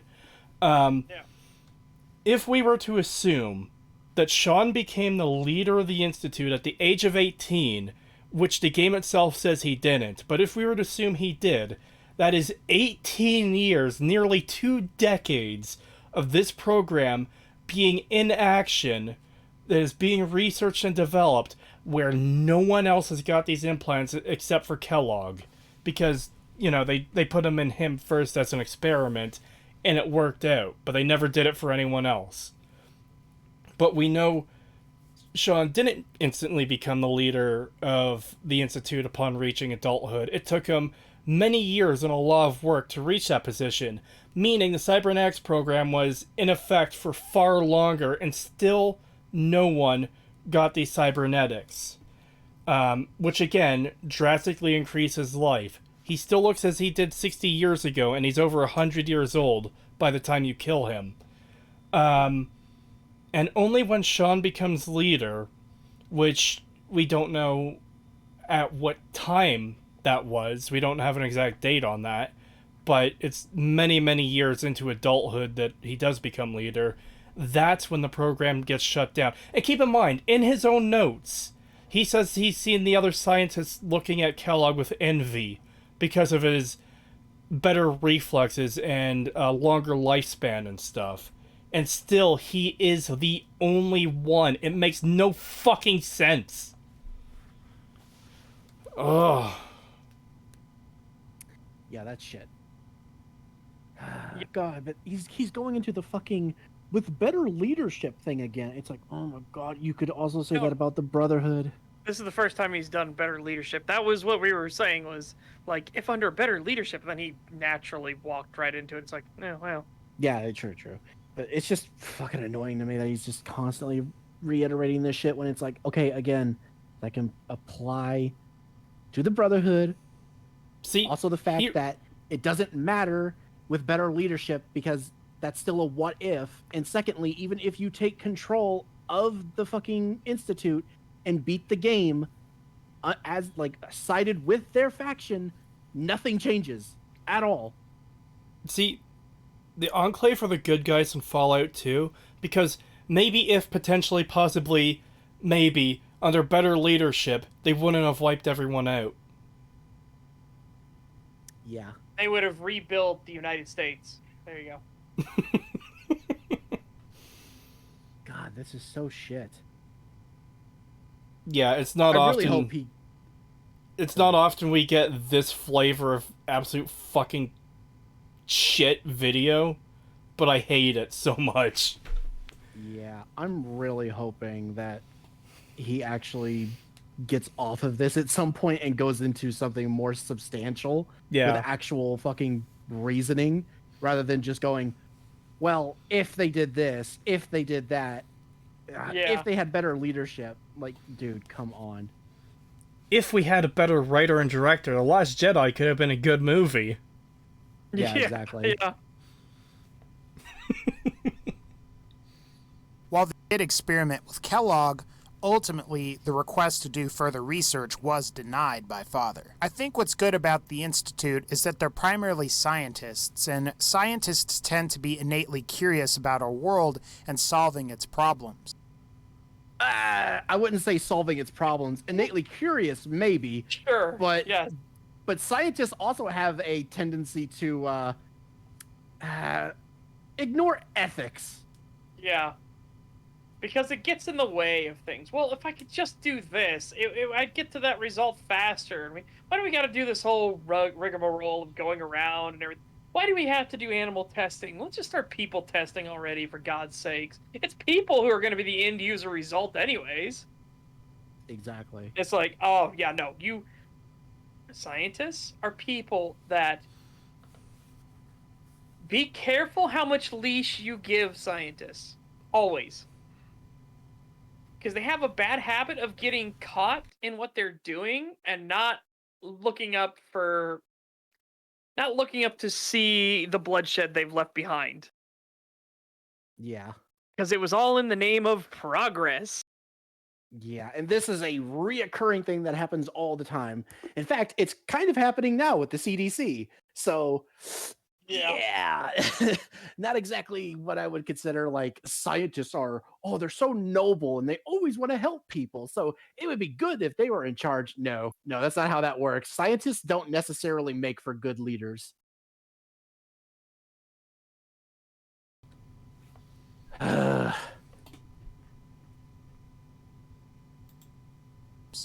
To make better, they seem equipped to design, improve, and refine both existing and new technologies. I also think the vast majority of the Institute's members are probably inherently good people. Unfortunately, No, they are most Also, certainly this not. text on screen constantly is very irritating because I'm trying to listen to the video and trying to read the text, and I can't do both at the same time. People... Not to mention, Nat, is like, your video is very likely, this is what you have to understand.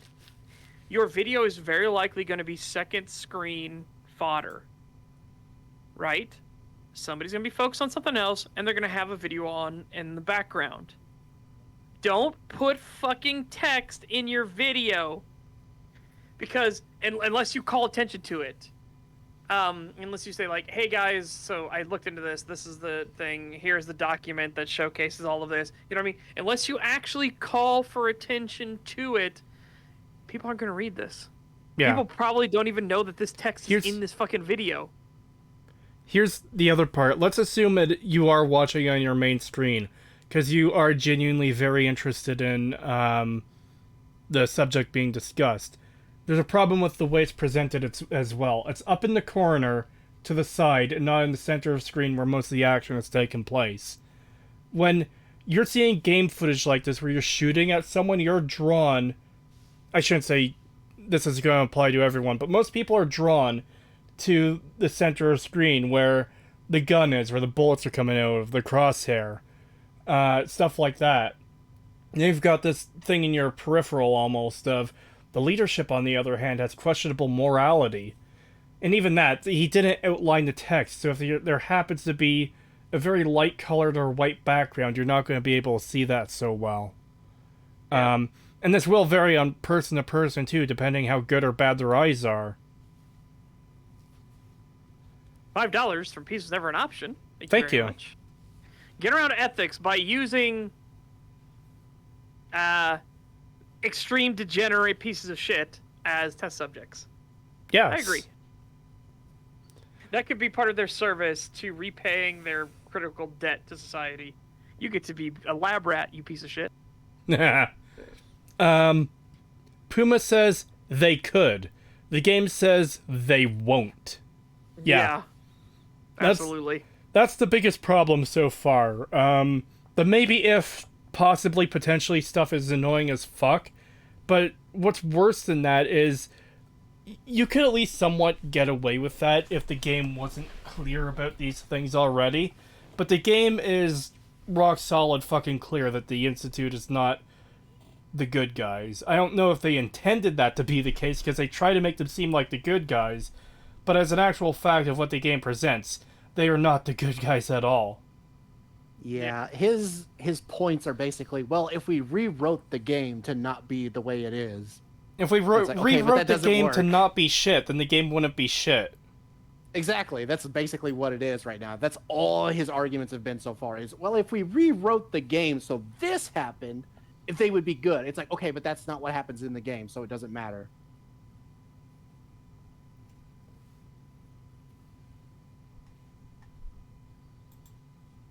They're working and perhaps morally bad or evil leadership. Fuck off, Zalmei Dong. I just read that. What? Fuck off their chat of like everybody that should be used as test subjects. What? Of the 5 divisions of the Institute, I think we can all agree that bioscience, robotics, advanced systems, and facilities are relatively benign. The most... But wait, didn't these systems work together to create the super mutants and the android threat Yes. that we're going through right now? The super So mutants. they're not benign.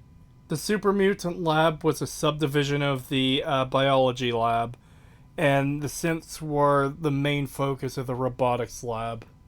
Yeah, that's not benign at all.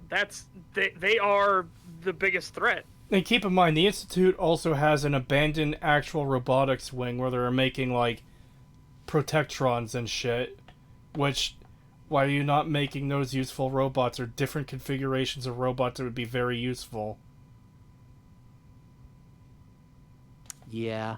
I'm also not sure why they would even bother with keeping the, what is it, the second gen synths around when they have Assaultrons. Why would you not just make more Assaultrons? Yeah, I don't know. Assaultrons are objectively better in terms of combat capability. That's the thing. Assaultrons, like, will really keep going when they're crippled and they've lost most of their limbs. Where a synth, if you shoot off its arms and legs, it'll just sit there looking at you, spouting, "Intruder detected." Yeah. God, ever since when they introduced Assaultrons as one of the robot types in Fallout 4, they literally made everything else obsolete. Assaultrons are objectively the best robot in the fucking game. Like, there's nothing else that even comes close. Not even sentry bots compared to this thing. The mobility it has, the power it has, it's insane. Dude, that fucking face laser obliterated me numerous times. Exactly. The face laser is insane. They have stealth capabilities. They can climb walls and shit. They have fucking blade hands that can kill you, like, because, again, they're fucking stealth. They can be invisible, come up behind you and run you through. It's insane. All the shit they can do, there's literally no reason not to just have, like, well, here's an Assaultron nurse. Here's an Assaultron butler. Here's an Assaultron soldier. There's no reason not to do that. Especially if your Assaultron nurse or butler can turn on a dime and become this insane murder bot to protect you. Exactly. Oh my god, it's just so crazy to me that it's like, why even bother with the second gen synths when you have a robotics wing that has Assaultrons in it that you could copy? Yeah. Eddie is way better, though. Oh yeah, Eddie is best waifu. Oh yeah.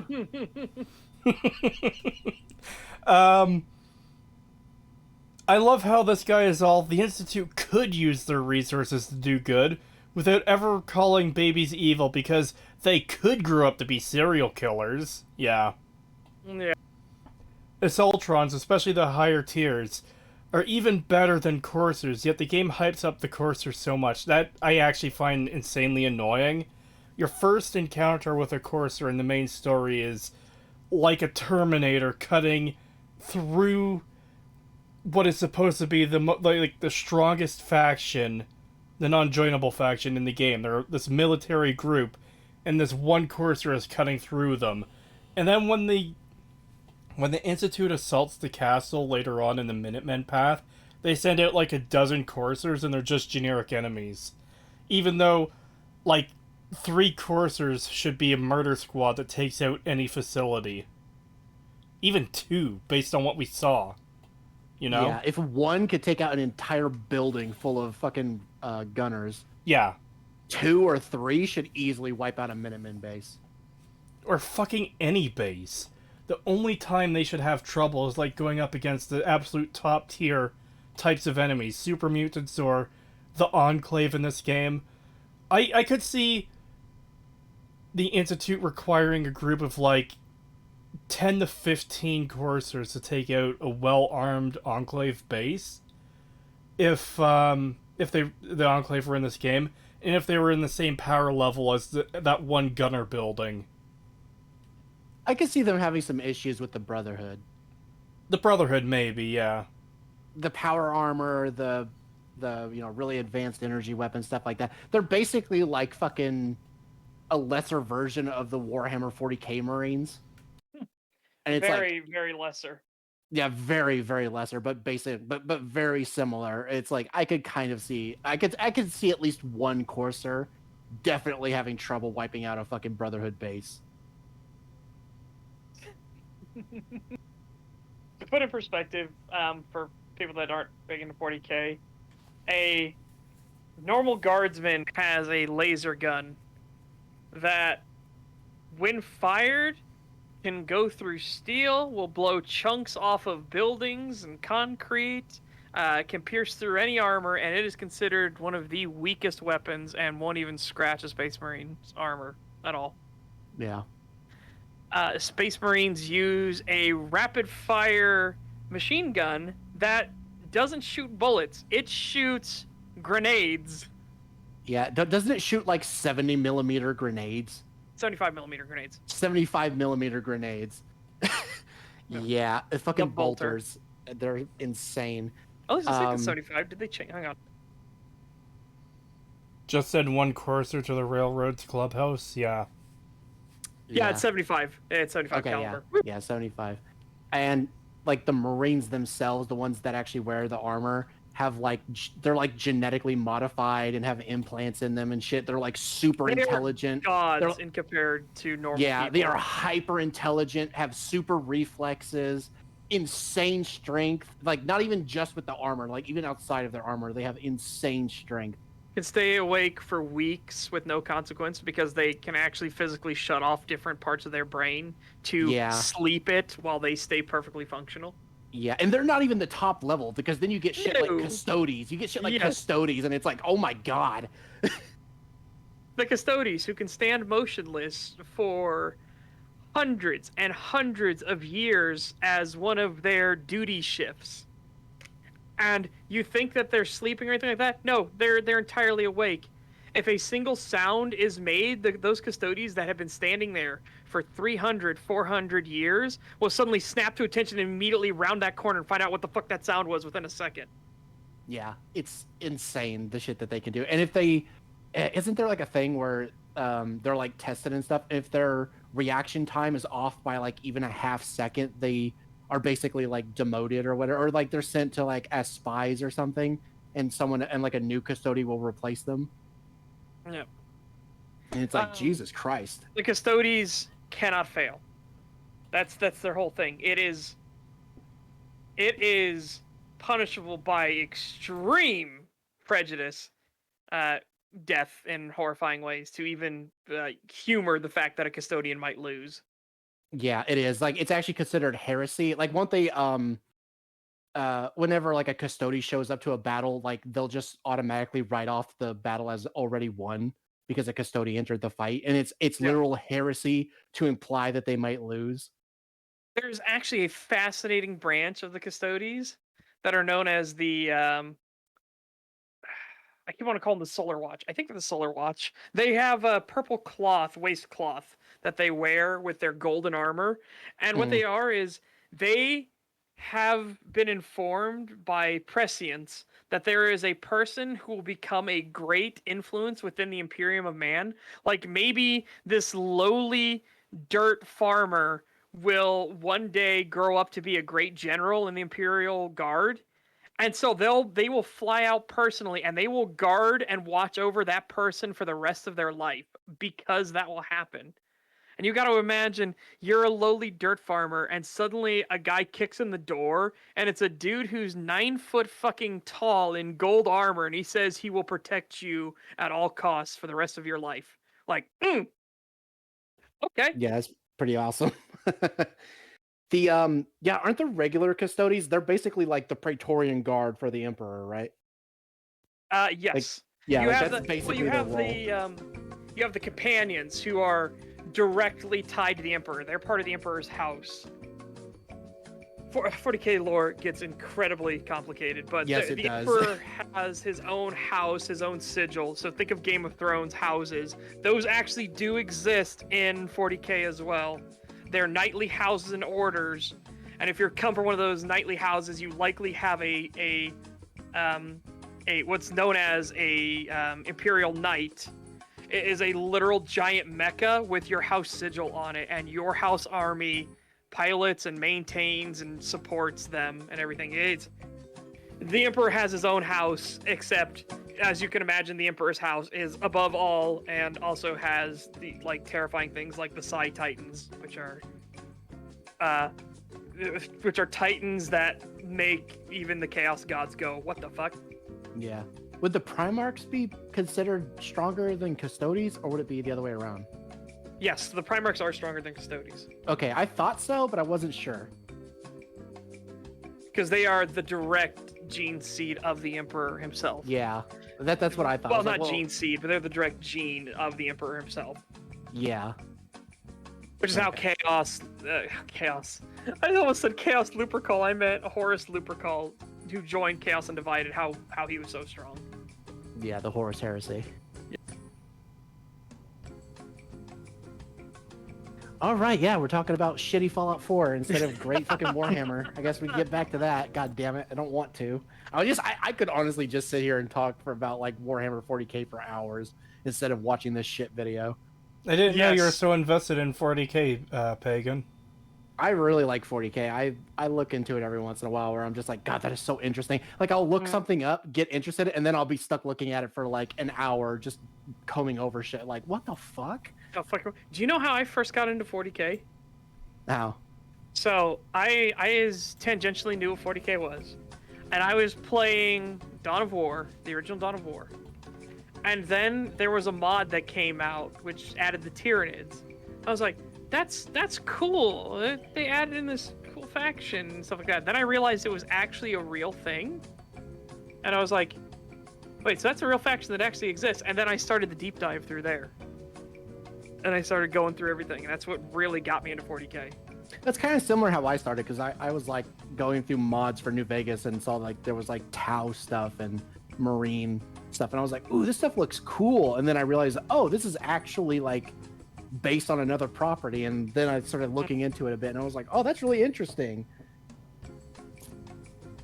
But yeah, it's God, yeah, I could go over that shit for forever. Like I look at one thing and it's just like it leads down a whole rabbit hole of this other all this other stuff. It's like, God damn, this is so fucking, it's so dense.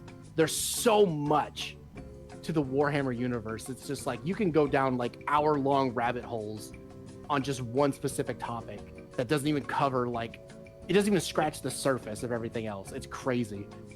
I fucking love looking at orc stuff too. The fucking orcs are just so fucking hilarious to me. They're so funny.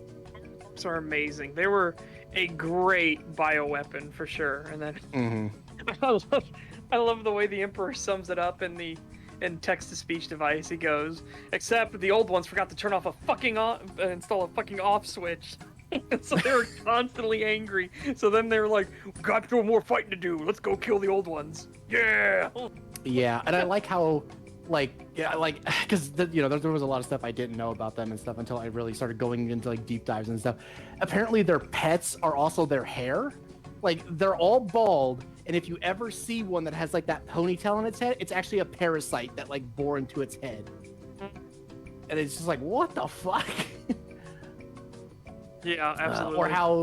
Or how there's demons that are basically have the minds of puppies, and they'll like demons and stuff will lead them into battle by like chasing they'll have them chase, like Chaos Marines will have them chase a tank into battle because it's just like chasing a like a car, and then it'll see the Marines in front of them and just think like, oh, I can play with them and stuff like that, someone to play with, and then it kills all of them, and then they get sad, and then they go into a swamp and die. Yep. It's like, what the fuck? What the hell? And then you have Slanesh, which is censored. Yeah.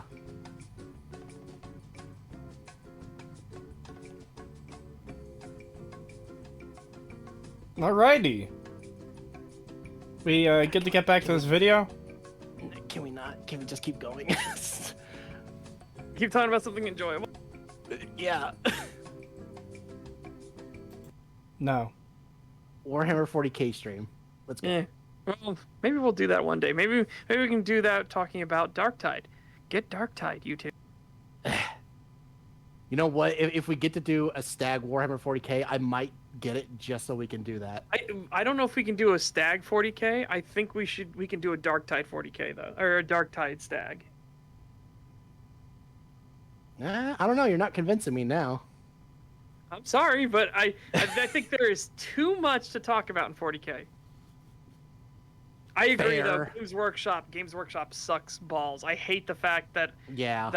Games Workshop is what's in control of such a great thing. Mm-hmm.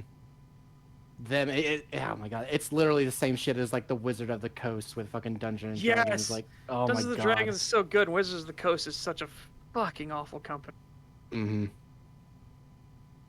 All right, let me hop back over to fucking watch together so we can watch this shitty fucking pussy talk about Fallout 4 some more. 6 Malaysian ringgit from Pendakar Mando. Thank you very much. Thank you. Do you guys know Luton 09's lore videos? I know of Luton 09's. I don't watch them too much, though. There's a couple people in chat complaining about connection stuff, but it's saying I have an excellent connection on my end. Yeah, and I don't see stuttering at all at the moment. I am. I see like buffering, like it'll stop and load for a couple seconds, then play, then stop and load for a couple seconds, then play. Oh boy, you know what that means. There are issues between all the various different connections. Hooray! Yay! Oh, fantastic. Well, some people are saying it's fine, some people aren't. I'm going to assume it's a YouTube issue rather than a me issue. Because, like I said, YouTube is telling me right now, excellent connection. Any other time there's been problems, it's been low whatever, and it's fine right now. Yeah, I don't think it's your connection. I do think it is something to do with YouTube right now.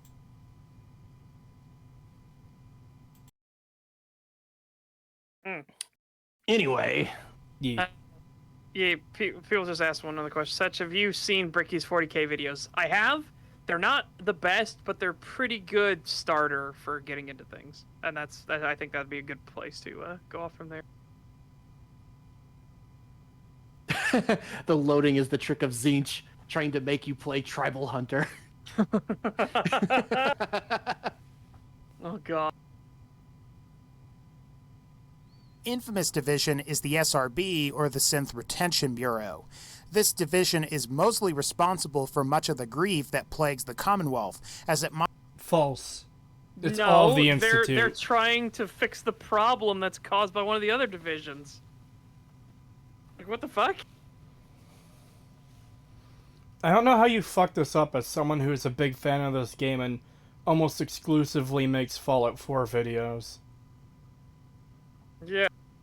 Yeah. Like, the Synth Retention Bureau is solely to clean up the mess of the fucking Synthwing that keeps letting these fuckers loose without their tracking chips working and everything. Yeah, exactly. The SRB are the ones who go out and recapture the, like, escaped synths and stuff, so not really.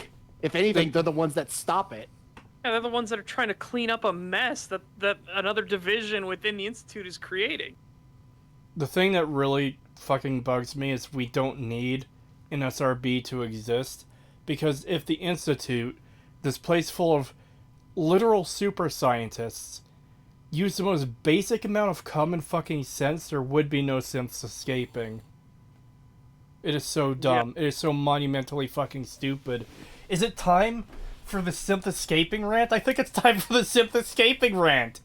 Well, if they The just synths- didn't treat them like shit, they wouldn't have a reason to fucking want to run away. So that's the first thing. That the part I usually forget because they're fucking robots, but whatever. The synths escaping are all due to one person. How does he achieve this? Well, the Institute sends out synth scavenger teams to go get resources. What resources they're gathering, I have no fucking idea. We're just told this has happened, or this is something that happens, and we just accept it. When these synth scavenger teams are being sent out, the list of synths being sent out will change at the last moment to include a synth that is at risk for escaping. Now, the Institute has the ability to reset and wipe the memory of any synth at once on a dime. They could do it whenever. So, if there's a synth at risk of escaping, and you're not actively studying what's causing this risk, why are you not fucking wiping it immediately? But that's besides the point. That's part of the point, but that's besides the point, because someone is putting these at-risk synths on the list of synths to go to the surface.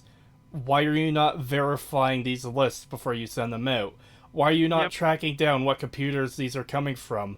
Why are you not tracking down what, like, is there not a fucking password to access the list of synths that are being sent to the surface?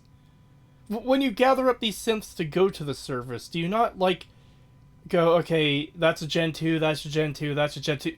You're a Gen 3. Why are you here? Huh, you know, there's a note on file that says you're at risk for escaping. We're not going to let you go. Hey, boss, send us up another Gen 2 synth. Because we've got Gen 3 up here for some reason. It shouldn't be a part of this team. Yeah, like, it's really fucking bad. At every step, it is monumentally fucking stupid. I hate it. Yep.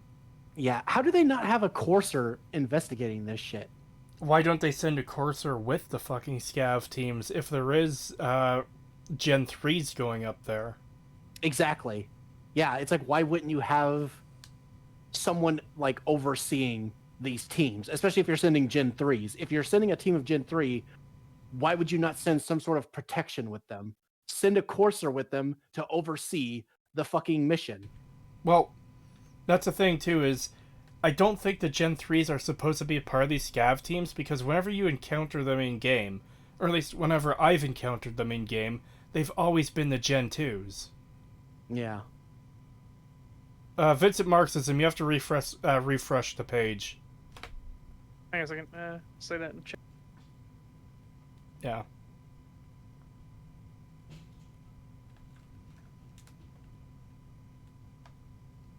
Just have a cursor stand at the teleporter with a watch list. Yeah, that's the thing. And this is something I mentioned in my video too, and will obviously be included in a remake of Part 2. Just put a fucking armed guard next to the teleporter. That'll ensure that the synths never escape when they shouldn't be. Like, this is a trivial problem to solve, and it's been going on for over a fucking decade. Well over a decade. Yeah. I don't get it. It's so, like, what a way to write your villain faction to be utterly incompetent. What a fucking joke. Why don't they just have someone literally standing there at the fucking teleporter so they can be like, okay, yeah, here's all the, it's like all Gen 2s. Okay, Yeah, It's all exactly. good. Activate it. But no, it's like they can't even put somebody to just sit there and watch who comes and goes through the fucking teleporter. Like, it's such a simple fix. There's so many different ways you could fix this, and they haven't done it for decades. Well, I don't know if it's multiple decades. We know it's 10 years at minimum, because Okay, a decade. We'll say a because decade the at least. escaped synth problem goes as far back as Fallout 3. But you learn in Fallout 3 that Harkness himself is an advanced model courser, a new model, which implies that the problem has been going on far longer than just 10 years. Yeah, exactly.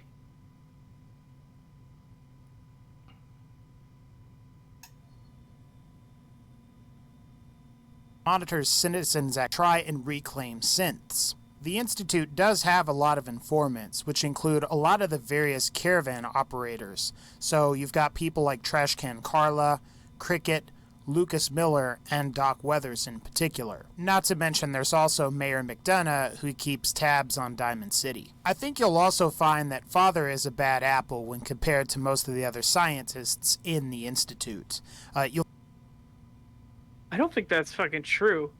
Because again, Father doesn't get that way unless under the influence of the Institute, because the Institute becomes his family, becomes his moral compass. The Institute itself guides him. He becomes the way he is because of their parentage. Yeah, and when you sit in on the meetings, he'll say stuff where it's like, he'll be like, oh, well, we'll do this because it'll minimize losses, or, something around like vaguely like that, and they'll get mad. And be like, well, but that's not efficient. We should just do this. We should just kill them all. If anything, it seems like he's the more reasonable one, and the others are more of the bad influence. I wasn't paying attention for a sec. Who's the more reasonable one? I was going to say Father compared to the other scientists. I disagree. I heavily disagree. We're talking about this characterization through the meetings and everything, and that Father would have had to become the way he was by the Institute being his parents. The Institute would have logically had to have been his parents.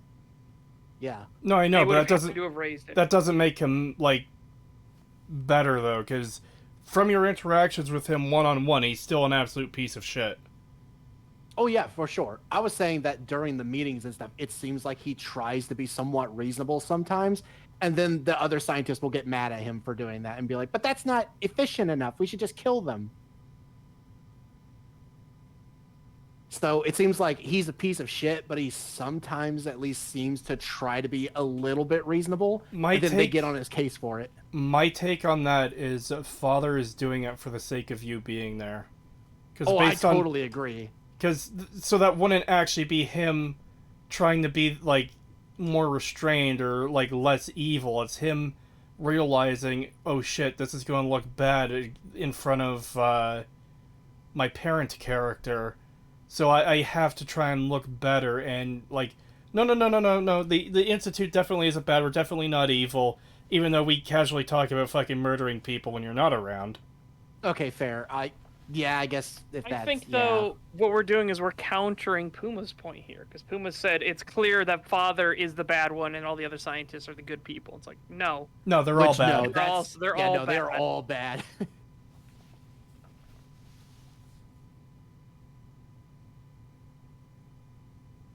He who wrangles Targe should take care that he himself does not become one.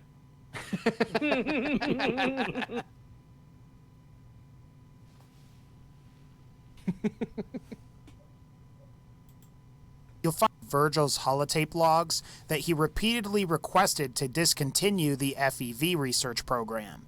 Father repeatedly ruled against it, and it gets to a point where Virgil even says on his holotape, "Personal record, Dr. Brian Virgil. This will likely be my last recording. My requests to shut down the FEV program have repeatedly been denied. We've learned nothing useful in the last 10 years. Why does Father insist on continuing it? If he won't see reason, then I have to take matters into my own hands. What we're doing, it's not right. It needs to stop." you'll also... So, Virgil is very clearly a special case. Wait, did I mishear what he said? What? I thought he was saying that Father was the one who was trying to discontinue it. No, he was saying Father was evil. Continued it. And this is his evidence for how the other scientists are the good guys and Father is the bad guy. When this is a program that went on for decades, and it's only after all that time Virgil's like, yeah, we're not learning anything. We're killing innocent people here. We need to stop. Yeah, and Virgil was definitely a fucking special case. Even then, he's not that special of a case, because I would still consider him to be a bad guy for going along Yeah. with it for that fucking long. Yeah, he's still definitely a piece of shit, for sure. So they It's produced... just he's not quite as evil as the others. Yeah. So they produced all of those super mutants over the course of just 10 years? No. They've been doing the super mutant program for a very long time. It's just that they've been getting no new results in the past 10 years. And that's the key difference is, first of all, why would the Institute put so much time, effort, and literal energy, since their energy consumption is a big deal for them, into a program providing no results for 10 years? That is a long time to keep a project going that's not producing anything. Yeah, and is actively hurting everyone else. Because this is one of the things I find incredibly irritating about Fallout 4. They repeatedly go on and on and on about the fucking energy consumption of the Institute. Oh, we have to be super duper careful with energy consumption because we don't have enough to keep everything running, like all at the same time. We have to micromanage this shit. Meanwhile, you have a character saying, "You would not believe how much energy the teleporter uses, like just using it once." And then you take into consideration, how are all the super mutants getting out? Yeah. Oh, Yeah. This division that is not running, and you're still like at the maximum of your facility's energy usage, like, then how did you have this entire other division running until very recently? Yeah. This is so recent that it's within the past couple weeks that the Institute gave orders to Kellogg to go kill Virgil. Absolute insanity. Or more accurately, absolute dogshit writing. I also find that Virgil's sentiments to be echoed by Dr. Madison Lee somewhat. She feels that much of the Institute's technology could be used for the good of all mankind. However, she doesn't like Father's lack of transparency on certain issues. She even says, "Are you happy here?" You'd think being surrounded by cutting-edge laboratory equipment and some of the greatest minds the world's ever known would be enough. Only problem is the lack of transparency. I don't think we get the full story on everything that occurs down here. Now, this statement in particular... So why didn't you show the statement about her, like, being much more about, hey, let's help all of humanity? Why didn't you show that, but you showed the one about the lack of transparency, because it directly goes against Father? Yeah. Yeah. I'm not even sure if the helping humanity line is in the game. Yeah, I'm not sure I it don't is. trust that it's in the game. God, it's been so long since I've played. I think she does say something along those lines. It's just I haven't played the game in so long because I hate it so much that Yeah. I But don't fully remember. But this still doesn't account for the other Institute heads that are perfectly fine with all the shit that goes on. They don't even think about the super mutant lab now that it's gone. This is part of my problem. Something this significant should be talked about and no one does. They don't talk about how the synths replace people.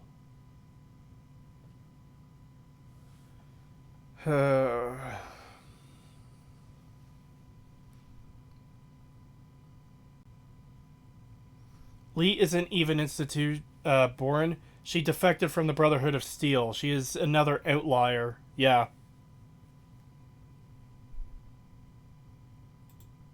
state that many people in the Institute are in the dark about some of the bad things that leadership is doing. Perhaps they believe they are working towards a greater good for mankind when they are actually working to further Father's self-interest. Think about it. Maybe, potentially, they could be. Stop that. So what about all the people in the Institute who are involved with, for example, kidnapping people and turning them into super mutants for God knows how many years, decades probably? What about all the people kidnapping people from the surface to replace them with synths, getting their memories and stuff? Because, again, Roger Warwick was a human father to this family. He has a wife. Well, I assume wife. I guess marriage isn't really that solid of a thing in the post-nuclear wasteland. I guess at that point you just kind of say, oh, hey, this person is my wife. If, like, rather than girlfriend. Point is, there's Roger Warwick, his wife, and he has at least 2 kids, I believe. And the Institute kidnaps this man, takes his memories, and puts him into a synth, and presumably kills the man, or turns him into a super mutant, and sends the synth to replace him. That's not something that the leadership alone would be able to do. They would have other people within the Institute doing all that.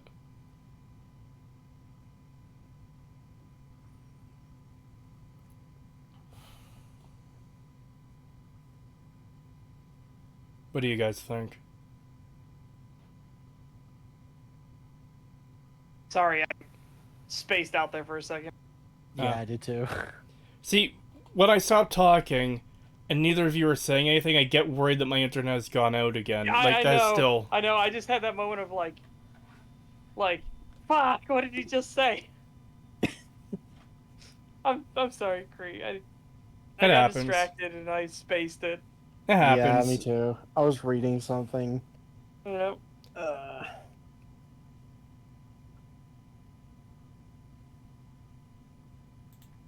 At it for. Notice who asks you to kill the Railroad and Brotherhood of Steel. It's only Father that is asking you to do that. Perhaps if the... Is it only Father, though? Wouldn't these other members of the Institute also find that, like, yeah, that's a good idea, actually. We gotta get rid of these threats. Like, how do you know that it's only Father? Only him? None of the other scientists Yeah. agree with him at all. Yeah, I don't. This is really fucking shitty how he's just trying to put everything on this one character when it's clearly not just this one character. All of the scientists are in some way, to some degree, bad people. Even Yeah. Dr. Lee is not a good person. She is just as complicit with all this shit as Father and everyone else. She might not be as bad as them, but she's still complicit with all of it.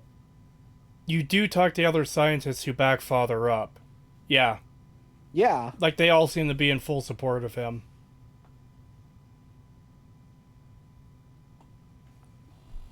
So this just seems like very wishful thinking that, oh, it was only Father. It was only Father all along. All the rest of them didn't agree with him.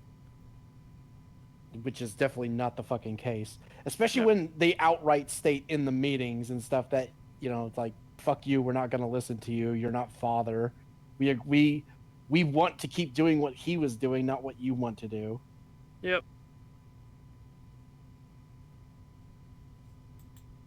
The Institute were under, you could resolve issues peacefully with the other factions. Or maybe certain factions like the Railroad wouldn't exist to the extent that they do, because you're not enslaving synths. And The Railroad shouldn't exist at all. The Railroad is a colossal mistake in Fallout 4. Yeah. They would work better if the Institute wasn't as tyrannical towards the synths as they are, because it could be an issue of misunderstanding that created this, like, radical cult of we must free the toasters. Yeah. The problem is, with the Institute as hardline as they are, there's no reason the Railroad should continue to exist. They should have been fucking exterminated. Yeah, how hard Yeah. would it be to get a synth infiltrator that pretends to be going rogue? Yeah, that's And the the Railroad takes easiest... them in and that's- just... They kill everybody. That's the easiest fucking way to do it. Have a Courser act like, yeah, I got free... Because, the spoiler, there's synth Coursers that have gone rogue. So it's not just normal synths, it's Coursers too that this can happen to. So have a Courser. It doesn't even have to be known to be a Courser. It could just be like a random... or appear as a random synth. get him into base, and then have him go, all right, here I go killing again. You know? Yeah. Or no, it's, oh boy, here I go killing again. Yeah, it's just really stupid. They definitely should not have been a main faction. They should have been like a side thing, kind of like the Children of Adam. Kind of, yeah. Like I They said, should have been. they would work so much better if the Institute wasn't as tyrannical as they are. Yeah. If it was more gray what the Institute was doing, rather than just straight up black. You know? Yeah. Yeah. Which is why I find it so funny that this dude is trying to argue that, oh no, the Institute isn't bad, guys. It's like, it's literally black and white. Like, that's literally the issue with the fucking railroad. Well, one of the issues, besides of how fucking stupid they are. This isn't normal darkness, this is advanced darkness. I was just thinking again of the whole Vanta Black thing, where it's like, that's where the Institute is. There's no redemption there. Yeah, there is none. It is fucking Nazis are more redeemable than these fuckers. Like, it's that bad. It's that fucking bad. There is a Deep Space Nine video I super wanted us to cover once we get through all that, by the way. Does it cover the whole series?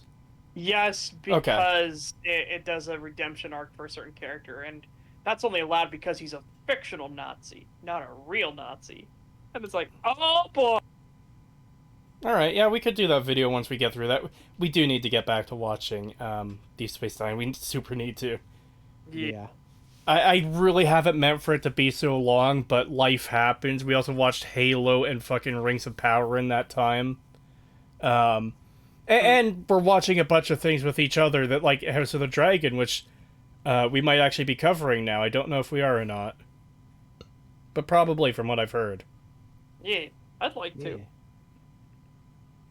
Even if it ends on being really shit, I'd like to cover it. It's not so much that it ends on being really shit. There's, I mean, you haven't seen the last episode, right? I haven't seen the last episode, but from what I've heard, it's a good last episode. The 9 is the problem episode. Yeah. Hot orb in your area. Yep. Alright. In their eyes. To reiterate my point here, it's not the people of the Institute that are bad. It's the lousy leadership that is compromising and promoting ill will amongst the people of the Commonwealth. Assuming you complete the game with the Institute ending, Mama Murphy says something interesting that I believe further points to why the Institute might be the best choice. She says, "You're wearing a lab coat. You're standing with men of science, visionaries. Brilliant, but misunderstood. I see a land marked up, like a great experiment. Each test a new beginning, each sacrifice an acceptable loss. You will not be loved, but you will save humanity, however you choose to define it." Now, Mama Murphy I acts hate as... that line so much. Yeah, so what she's saying is that there are going to be many, many victims to your regime. Not just that, but whatever humanity survives is your definition of humanity, which, excuse me. Yeah. That's not something you can actually redefine. Nope. And the fact that she's literally stating that there's going to be lots of victims to your regime. But here's the other thing to it. Mama Murphy gives happy generic claptrap to whichever fucking ending you pick. Can't hear shit? Yeah, I know, because this guy doesn't know how to turn up fucking volume on clips. Oh, you might have to turn your headphones up. She speaks a little quietly. Just turn her fucking volume up, you potato. This is a 400,000 subscriber channel. How do you not know this? Plus, are we really gonna take a fucking drug addict's vision as objective truth? Her having some fucking vision means that he's right, that they're good. Well, you see, Based Pagan, on what? every other vision she had is correct, so of course the one she gives at the end is going to be correct as well. Oh my god, I fucking hate this argument. I do too. I don't think she's a reliable source, despite literally seeing the future. It's funny for this end prediction of the future. It's so fucking clear and accurate, while all the others are vague as fuck. Yeah, I hate this kind of trope in any kind of media where they have like an oracle. The only time it really works is when it's not clear, where they can have a vision of something and not fully understand. Like it could go a different way, like the old God of War games where the oracle will tell Kratos like the God of War will destroy Olympus and stuff like that, and she thinks it's Ares, so she helps Kratos to stop Ares, not realizing that Kratos becomes the God of War and destroys Olympus. Yep. It's like, oh, she was technically right, but not in the way she thought. When it's stuff like that, it's not too bad. Not to spoil anything, so I'm not going to go into details, but so Kree would know very well. It's like a Song of Ice and Fire. Yes. That's Prophecy, exactly what I was going to bring up. Yeah, prophecy will come back to bite you in the ass every time. Well, the one I was going to mention, I can mention it without spoiling it. Or spoiling what the outcome is, since Pagan hasn't seen the outcome yet, but he has heard the prophecy in the show. Okay. I've seen the waters of the sea at the walls of Winterfell. These people within the castle I've seen drowned. And it's like, man, that's a weird fucking vision. Why would the ocean be there? But then it gets explained in the show when it actually happens. And it makes perfect sense. But it's how taking prophecy or visions of the future at 100% face value is going to fuck you over. Yeah, when it's done that way, it's not that bad. I'm totally fine when they do it like that. But when it's literally just, oh, here's a character who can read the future and they're always 100% correct. And there's no twist to it at all. Here's my character that has read the script. Aren't you impressed? Yeah, I fucking hate that shit. I'm fine if they're 100% correct, but as you said, if it's in a way that was not expected. Yeah. Like if they say a great dragon will destroy the town. So the town rallies together and they start going out and they hunt all the dragons. They get rid of all of them and they think they're safe. And then a man rises up in the ranks and he just gets the street nickname, the Dragon or whatever. Yeah. Because he's a fierce fighter. And then he eventually burns the city down for whatever reason. Maybe even on accident. Exactly. Like, that's the kind of stuff I enjoy where, yeah, they were entirely accurate. The dragon did burn the town down. It's just, it was the name of a man, not like an I said, actual dragon.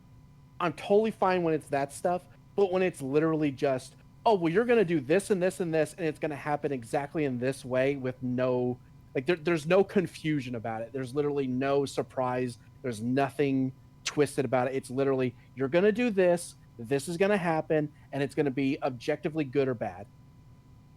And there's nothing more to it than that. It's like, okay, well, thanks for reading me the script with no nuance whatsoever, no interpretation, nothing. Thanks. I'm so glad you exist as a character to ruin the story.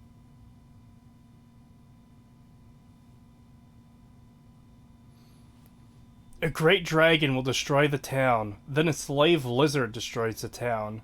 That's very mean of that slave snake to destroy the town. Well, it's a good thing that snakes aren't lizards. But they are. The joke that will never die. Yes. It's the game's Seer Teller. Considering that she was able to provide you with the deactivation code for the synth Courser in Green Tech Genetics during the Hunter/Hunted main quest, I'm going to consider her predictions as pretty accurate.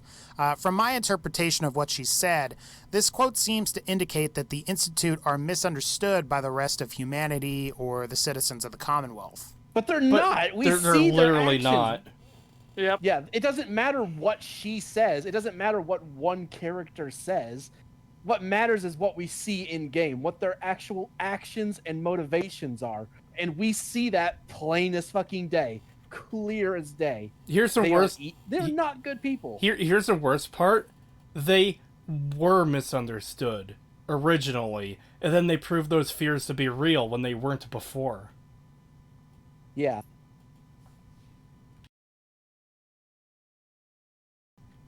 Oh god, it's so bad. Yeah.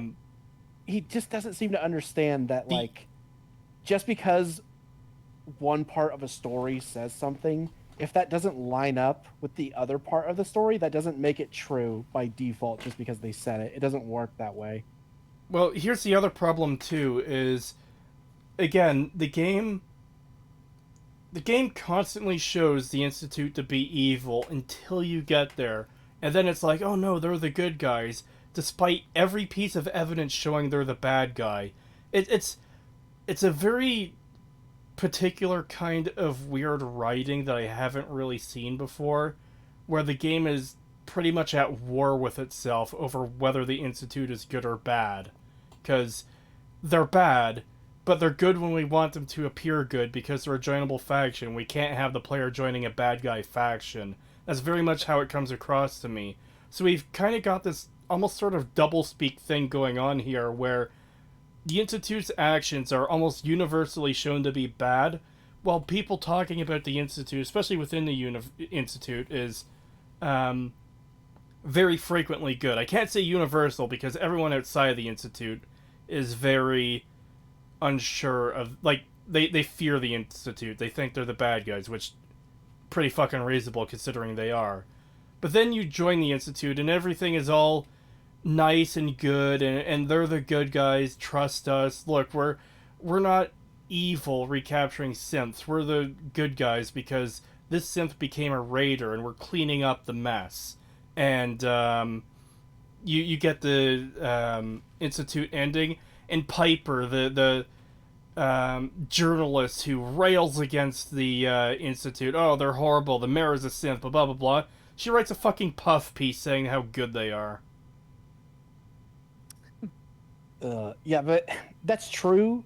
But at the same time, even when you're, like, there and they're trying to, like, show how good they are, you can still see shit going on in the Institute that's like, okay, well, that's evil, that's evil, that's evil. Part of what I mean, though, is all their actions are... And this is the thing that really bugs me, is you can't call out any of the evil shit. Not truly. Exactly. Like, that's why it's so fucking annoying. Like... It refuses to acknowledge the evil side of things, even though it's fucking indisputable. And that's why I don't take Mama Murphy's endgame vision to be, like, a trustworthy source, because it's literally the developer saying, you picked the right choice. What a good choice you made. This terrible group of horrible people that have killed God knows how many people, probably thousands, they're the good guys. They're misunderstood. I'm sorry, but you can't misunderstand kidnapping people and turning them into super mutants for decades. Yeah, and destroying the provisional government specifically so the people of the Commonwealth can't unite and start to rebuild.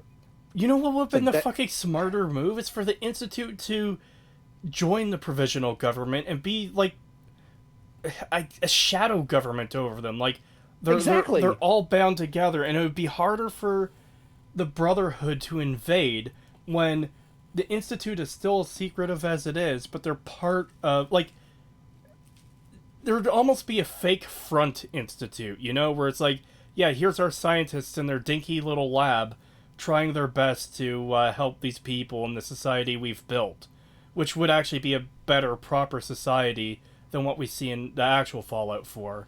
But it would be harder for the Brotherhood to gain support against what is otherwise shown to be a rather peaceful and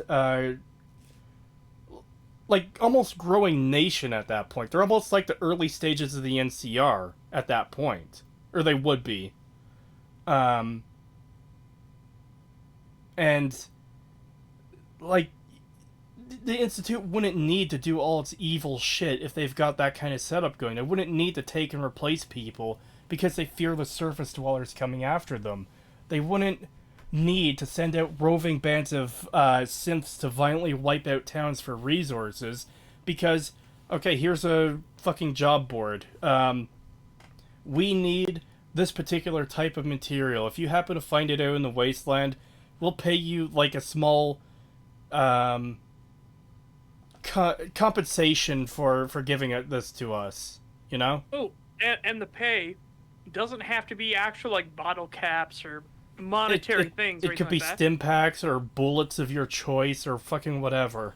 Or a tool that you can use so you can garden better. Or you can you can like secure your family better. Or even chems because you're a fucking junkie addict. Like, if they had taken control rather than destroying the Commonwealth Provisional Government, it would have totally changed the game world of Fallout 4, and the Institute probably wouldn't have been nearly as evil. Yeah. There's so much they could have fucking done to make this game better, and they didn't do any of it. Yeah, because they just make I... the Institute stupid asshole villains at every opportunity. Oh, they're trying to get a government together? Well, fuck those bitches. Let's kill them. Yeah. It's... Like you said, I just can't take Mama Murphy's fucking... literal fucking just pat on the back. Oh, you made the right choice, player! As anything other than the fucking writers just trying to be like... Like, do not believe your lying eyes. Do not believe your lying ears. Shit like that. It's literally just ignore their actions. Don't worry about what they're doing. Don't worry about the things they've said. Just agree with the old lady that they're good. You made a good choice, player. Those hundreds of innocent people they've taken and turned into super mutants, that's an acceptable sacrifice. You're misunderstood for doing that. Fuck off. Yeah, no, fuck off. Yeah, no, it's literally you can't even argue. You cannot argue that they are not evil. Even when you are there and they're trying to convince you that they're good, you could see all the evil shit that they're doing in the background. Yeah. And they're just trying to hide it from you, which in and of itself is also a bad thing because they're lying. They're not being honest. Which is also just it's just more shit to throw onto the pile.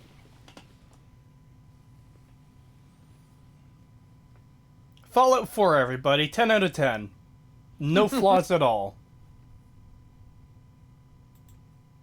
Indicate that the Institute will stop at nothing to achieve their goals, even at the cost of major sacrifices and catastrophes. That's kind of a big fucking deal. Yeah. Kind of a big fucking deal.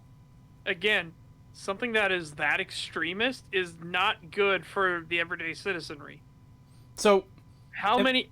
Imagine for a second you have two buttons... Sorry, a button in front of you. One single button in front of you.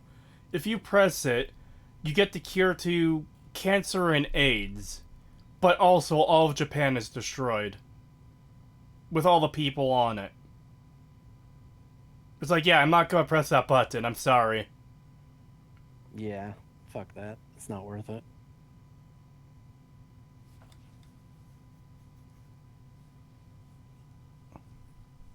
Most important thing to draw says, though, is that while the player won't be loved, they will save humanity, however they choose to define it. What Mama... I'm glad he included that line because I was about to call that out.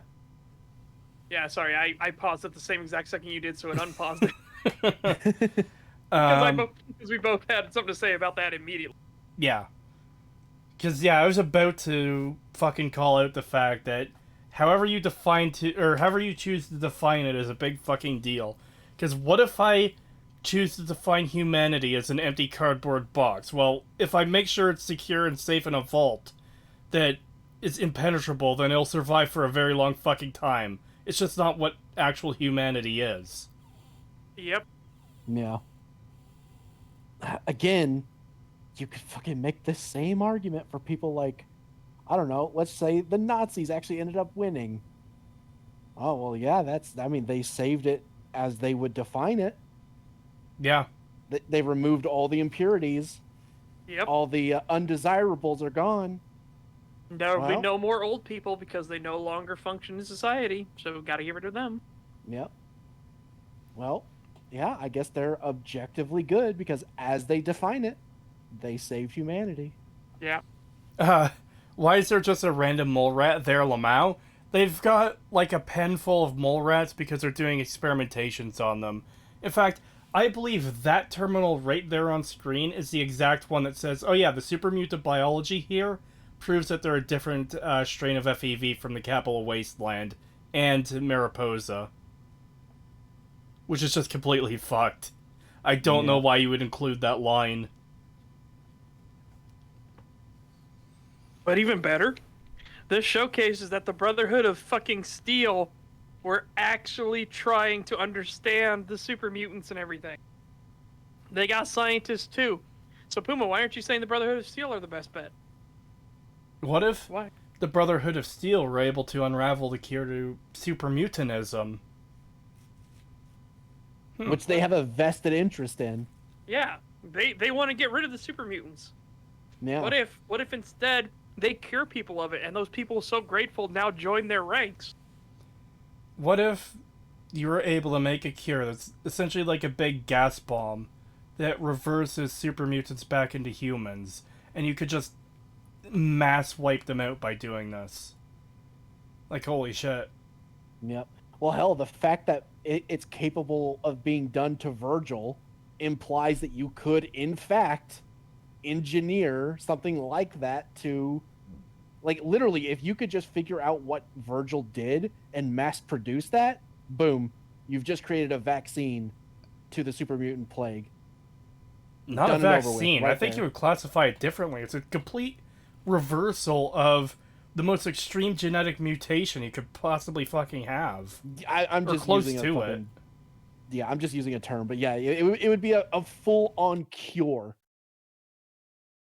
And the fact that they fucking canonized it, like, fucking hell. Like, but yeah, I mean, it's confirmed now. Virgil literally created something that took him from a super mutant into a human again. Not There's just the no reason that cannot be replicated again. not just and a just human mass-produced. again, but it reverted him so perfectly back into his former self that he had hair where he had lost it before. Yeah. Curing Oh my cancer, God. AIDS, and destroying weebs would make you the greatest man that ever lived. Oh god. I knew someone was gonna make that joke. I was literally gonna say, I was gonna make a joke of like, well, I don't know. Some people do say 2 nukes weren't enough.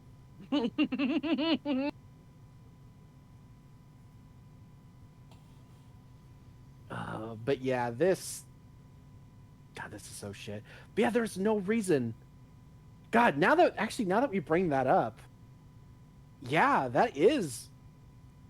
The Brotherhood actually would be more of well, I mean, obviously they'd be a better choice than the fucking Institute, but even with this guy, if you were to take this guy at his word for what he's saying about the Institute, the Brotherhood would still be better because the Institute are still actively, well, they're not anymore, but they're the whole reason that the super mutants are a problem. Then you get Virgil, who reverses it, and you have a faction like the Brotherhood who have a vested interest in curing this affliction. That's actually another thing that really bugs me about this game. It is fucking shocking that the Brotherhood not only want you to kill Virgil on the simple fact that he's a super mutant, regardless of the help he was able to give for the fact that he's still sane, but when you tell them that you've cured him, they're not like super interested in this cure, nor do they want to recruit him. They're just like, oh, are you sure? Like, they don't fully trust you, but they end up accepting it. It's like, my dude, you should be scrambling to get this guy on your side. He Exactly. cured, like, one of the greatest problems to be inflicted upon the world currently. Yeah, and who's to say that this cure can't be modified for the Capital Wasteland FEV, for the West Coast FEV? Like, Who's come to on, say- son. Yeah, who's to say you couldn't replicate this and put it in the water supply and just completely eradicate super mutants? Yeah. And but not even just, it wouldn't even kill them. It would literally be anything that is mutated with the FEV, drinks from the water source, reverts back to its original state. So, are you saying Death Clots would become farm equipment again? No, because No. No, because Death Claws were gene splicing and the FEV. Ah, Yeah. Or they The spliced FEV multiple side different might disappear, lizards. but the gene splicing side would not. So they'd probably Yeah. end up as some horrific fucking blob. fair. I don't know about that. They'd probably just turn into whatever the Death Claws were supposed to be back before the FEV was introduced. Yeah, fair. But yeah, I mean, there's no reason they couldn't do that. So again, if we're going by what ifs, like this guy fucking is obsessed with everything has to be a fucking what if with him. Well, okay, well, what if the fucking Brotherhood, who have a vested interest in a cure for the super mutants, which the Institute does not, they do not give a flying fuck. They have no interest in it. What if they were to get?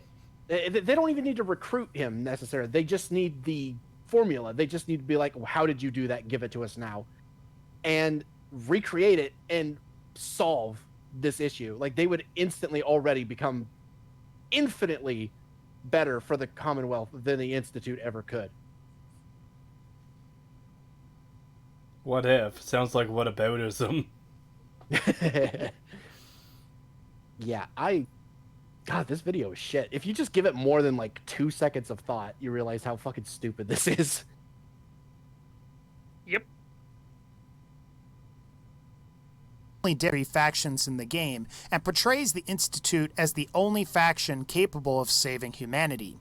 While I won't go over her quotes on the other three factions in great detail, I'll attempt to summarize them. So for the Minutemen, she says that you're standing with the people and working with them to improve the existing world as it is. You've brought hope to the citizens of the Commonwealth who now view you as a hero.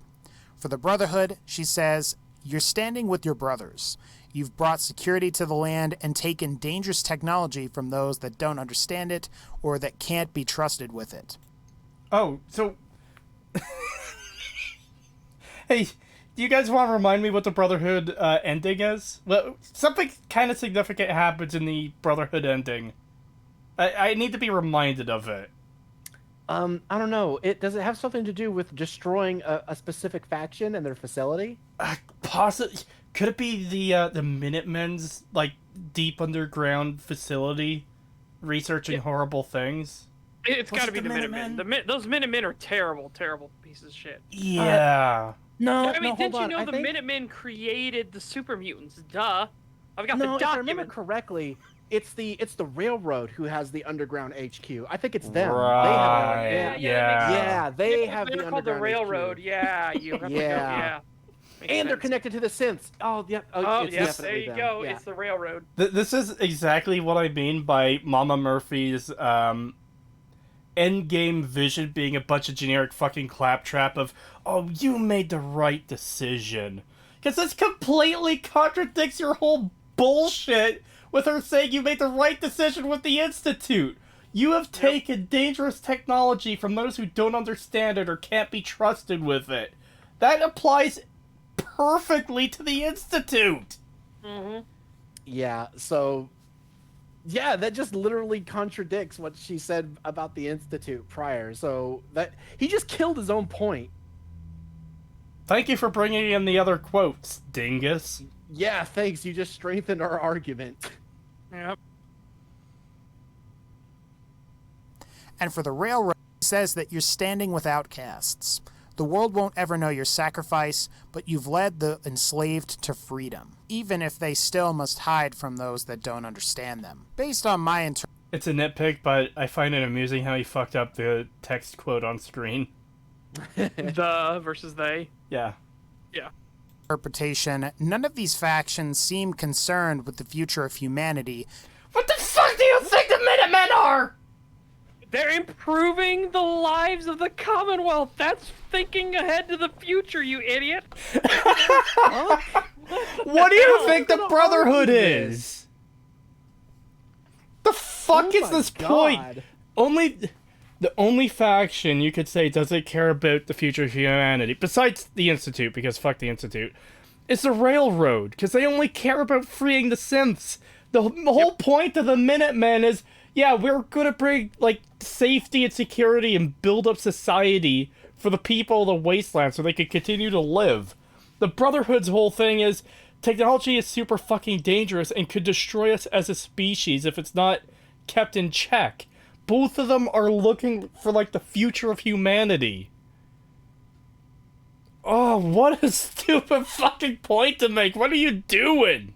Yeah, and even the railroad, like, even though they don't give a shit about fucking, society and humans and everything, and they're only focused on synths, them destroying the Institute and then saying, well, okay, we're just not going to do anything with, like, we're not going to interfere with regular society. We're just going to help synths. It's like, that's still a far step above the Institute, who are actively hurting everybody. At least the railroad isn't actively going out of its way to fucking cause other people strife. Yeah. So, what the fuck? So literally every other, which we already knew, but this guy doesn't seem to understand, that literally means that defaults to the Institute being the worst option, no matter what. This video is written for people who just want background noise while they fill out spreadsheets at work. I guess. I agree. If I want This is background garbage. noise when I'm doing something else, so I don't turn on a 13-minute video. I put on like a 2-hour, 3-hour, 4-hour long video or longer. Yeah, that's usually what I do. I'll put on like a podcast or a gaming stream or something. I mean, those kinds of like ours. videos and streams are perfect for me with my 12-hour work days, because I can't just stop working and change. Oh, this 15-minute video is over. Time to turn on another, like, a 5-minute video or a 10-minute video. Yeah. With something that long, I could just set it and forget it. Well, not forget, but you know what I mean. Yeah.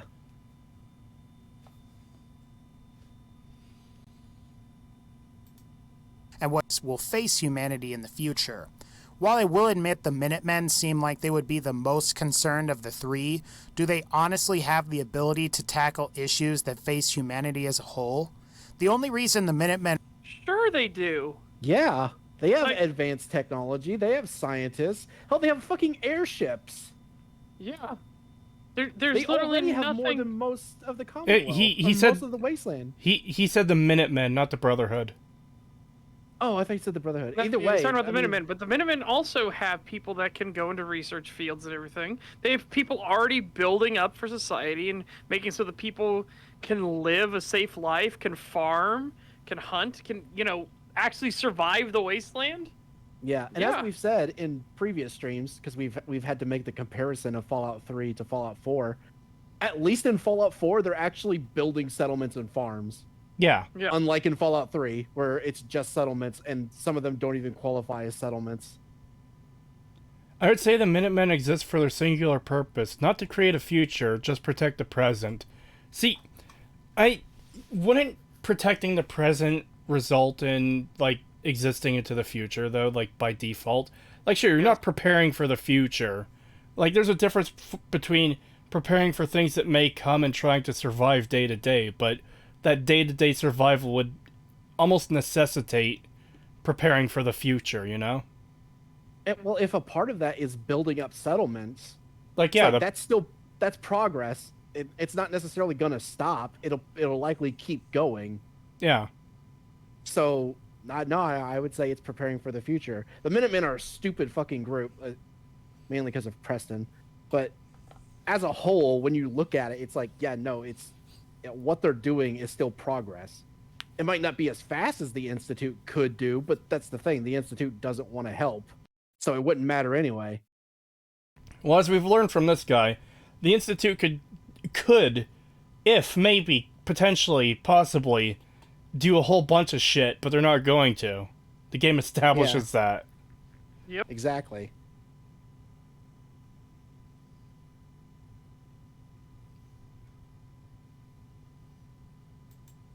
and Arsenal in Fallout 4 is because of the sole survivor who becomes their general and delivers them to greatness. Would the Minutemen have honestly achieved this on their own, especially after their defeat at Quincy? The Brotherhood is focused on returning us to the state we were at before the war. Well, hold on. What? You can't claim, would they? Motherfucker, you can complete the game with them. You can literally complete the game with them, and things get better. I think what he's saying, though, if the player didn't exist, would the Minutemen be able to do this? The thing it that got wouldn't matter because none of them could do it anyway. Yeah, the Institute aren't like gonna be winning without the player either. Yeah, exactly. Like the player character is required in every instance with every faction, so it doesn't matter. Yeah, because a lot of the conflict between the Railroad, the Brotherhood, and the Institute kind of, like, just stops. It doesn't continue. It doesn't come to any conclusions when you go with the Minutemen path, which kind of implies that, like, nothing is happening on that end. Or they've become deadlocked somehow. Mm-hmm. $5 from Zeta Ridge 7. Thank you. Why nearly all Fallout 4 defenders use borderline nonsensical arguments that even a slightly less smart person can look smarter by comparison? Because they're defending the indefensible. Fallout 4 is so dog shit that it is pretty much impossible to defend because it's got that much wrong with it. Yeah, I can't stand this fucking game. And just talking about it, especially when you're talking to someone who just absolutely loves it and just refuses to accept that there's anything wrong with it. And then when you try to explain it to them, they just turn into the most fucking, like, brain dead. Oh my god, like, I don't want to shit talk him because I think he has gotten better since then, but I think you know who I'm talking about. We knew somebody in a server we were in a long time ago, and we had a conversation, me and Cree, in the server talking about Fallout 4 and why we had so many issues with it, and this dude got fucking angry. But he couldn't disprove anything we were saying. It was literally just, you guys shouldn't be shitting on the game. Oh yeah, like this was a guy who made the Billy the Ghoul Kid. It's a reference to Billy the Kid. He's the one who made that argument, right? Yeah. Yeah. And it's just like, good God, like, please, for the love of God, just give it a little bit of thought. Just turn your brain on for 2 seconds, please. But no, they absolutely refuse. And it's so obnoxious how these people just won't listen to anything. Yeah. Well, like you said, that guy in particular is a lot better now, but... Yeah, he's gotten a lot better, but just the fact that he even did that, is just like, come on. Yeah. Ah, shit. It just occurred to me. How the hell does Preston even know another settlement needs your help before you even get a radio transmitter up? Don't think about it. Just accept it. Help the settlement, bigot. Yeah.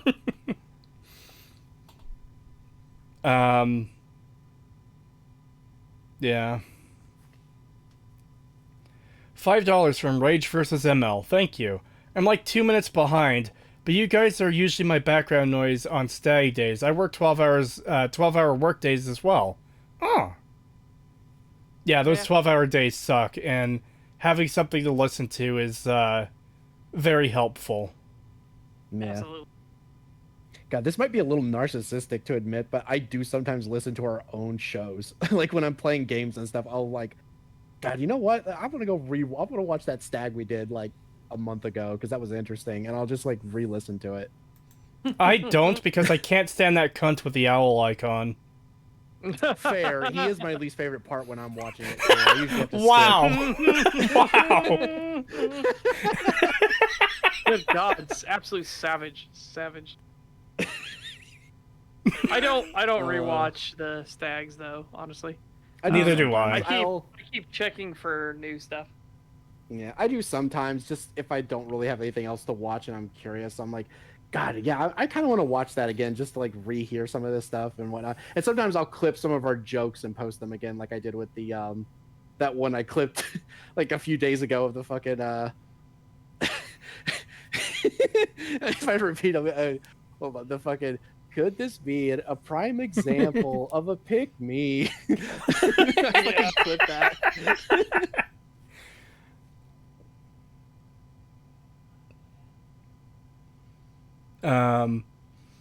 Creetosis, haha, your icons look like you are about to be executed by Pagan and Setch, and they have very different reasons to shoot you. Yeah, Setch looking smug and Pagan's icon looking fucking pissed. No, my icon literally looks like I'm saying Valor Mogulis. I could mirror my image real quick and just have it facing like spin around it and point it at Setch. It's fine. I I don't care where the cartoon guns are pointed. Do you ever get angry again at something that pissed you off in a previous stag while rehearing it, Pagan? Oh yes, for sure, 100%. Yes, I'll be listening to something again, and I'll be like I'll just be thinking in my head, "Oh my fucking god, fuck you!" And then like a second later, you'll pause, and I'll just be like, "Oh my fucking god, fuck you!" I'm like, "Okay, good. I did in fact respond to that."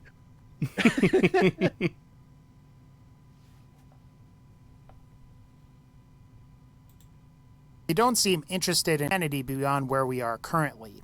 While they are concerned with those who tamper with our humanity, they ultimately seem more preoccupied in hoarding all of the technology for themselves. How does hoarding useful tech from outsiders help humanity? So good job missing the entire point of the Brotherhood. I get the impression you've only ever played Fallout 4. The point of them hoarding technology is because advanced technology in the hands of ignorant people is what led to the destruction of the world and society as a whole.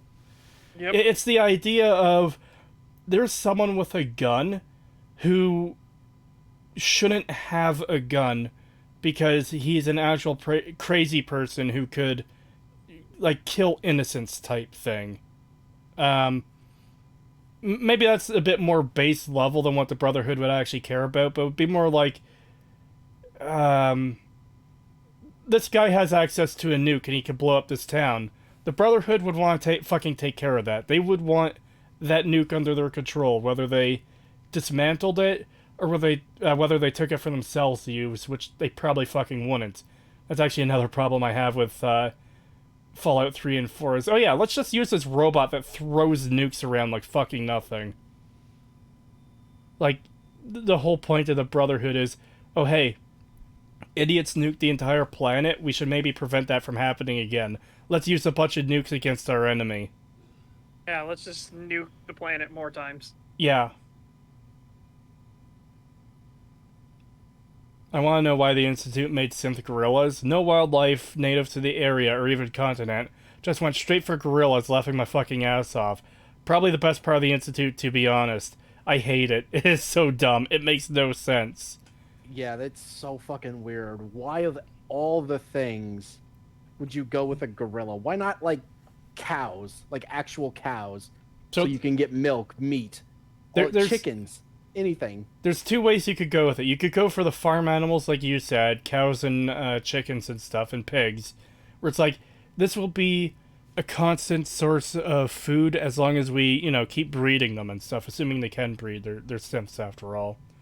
Or you could go for the, we're going to try to restore the ecosystem type thing where, okay, we're going to recreate squirrels and foxes and fucking whatever, wolves and coyotes and, like, blue jays and hummingbirds and shit, Yeah.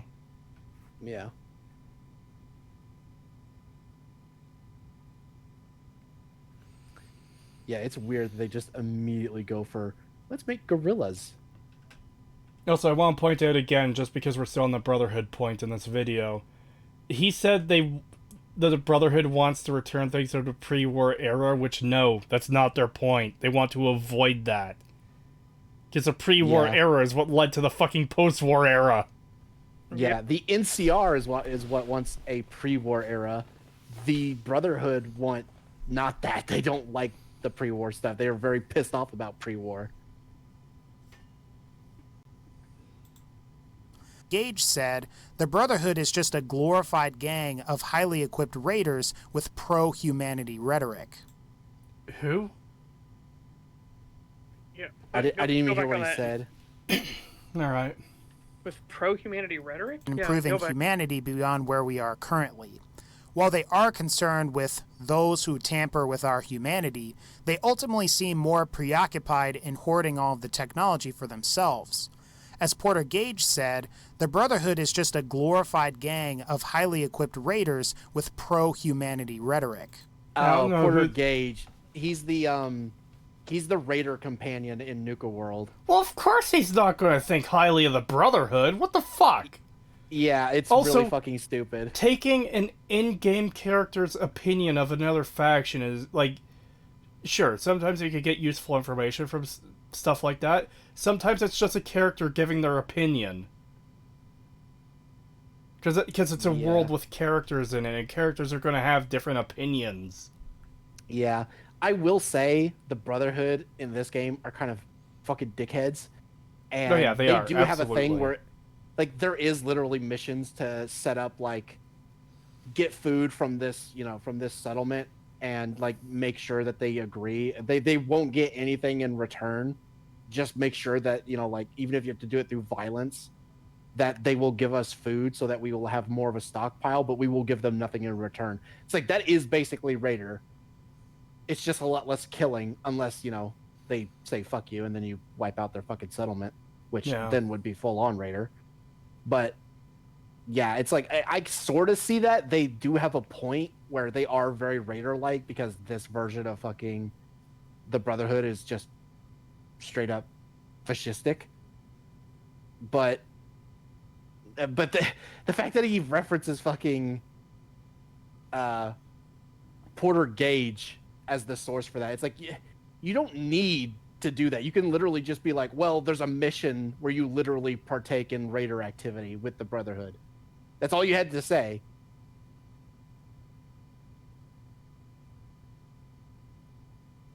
Maybe try having your own thoughts for a change, instead of quoting someone else every fucking time you want to make a point.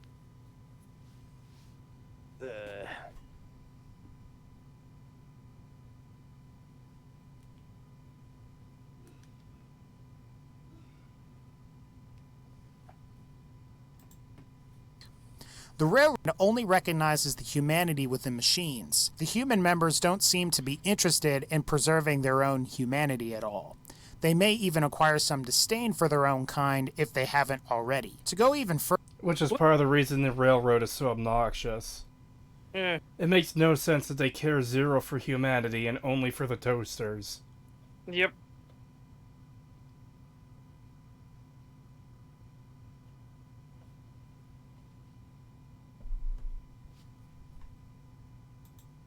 with this idea, much dispute that the Institute's methods are awful, you will ultimately find that scientists are more likely to help the post-apocalyptic world than either soldiers or spies. Which is why the scientists in this game are conducting human experimentation and killing hundreds, possibly even thousands of people. Okay. And it's up to the soldiers and spies to stop them. Yes. Literally, yes.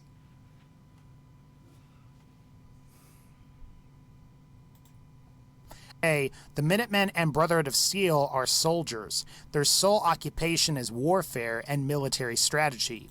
Not the Minutemen. Not the Minutemen. What the fuck? I don't even like what? the Minutemen, but yes, you go out and save their fucking stupid settlements from raiders or super mutants or whatever. But then a large part of the Minutemen side is they expect you to be building up these settlements, not just taking them and leaving them and not doing anything there. They make new places. They make new havens. They want you to make new production and food sources for people to survive. Like, There's not- locations that exist in the world that are either uninhabited or are inhabited by raiders or ghouls that the Minutemen send you out to take because, hey, this would be a good settlement. So it's not just taking existing settlements and building those up even more, it's starting new ones. Yeah, exactly. There's literally missions in the game. Like, the main storyline has a mission where if you're helping the Brotherhood, or if you're siding with the Minutemen, I meant, that you have to go to one of the settlements and build, like, a well and a radio tower and all that stuff. You have to. So it's like, okay, well, that's very plainly telling you this is what they do. This is what they want you to do.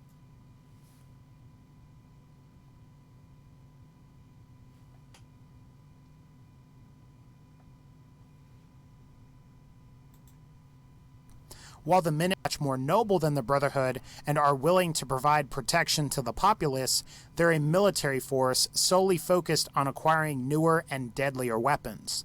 What kind of irrigation or... Where the fuck are you getting that from? Is he still talking about the Minutemen? Yeah, he just said the Minutemen. What? That doesn't make any sense. Look at the That text is on not at screen. all. Do you see the Minutemen developing technology? I don't. Okay. I'm so sorry, the- they no, don't no, no, have no, no. scientists fucking No, no, no, so immediately. This is the thing to be able to understand. That water tower that they build, that's technology. That hoe they use to plow the fields, that's technology.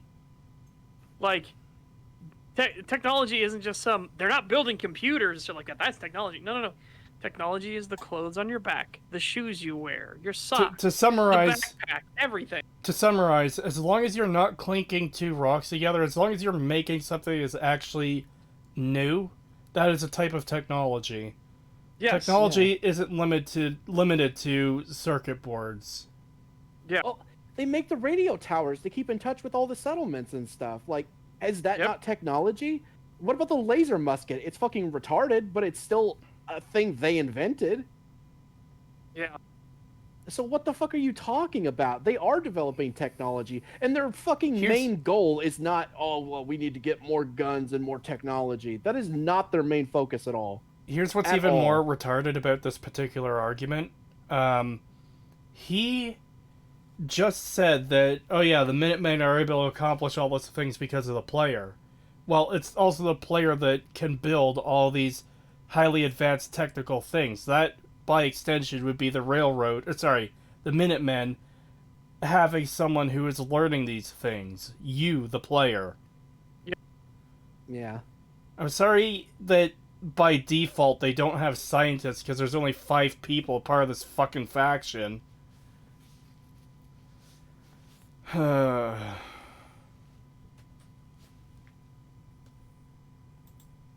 communications tech the Minutemen develop. The Brotherhood of Steel are also predominantly a military force now. While they developed their own tech in previous Fallout games and are able to produce their own suits of T-60 power armor as well as produce vertibirds, does the Brotherhood of Steel really build and design their own technology anymore? Yes! Literally, yes! What the What fuck do you think the Zeppelin is? The fucking... This is insane. The T-60 armor is new. They developed that. Well, the game makes it that was pre-war. pre-war. Never mind. The game does make it pre-war, but they do make their own new versions of it, I believe. They do, but it's like, oh god, why didn't they just make the T-60 armor a Brotherhood invention? You actively have to ignore major parts of the game you're talking about and fucking love to try and make this point. Holy shit. Yeah, this is really fucking bad. He is completely just misrepresenting these factions entirely to make a really stupid point that, no guys, the Nazi faction is actually really good. The airships existed previous to Fallout 4? That might not be canon though, because Bethesda's very unclear whether what happens in Tactics and Brotherhood of Steel is canon or not. In the main games, Fallout 1, 2, 3, New Vegas, and 4, the implication is this airship is new. Yeah, plus we never see it in like any of the other games. You don't see it in 1, you don't see them in 2, and you don't see them in 3. So for it to just appear in 4, you know, it's like, okay, yeah, you could say Tactics had one, but that doesn't necessarily mean that it's like... It doesn't necessarily mean that it's something the Brotherhood always knows how to build. And That keep in too. mind, This could have been developed by the East Coast Brotherhood, entirely independent from the West Coast. Because I was about to say, keep in mind, the East Coast Brotherhood is not really connected with the West Coast Brotherhood. They're kind of considered outcasts. So, yeah, they would have had to have completely developed At least until Fallout 4 came along and decided that their Gary Stu Elder at 20 years old has brought the East Coast back into the fold. Yeah. It's really weird. It's but they are making so even if it's not like technically inventions they came up with, they're still building shit. We don't see what their current operations are in the Capital Wasteland, but it's implied that they're doing research and development there. They rebuild Liberty Prime in this game, which is going to take a lot of fucking research. You can't just slap a bunch of metal components together and have a robot work. They did research to make that happen. Oh my god, this is... I can't... Once again, I'm left defending a game I fucking despise because someone who loves the game made such a shit argument that I have to defend the terrible game. Yeah, he's really bringing down the other fucking factions in defense of the worst faction, which is really dumb. Like, why don't you just shit on the bad faction and say all the others are good, rather than trying to be like, well, actually, all the other factions are actually really bad, but this one faction that's actually really bad is somehow good. I just love that description of it. He's bringing all the other factions down, even though all the other factions are already fucking dog shit. I know. It's like, why would you do that to a game you like? It's so weird how this keeps happening. People keep doing this shit. Yeah, this will always be one of the weirdest ones for me of all time. I love this game. Here's this really good argument for why this thing I believe about this game is true. And it's like, my dude, the game is not as bad as you're saying it is. Like, it's dog shit, but it's not that bad. Come on. Yeah, it's crazy how this just keeps happening. Ugh. Most of the Technos is pre-war, and their main mission is to acquire pre-war tech and hoard it so that outsiders can't have it. It's clear that the Brotherhood of Steel doesn't have the capacity to design something like Liberty Prime. They only have the means to repair it. And then... But they build all okay. this other shit. They still... It's one thing to have the means to design something, fine. And it is different to have the means to repair something. But to repair something, you need to understand how it works, how it functions. It's the same thing. Especially something that fucking technologically advanced, to the point that in Fallout 3 it's described that they could not get Liberty Prime working before the war. That's why it's in the fucking Pentagon still. Yep. Yeah. And they got it working.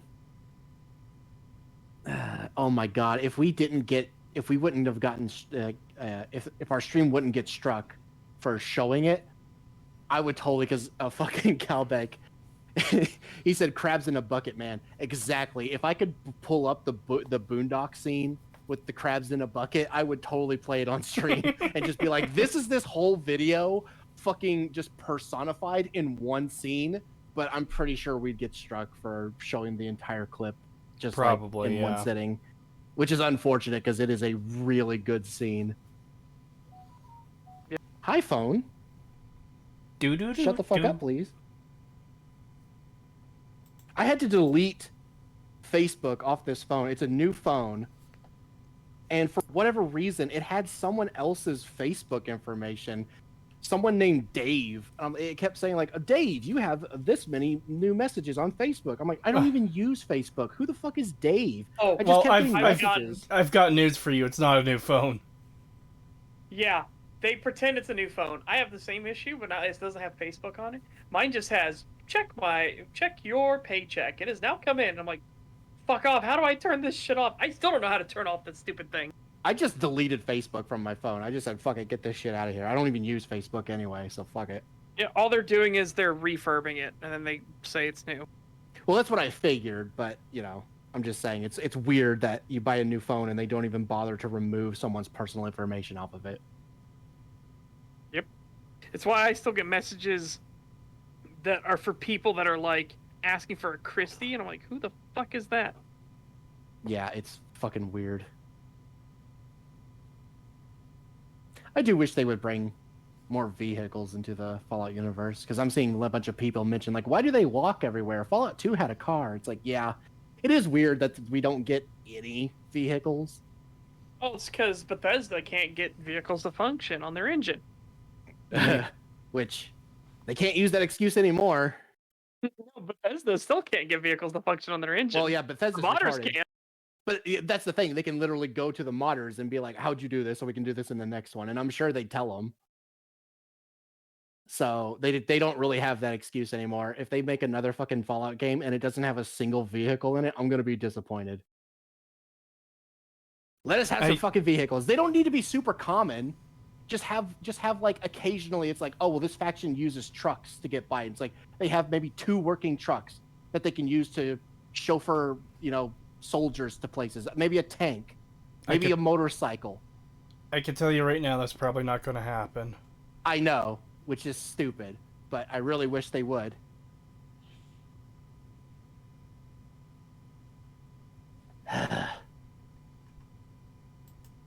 There are spies. While they excel in subterfuge and deception, how do they actually help the people? The railroad could have been instrumental in outing certain synths like Mayor McDonough, who was knowingly reporting to the Institute and kept tabs on the populace of Diamond City. I think it actually would have been an interesting... Well, let's assume the game wasn't dog shit, first of all. I think it could have been an interesting quest where where the railroad does have to deal with the mayor synth. Because it's like, well, what do? Do we violently kidnap him to reset him, deleting his memories and essentially killing him? Or should we just regular kill him? Because he is a threat. How are you going to deal with that railroad? You have to kill a toaster. $5 from Lantern's Glow, thank you. As bad as the Frontier is, they got vehicles to work. Yep. Yeah. And they did it well, too. That's the crazy thing. They're not like I said, they're not like the old ones that float above the ground and look super janky. They actually shift to the contours of the earth and you can ramp them and they have proper physics and everything. It's really well done. It's crazy. Frontier is super shit. Its writing is bad. Its design is terrible. But technically, it is very impressive for what they were able to make that shitty engine do. Yeah. It's very impressive on the technical level. Here's why we're not going to get vehicles in a Bethesda-made Fallout game. Map markers. Yeah. Yeah. I mean, literally, why create a vehicle system when... Would you like to fast travel to this location? Yes. Done. It's the whole describing where to go for quests and the quest marker thing again. Do you want to turn the quest marker off? Yes. Okay. Good fucking luck completing this quest because we've given you no information for it. Because we're not designed to have that kind of thing there anymore. It'd be nice to at least let us have the option, though, where it's like, okay, do you want to use the fast travel system, or do you want to use the vehicle we offer you? But just at least give us the fucking option. But, Pagan, they won't be able to make more Radiant quests if they give you a vehicle. Oh my fucking god. The least they could do we can't is make... at least make a fucking... do like what they did with fucking Skyrim with the carriage system. At least have something like that where there's like a fast travel system to get to different places by spending a little bit of money. We to can't take a car. We can't have our game a lazy piece of shit if we keep putting like things people want in it. Yeah, exactly. God, I fucking hate Bethesda so much. I fucking hate this shit. God, I really hope they lose the fucking license. Like now that Microsoft owns them, I'm really hoping they are just like, no, you're not making any more Fallout games. We're going to give it to a different developer. God, please, for the love of God, give Fallout 5 to someone else. You have Obsidian now. It- You it- fucking have Obsidian now. It doesn't. Give it to Obsidian. It doesn't even have to be Obsidian. Just give it to a team who's going to care and make it a good RPG. Exactly. It doesn't even have to be Obsidian. Just give it to somebody who gives a shit, please. Honestly, even give it to someone who doesn't give a shit, because they'll probably still give more of a shit than Bethesda does. Ugh, you know what? You're not even wrong. That's the sad thing. You're not even wrong. You could give it to people who don't even fucking care, but it would still probably be better. We're almost done this video. We are almost done. Yep. Let's do. As I mentioned earlier, Road is blind to the needs of the people around them. If you free a synth, wipe its memory, and set it free, you're only exchanging one group of hazards for another. Even worse, during the Institute quest called Synth Retention, the player is tasked with reclaiming a synth named Gabriel. You're not actually referencing... Okay. Let's hear where this goes, because this is going to be fucking stupid. I particularly find this quest annoying, and we're going to get into it after. According to Synth Retention Bureau records, Gabriel was formerly known as B5-92. So what happened is that the railroad helped B5-92 escape, they wiped his memory, and now he's the head of a raider gang and is killing innocent people. After all, Gabriel becomes the head of the former Minutemen that are located at Libertalia. Ultimately, Oh, they're former Minutemen, okay. So here's the thing, and why this is stupid. Remember that big discussion we had earlier where we essentially came to the conclusion that a synth is essentially just a regular human that was just 3D printed and otherwise has a computer chip in their head? Mm-hmm. So, a synth could be anything a human could be, right? Yeah. So why is this a synth issue? This is a human issue. As in, Yeah, exactly. any human could grow up to be this raider gang leader. Any human could grow up to be a doctor that saves people's lives. Any human could grow up to be the next Hitler. Mm-hmm. So this is a Yeah. complete non-argument. I hate that the game even attempts this in the first place because it's so piss poor. But the fact that someone is just regurgitating it like it means anything. Oh, Yeah. this synth became a raider. Okay, do all escape synths become raiders? No. No. And the fact that there are human raiders already disproves this, but also the fact that it's so much easier to make a synth not be a raider, considering you can program their memories. Just program with them with someone who wasn't a fucking raider. It's also hilarious that the point of this quest is, oh, this synth became a raider and that's bad. We need to take responsibility for what happens to the synths. And it's like, okay, there's this one synth raider, and there's like the 30 raiders, human raiders you have to kill to get to them. Yeah, exactly. It's like, yeah, I'm sure this one singular raider is more of a problem than any of the others because he's a synth. Even though, like, I can imagine this being a problem if synths had greater strength or intelligence than humans, or they were more agile, or, you know, they were just objectively better in some way, but they're not. No, they're really not. So it's completely pointless. It's because what about like the hundreds of other instances of synths who didn't do any of this shit, who are just normal fucking people? Exactly. It's like this proves nothing. It's like you could. Oh my god, this basically comes off as like the same argument of like, well, see, humanity is irredeemable because there's this bad guy. See, here's one bad human. Okay, but what about the millions of others who aren't that bad guy? Well, see, it's funny you should mention that. How many objectively bad escape synths are in Fallout 4? We've got one with this raider guy. I'm struggling to think of any others. Meanwhile, we have Sturges. We have, what's his name from the Brotherhood? Dance. We have, the bunch of random synths you could run into on the road who are escaped. There's one that's a random encounter where the two companions he's traveling with want him to fuck off because they realize he's a synth even though he's not with the railroad. McDonough, because he's a politician. He's not an escaped synth, though. He's working for the Institute. because that's the distinction I'm making. You can heavily stack the bad guy side of this if you include all of the Institute's synths. The issue here is these escaped synths are a problem. This Raider is an example of why.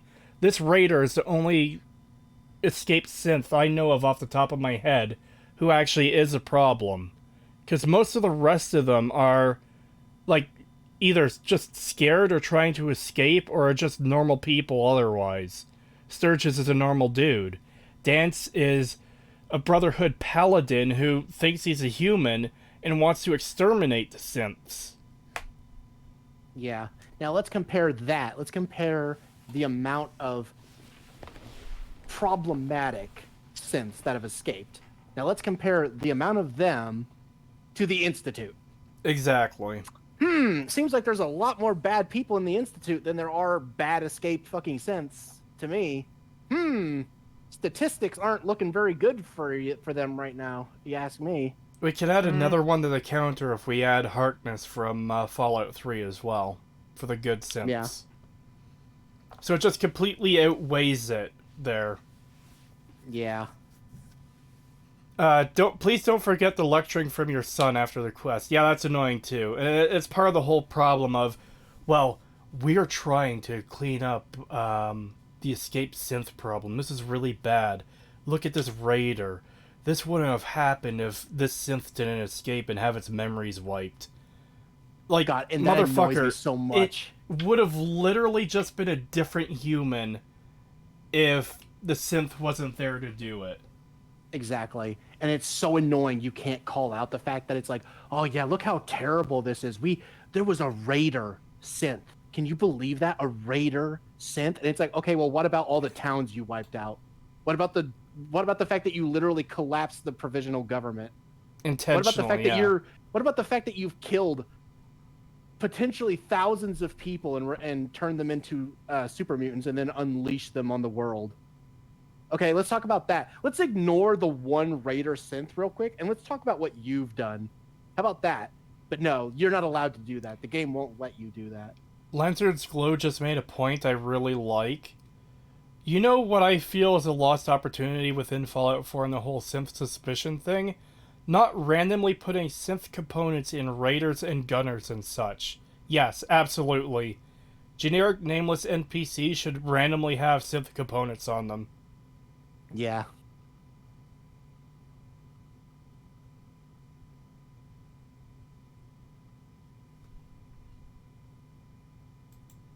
Ultimately, the Institute's situation is complex. As an organization, they have the potential to do a lot of good, and even under the awful leadership, The Enclave has the potential to do a lot of good. The fucking Nazis in World War II had the potential to do a lot of good. Did they? Fucking no! Yeah, I'm so sick of this what if shit. Fucking, please make an actual fucking point. Please. I mean, it's too late now. We're at the end of the video, so he's not going to come up with anything that isn't a what if scenario, but... God, what a shit video. Absolutely. If we rewrite large swaths of this entire fucking faction, what if, potentially, maybe, possibly, things could be different? Oh, you don't fucking say. You know, if we go back in time and stop the assassination of Archduke Franz Ferdinand, there might not have been a World War I. Well, I don't know about that one, because that just happened to be the power kick that kicked it off. The straw that broke the camel's back. But the point I'm getting at is, you could go back and change things for whatever what-if scenario to completely change things if you wanted. But you could. It's one of those things you can apply to literally everything. Oh man, Starfleet and Star Trek is terrible because they have these powerful weapons that could destroy entire planets. So what if Picard just decided to blow up the Klingon homeworld? You know? Yeah.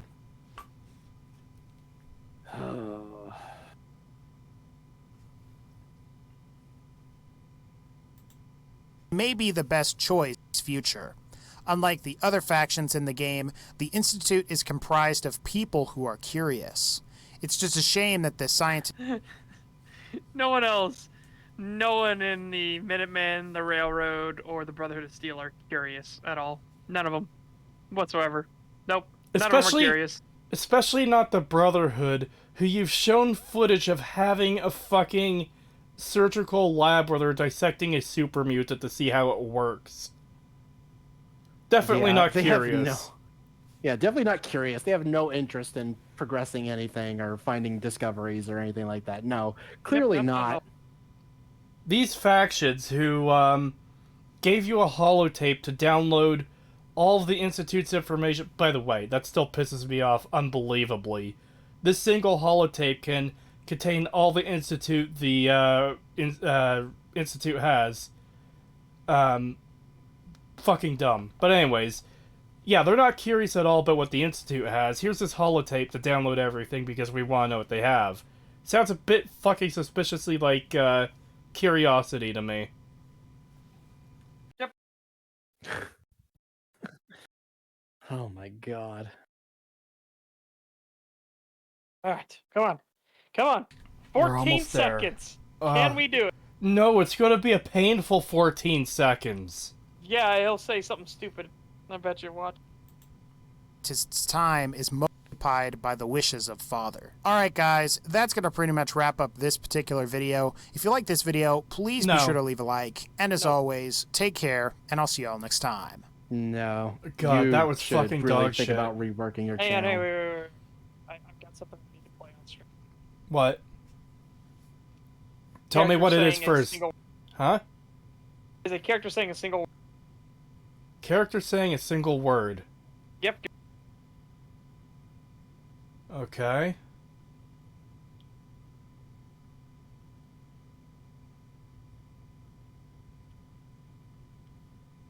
Do you have it?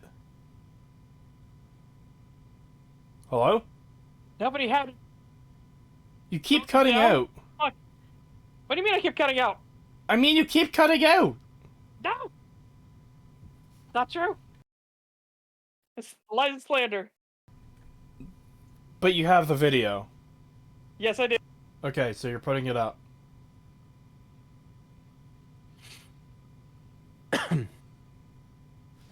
Okay. I wanted him to say one word. It actually says multiple words. I wanted to get a specific one for this character. This fits with what we just watched anyway. Alright. Tangentially. And I must say that almost everything I've witnessed has been cringe. Rogel, what have you done? It was not keck. It was cringe, father. Fucking cut it out. Cringe-based cringe crap.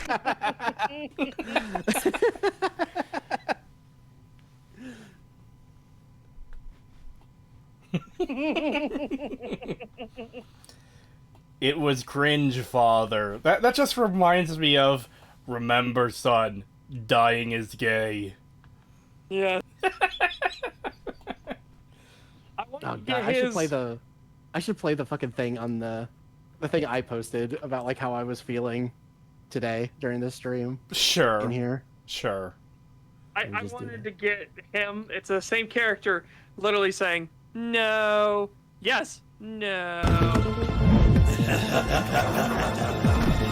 Well, he's in the wall. He's in the goddamn wall.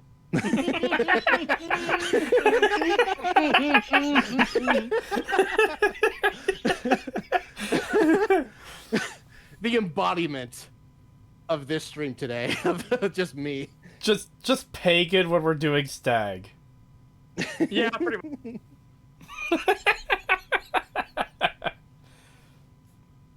Alright. That seems to be everything for today. What terrible videos. Especially the second one. Yep. Pagan, show your shit. Setch, show your shit. I stream every Me, week. show your shit. Wow. Are you actually ready this time, Kree? I make videos and stuff, and I stream once a week at least with my friends on STAG. We cover terrible videos, and I am working on a video. The video I've been working on for the past fucking 3 months, and I'm slowly moving through it. I'm slowly getting through it. I keep procrastinating because misery. Pagan, go ahead. I am technically still on YouTube. I'm still making videos. Haven't been able to stream lately. Hopefully, once I get these fucking cameras set up, I can go back to streaming again. I want to do more Elden Ring streams. Hopefully, we'll eventually get to the invasion portion of doing those streams. I think that's about it. STAG. Chill time again, gamers. Yeah.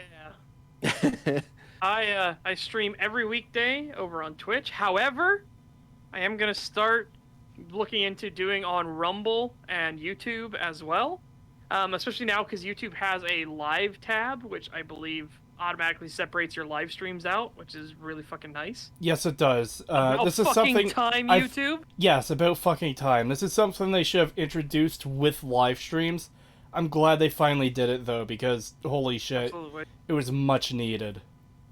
But yeah, and mostly because I kind of want to get away from Twitch. Twitch is turning into such a fucking cuddle corner nonsense safe space bullshit. That it's just driving me insane.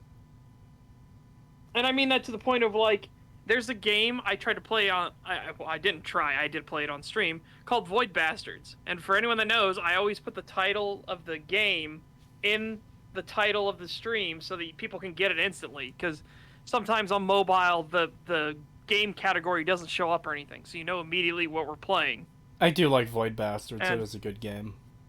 Yeah, bastards. That goes against Twitch's content safety. Makes people feel bad. Go fuck yourself, Twitch. That's just Fucking dumb because cry-corning, pathetic. who actually uses bastard as for its intended reasoning nowadays? Yeah. Like no one goes, "Oh, you were born out of wedlock, bastard," like they do in Game of Thrones. Mm. Yeah. It's fucking But yeah, stupid. so like I said, I'm gonna start trying to do stuff on Rumble and on YouTube, so that should be fun. And yeah, we're working on the Halo Reach video now. Like I said, the Dark Souls video was on pause. That was the infamous video that I was up to 20 pages in the fucking script and we weren't even out of the fucking asylum yet. So I was like, Jesus Christ. Yeah. I once got banned for telling someone to get good. Yeah, not surprised. Twitch is very much a cry corner for sure. Yeah. Twitch is a really pathetic company. Yeah, so trying to get away from that. I feel bad. This thing I feel bad. Like, I can't just make a clean breakaway because I have a lot of people on Twitch and a lot of people are doing their Twitch subs and everything like that. And it's like, I don't want to, you know what I mean? You spent your money here to support me on Twitch. And now I'm going to probably change platforms and everything. And so it's that hard breakaway thing. Maybe you can slowly wean them off. That's what I'm going to try and do. I'm going to try to set up like Restream and go to Rumble and Twitch at the same time, or maybe YouTube and Twitch at the same time. Yeah. I mean, you can cancel the subscriptions, but they already spent their money, right? That becomes the issue. And the other thing with YouTube and Rumble, I don't know how we're going to set up the bounty system. Because the bounty's how we do these games. The bounty is why we're playing Detroit Become Human. So how am I going to set up the bounty system? Because, yeah. Oh, right. You can't stream on another platform and on Twitch at the same time. They won't allow that. Yeah, I know. Fuck. So I'm going to suck my left nut, though. But yeah. So I need to figure that out thing. Subscribe Star would be nice, but I don't know. Like, I don't know, because the way the bounty works, it's much better when people can do the donation for the bounty and say like a snarky comment or something about it, like, oh, guess who's gonna play the fucking Saints Row game? Yeah. Like shit like that. That's fun. Don't remind me of Saints Row. Yeah.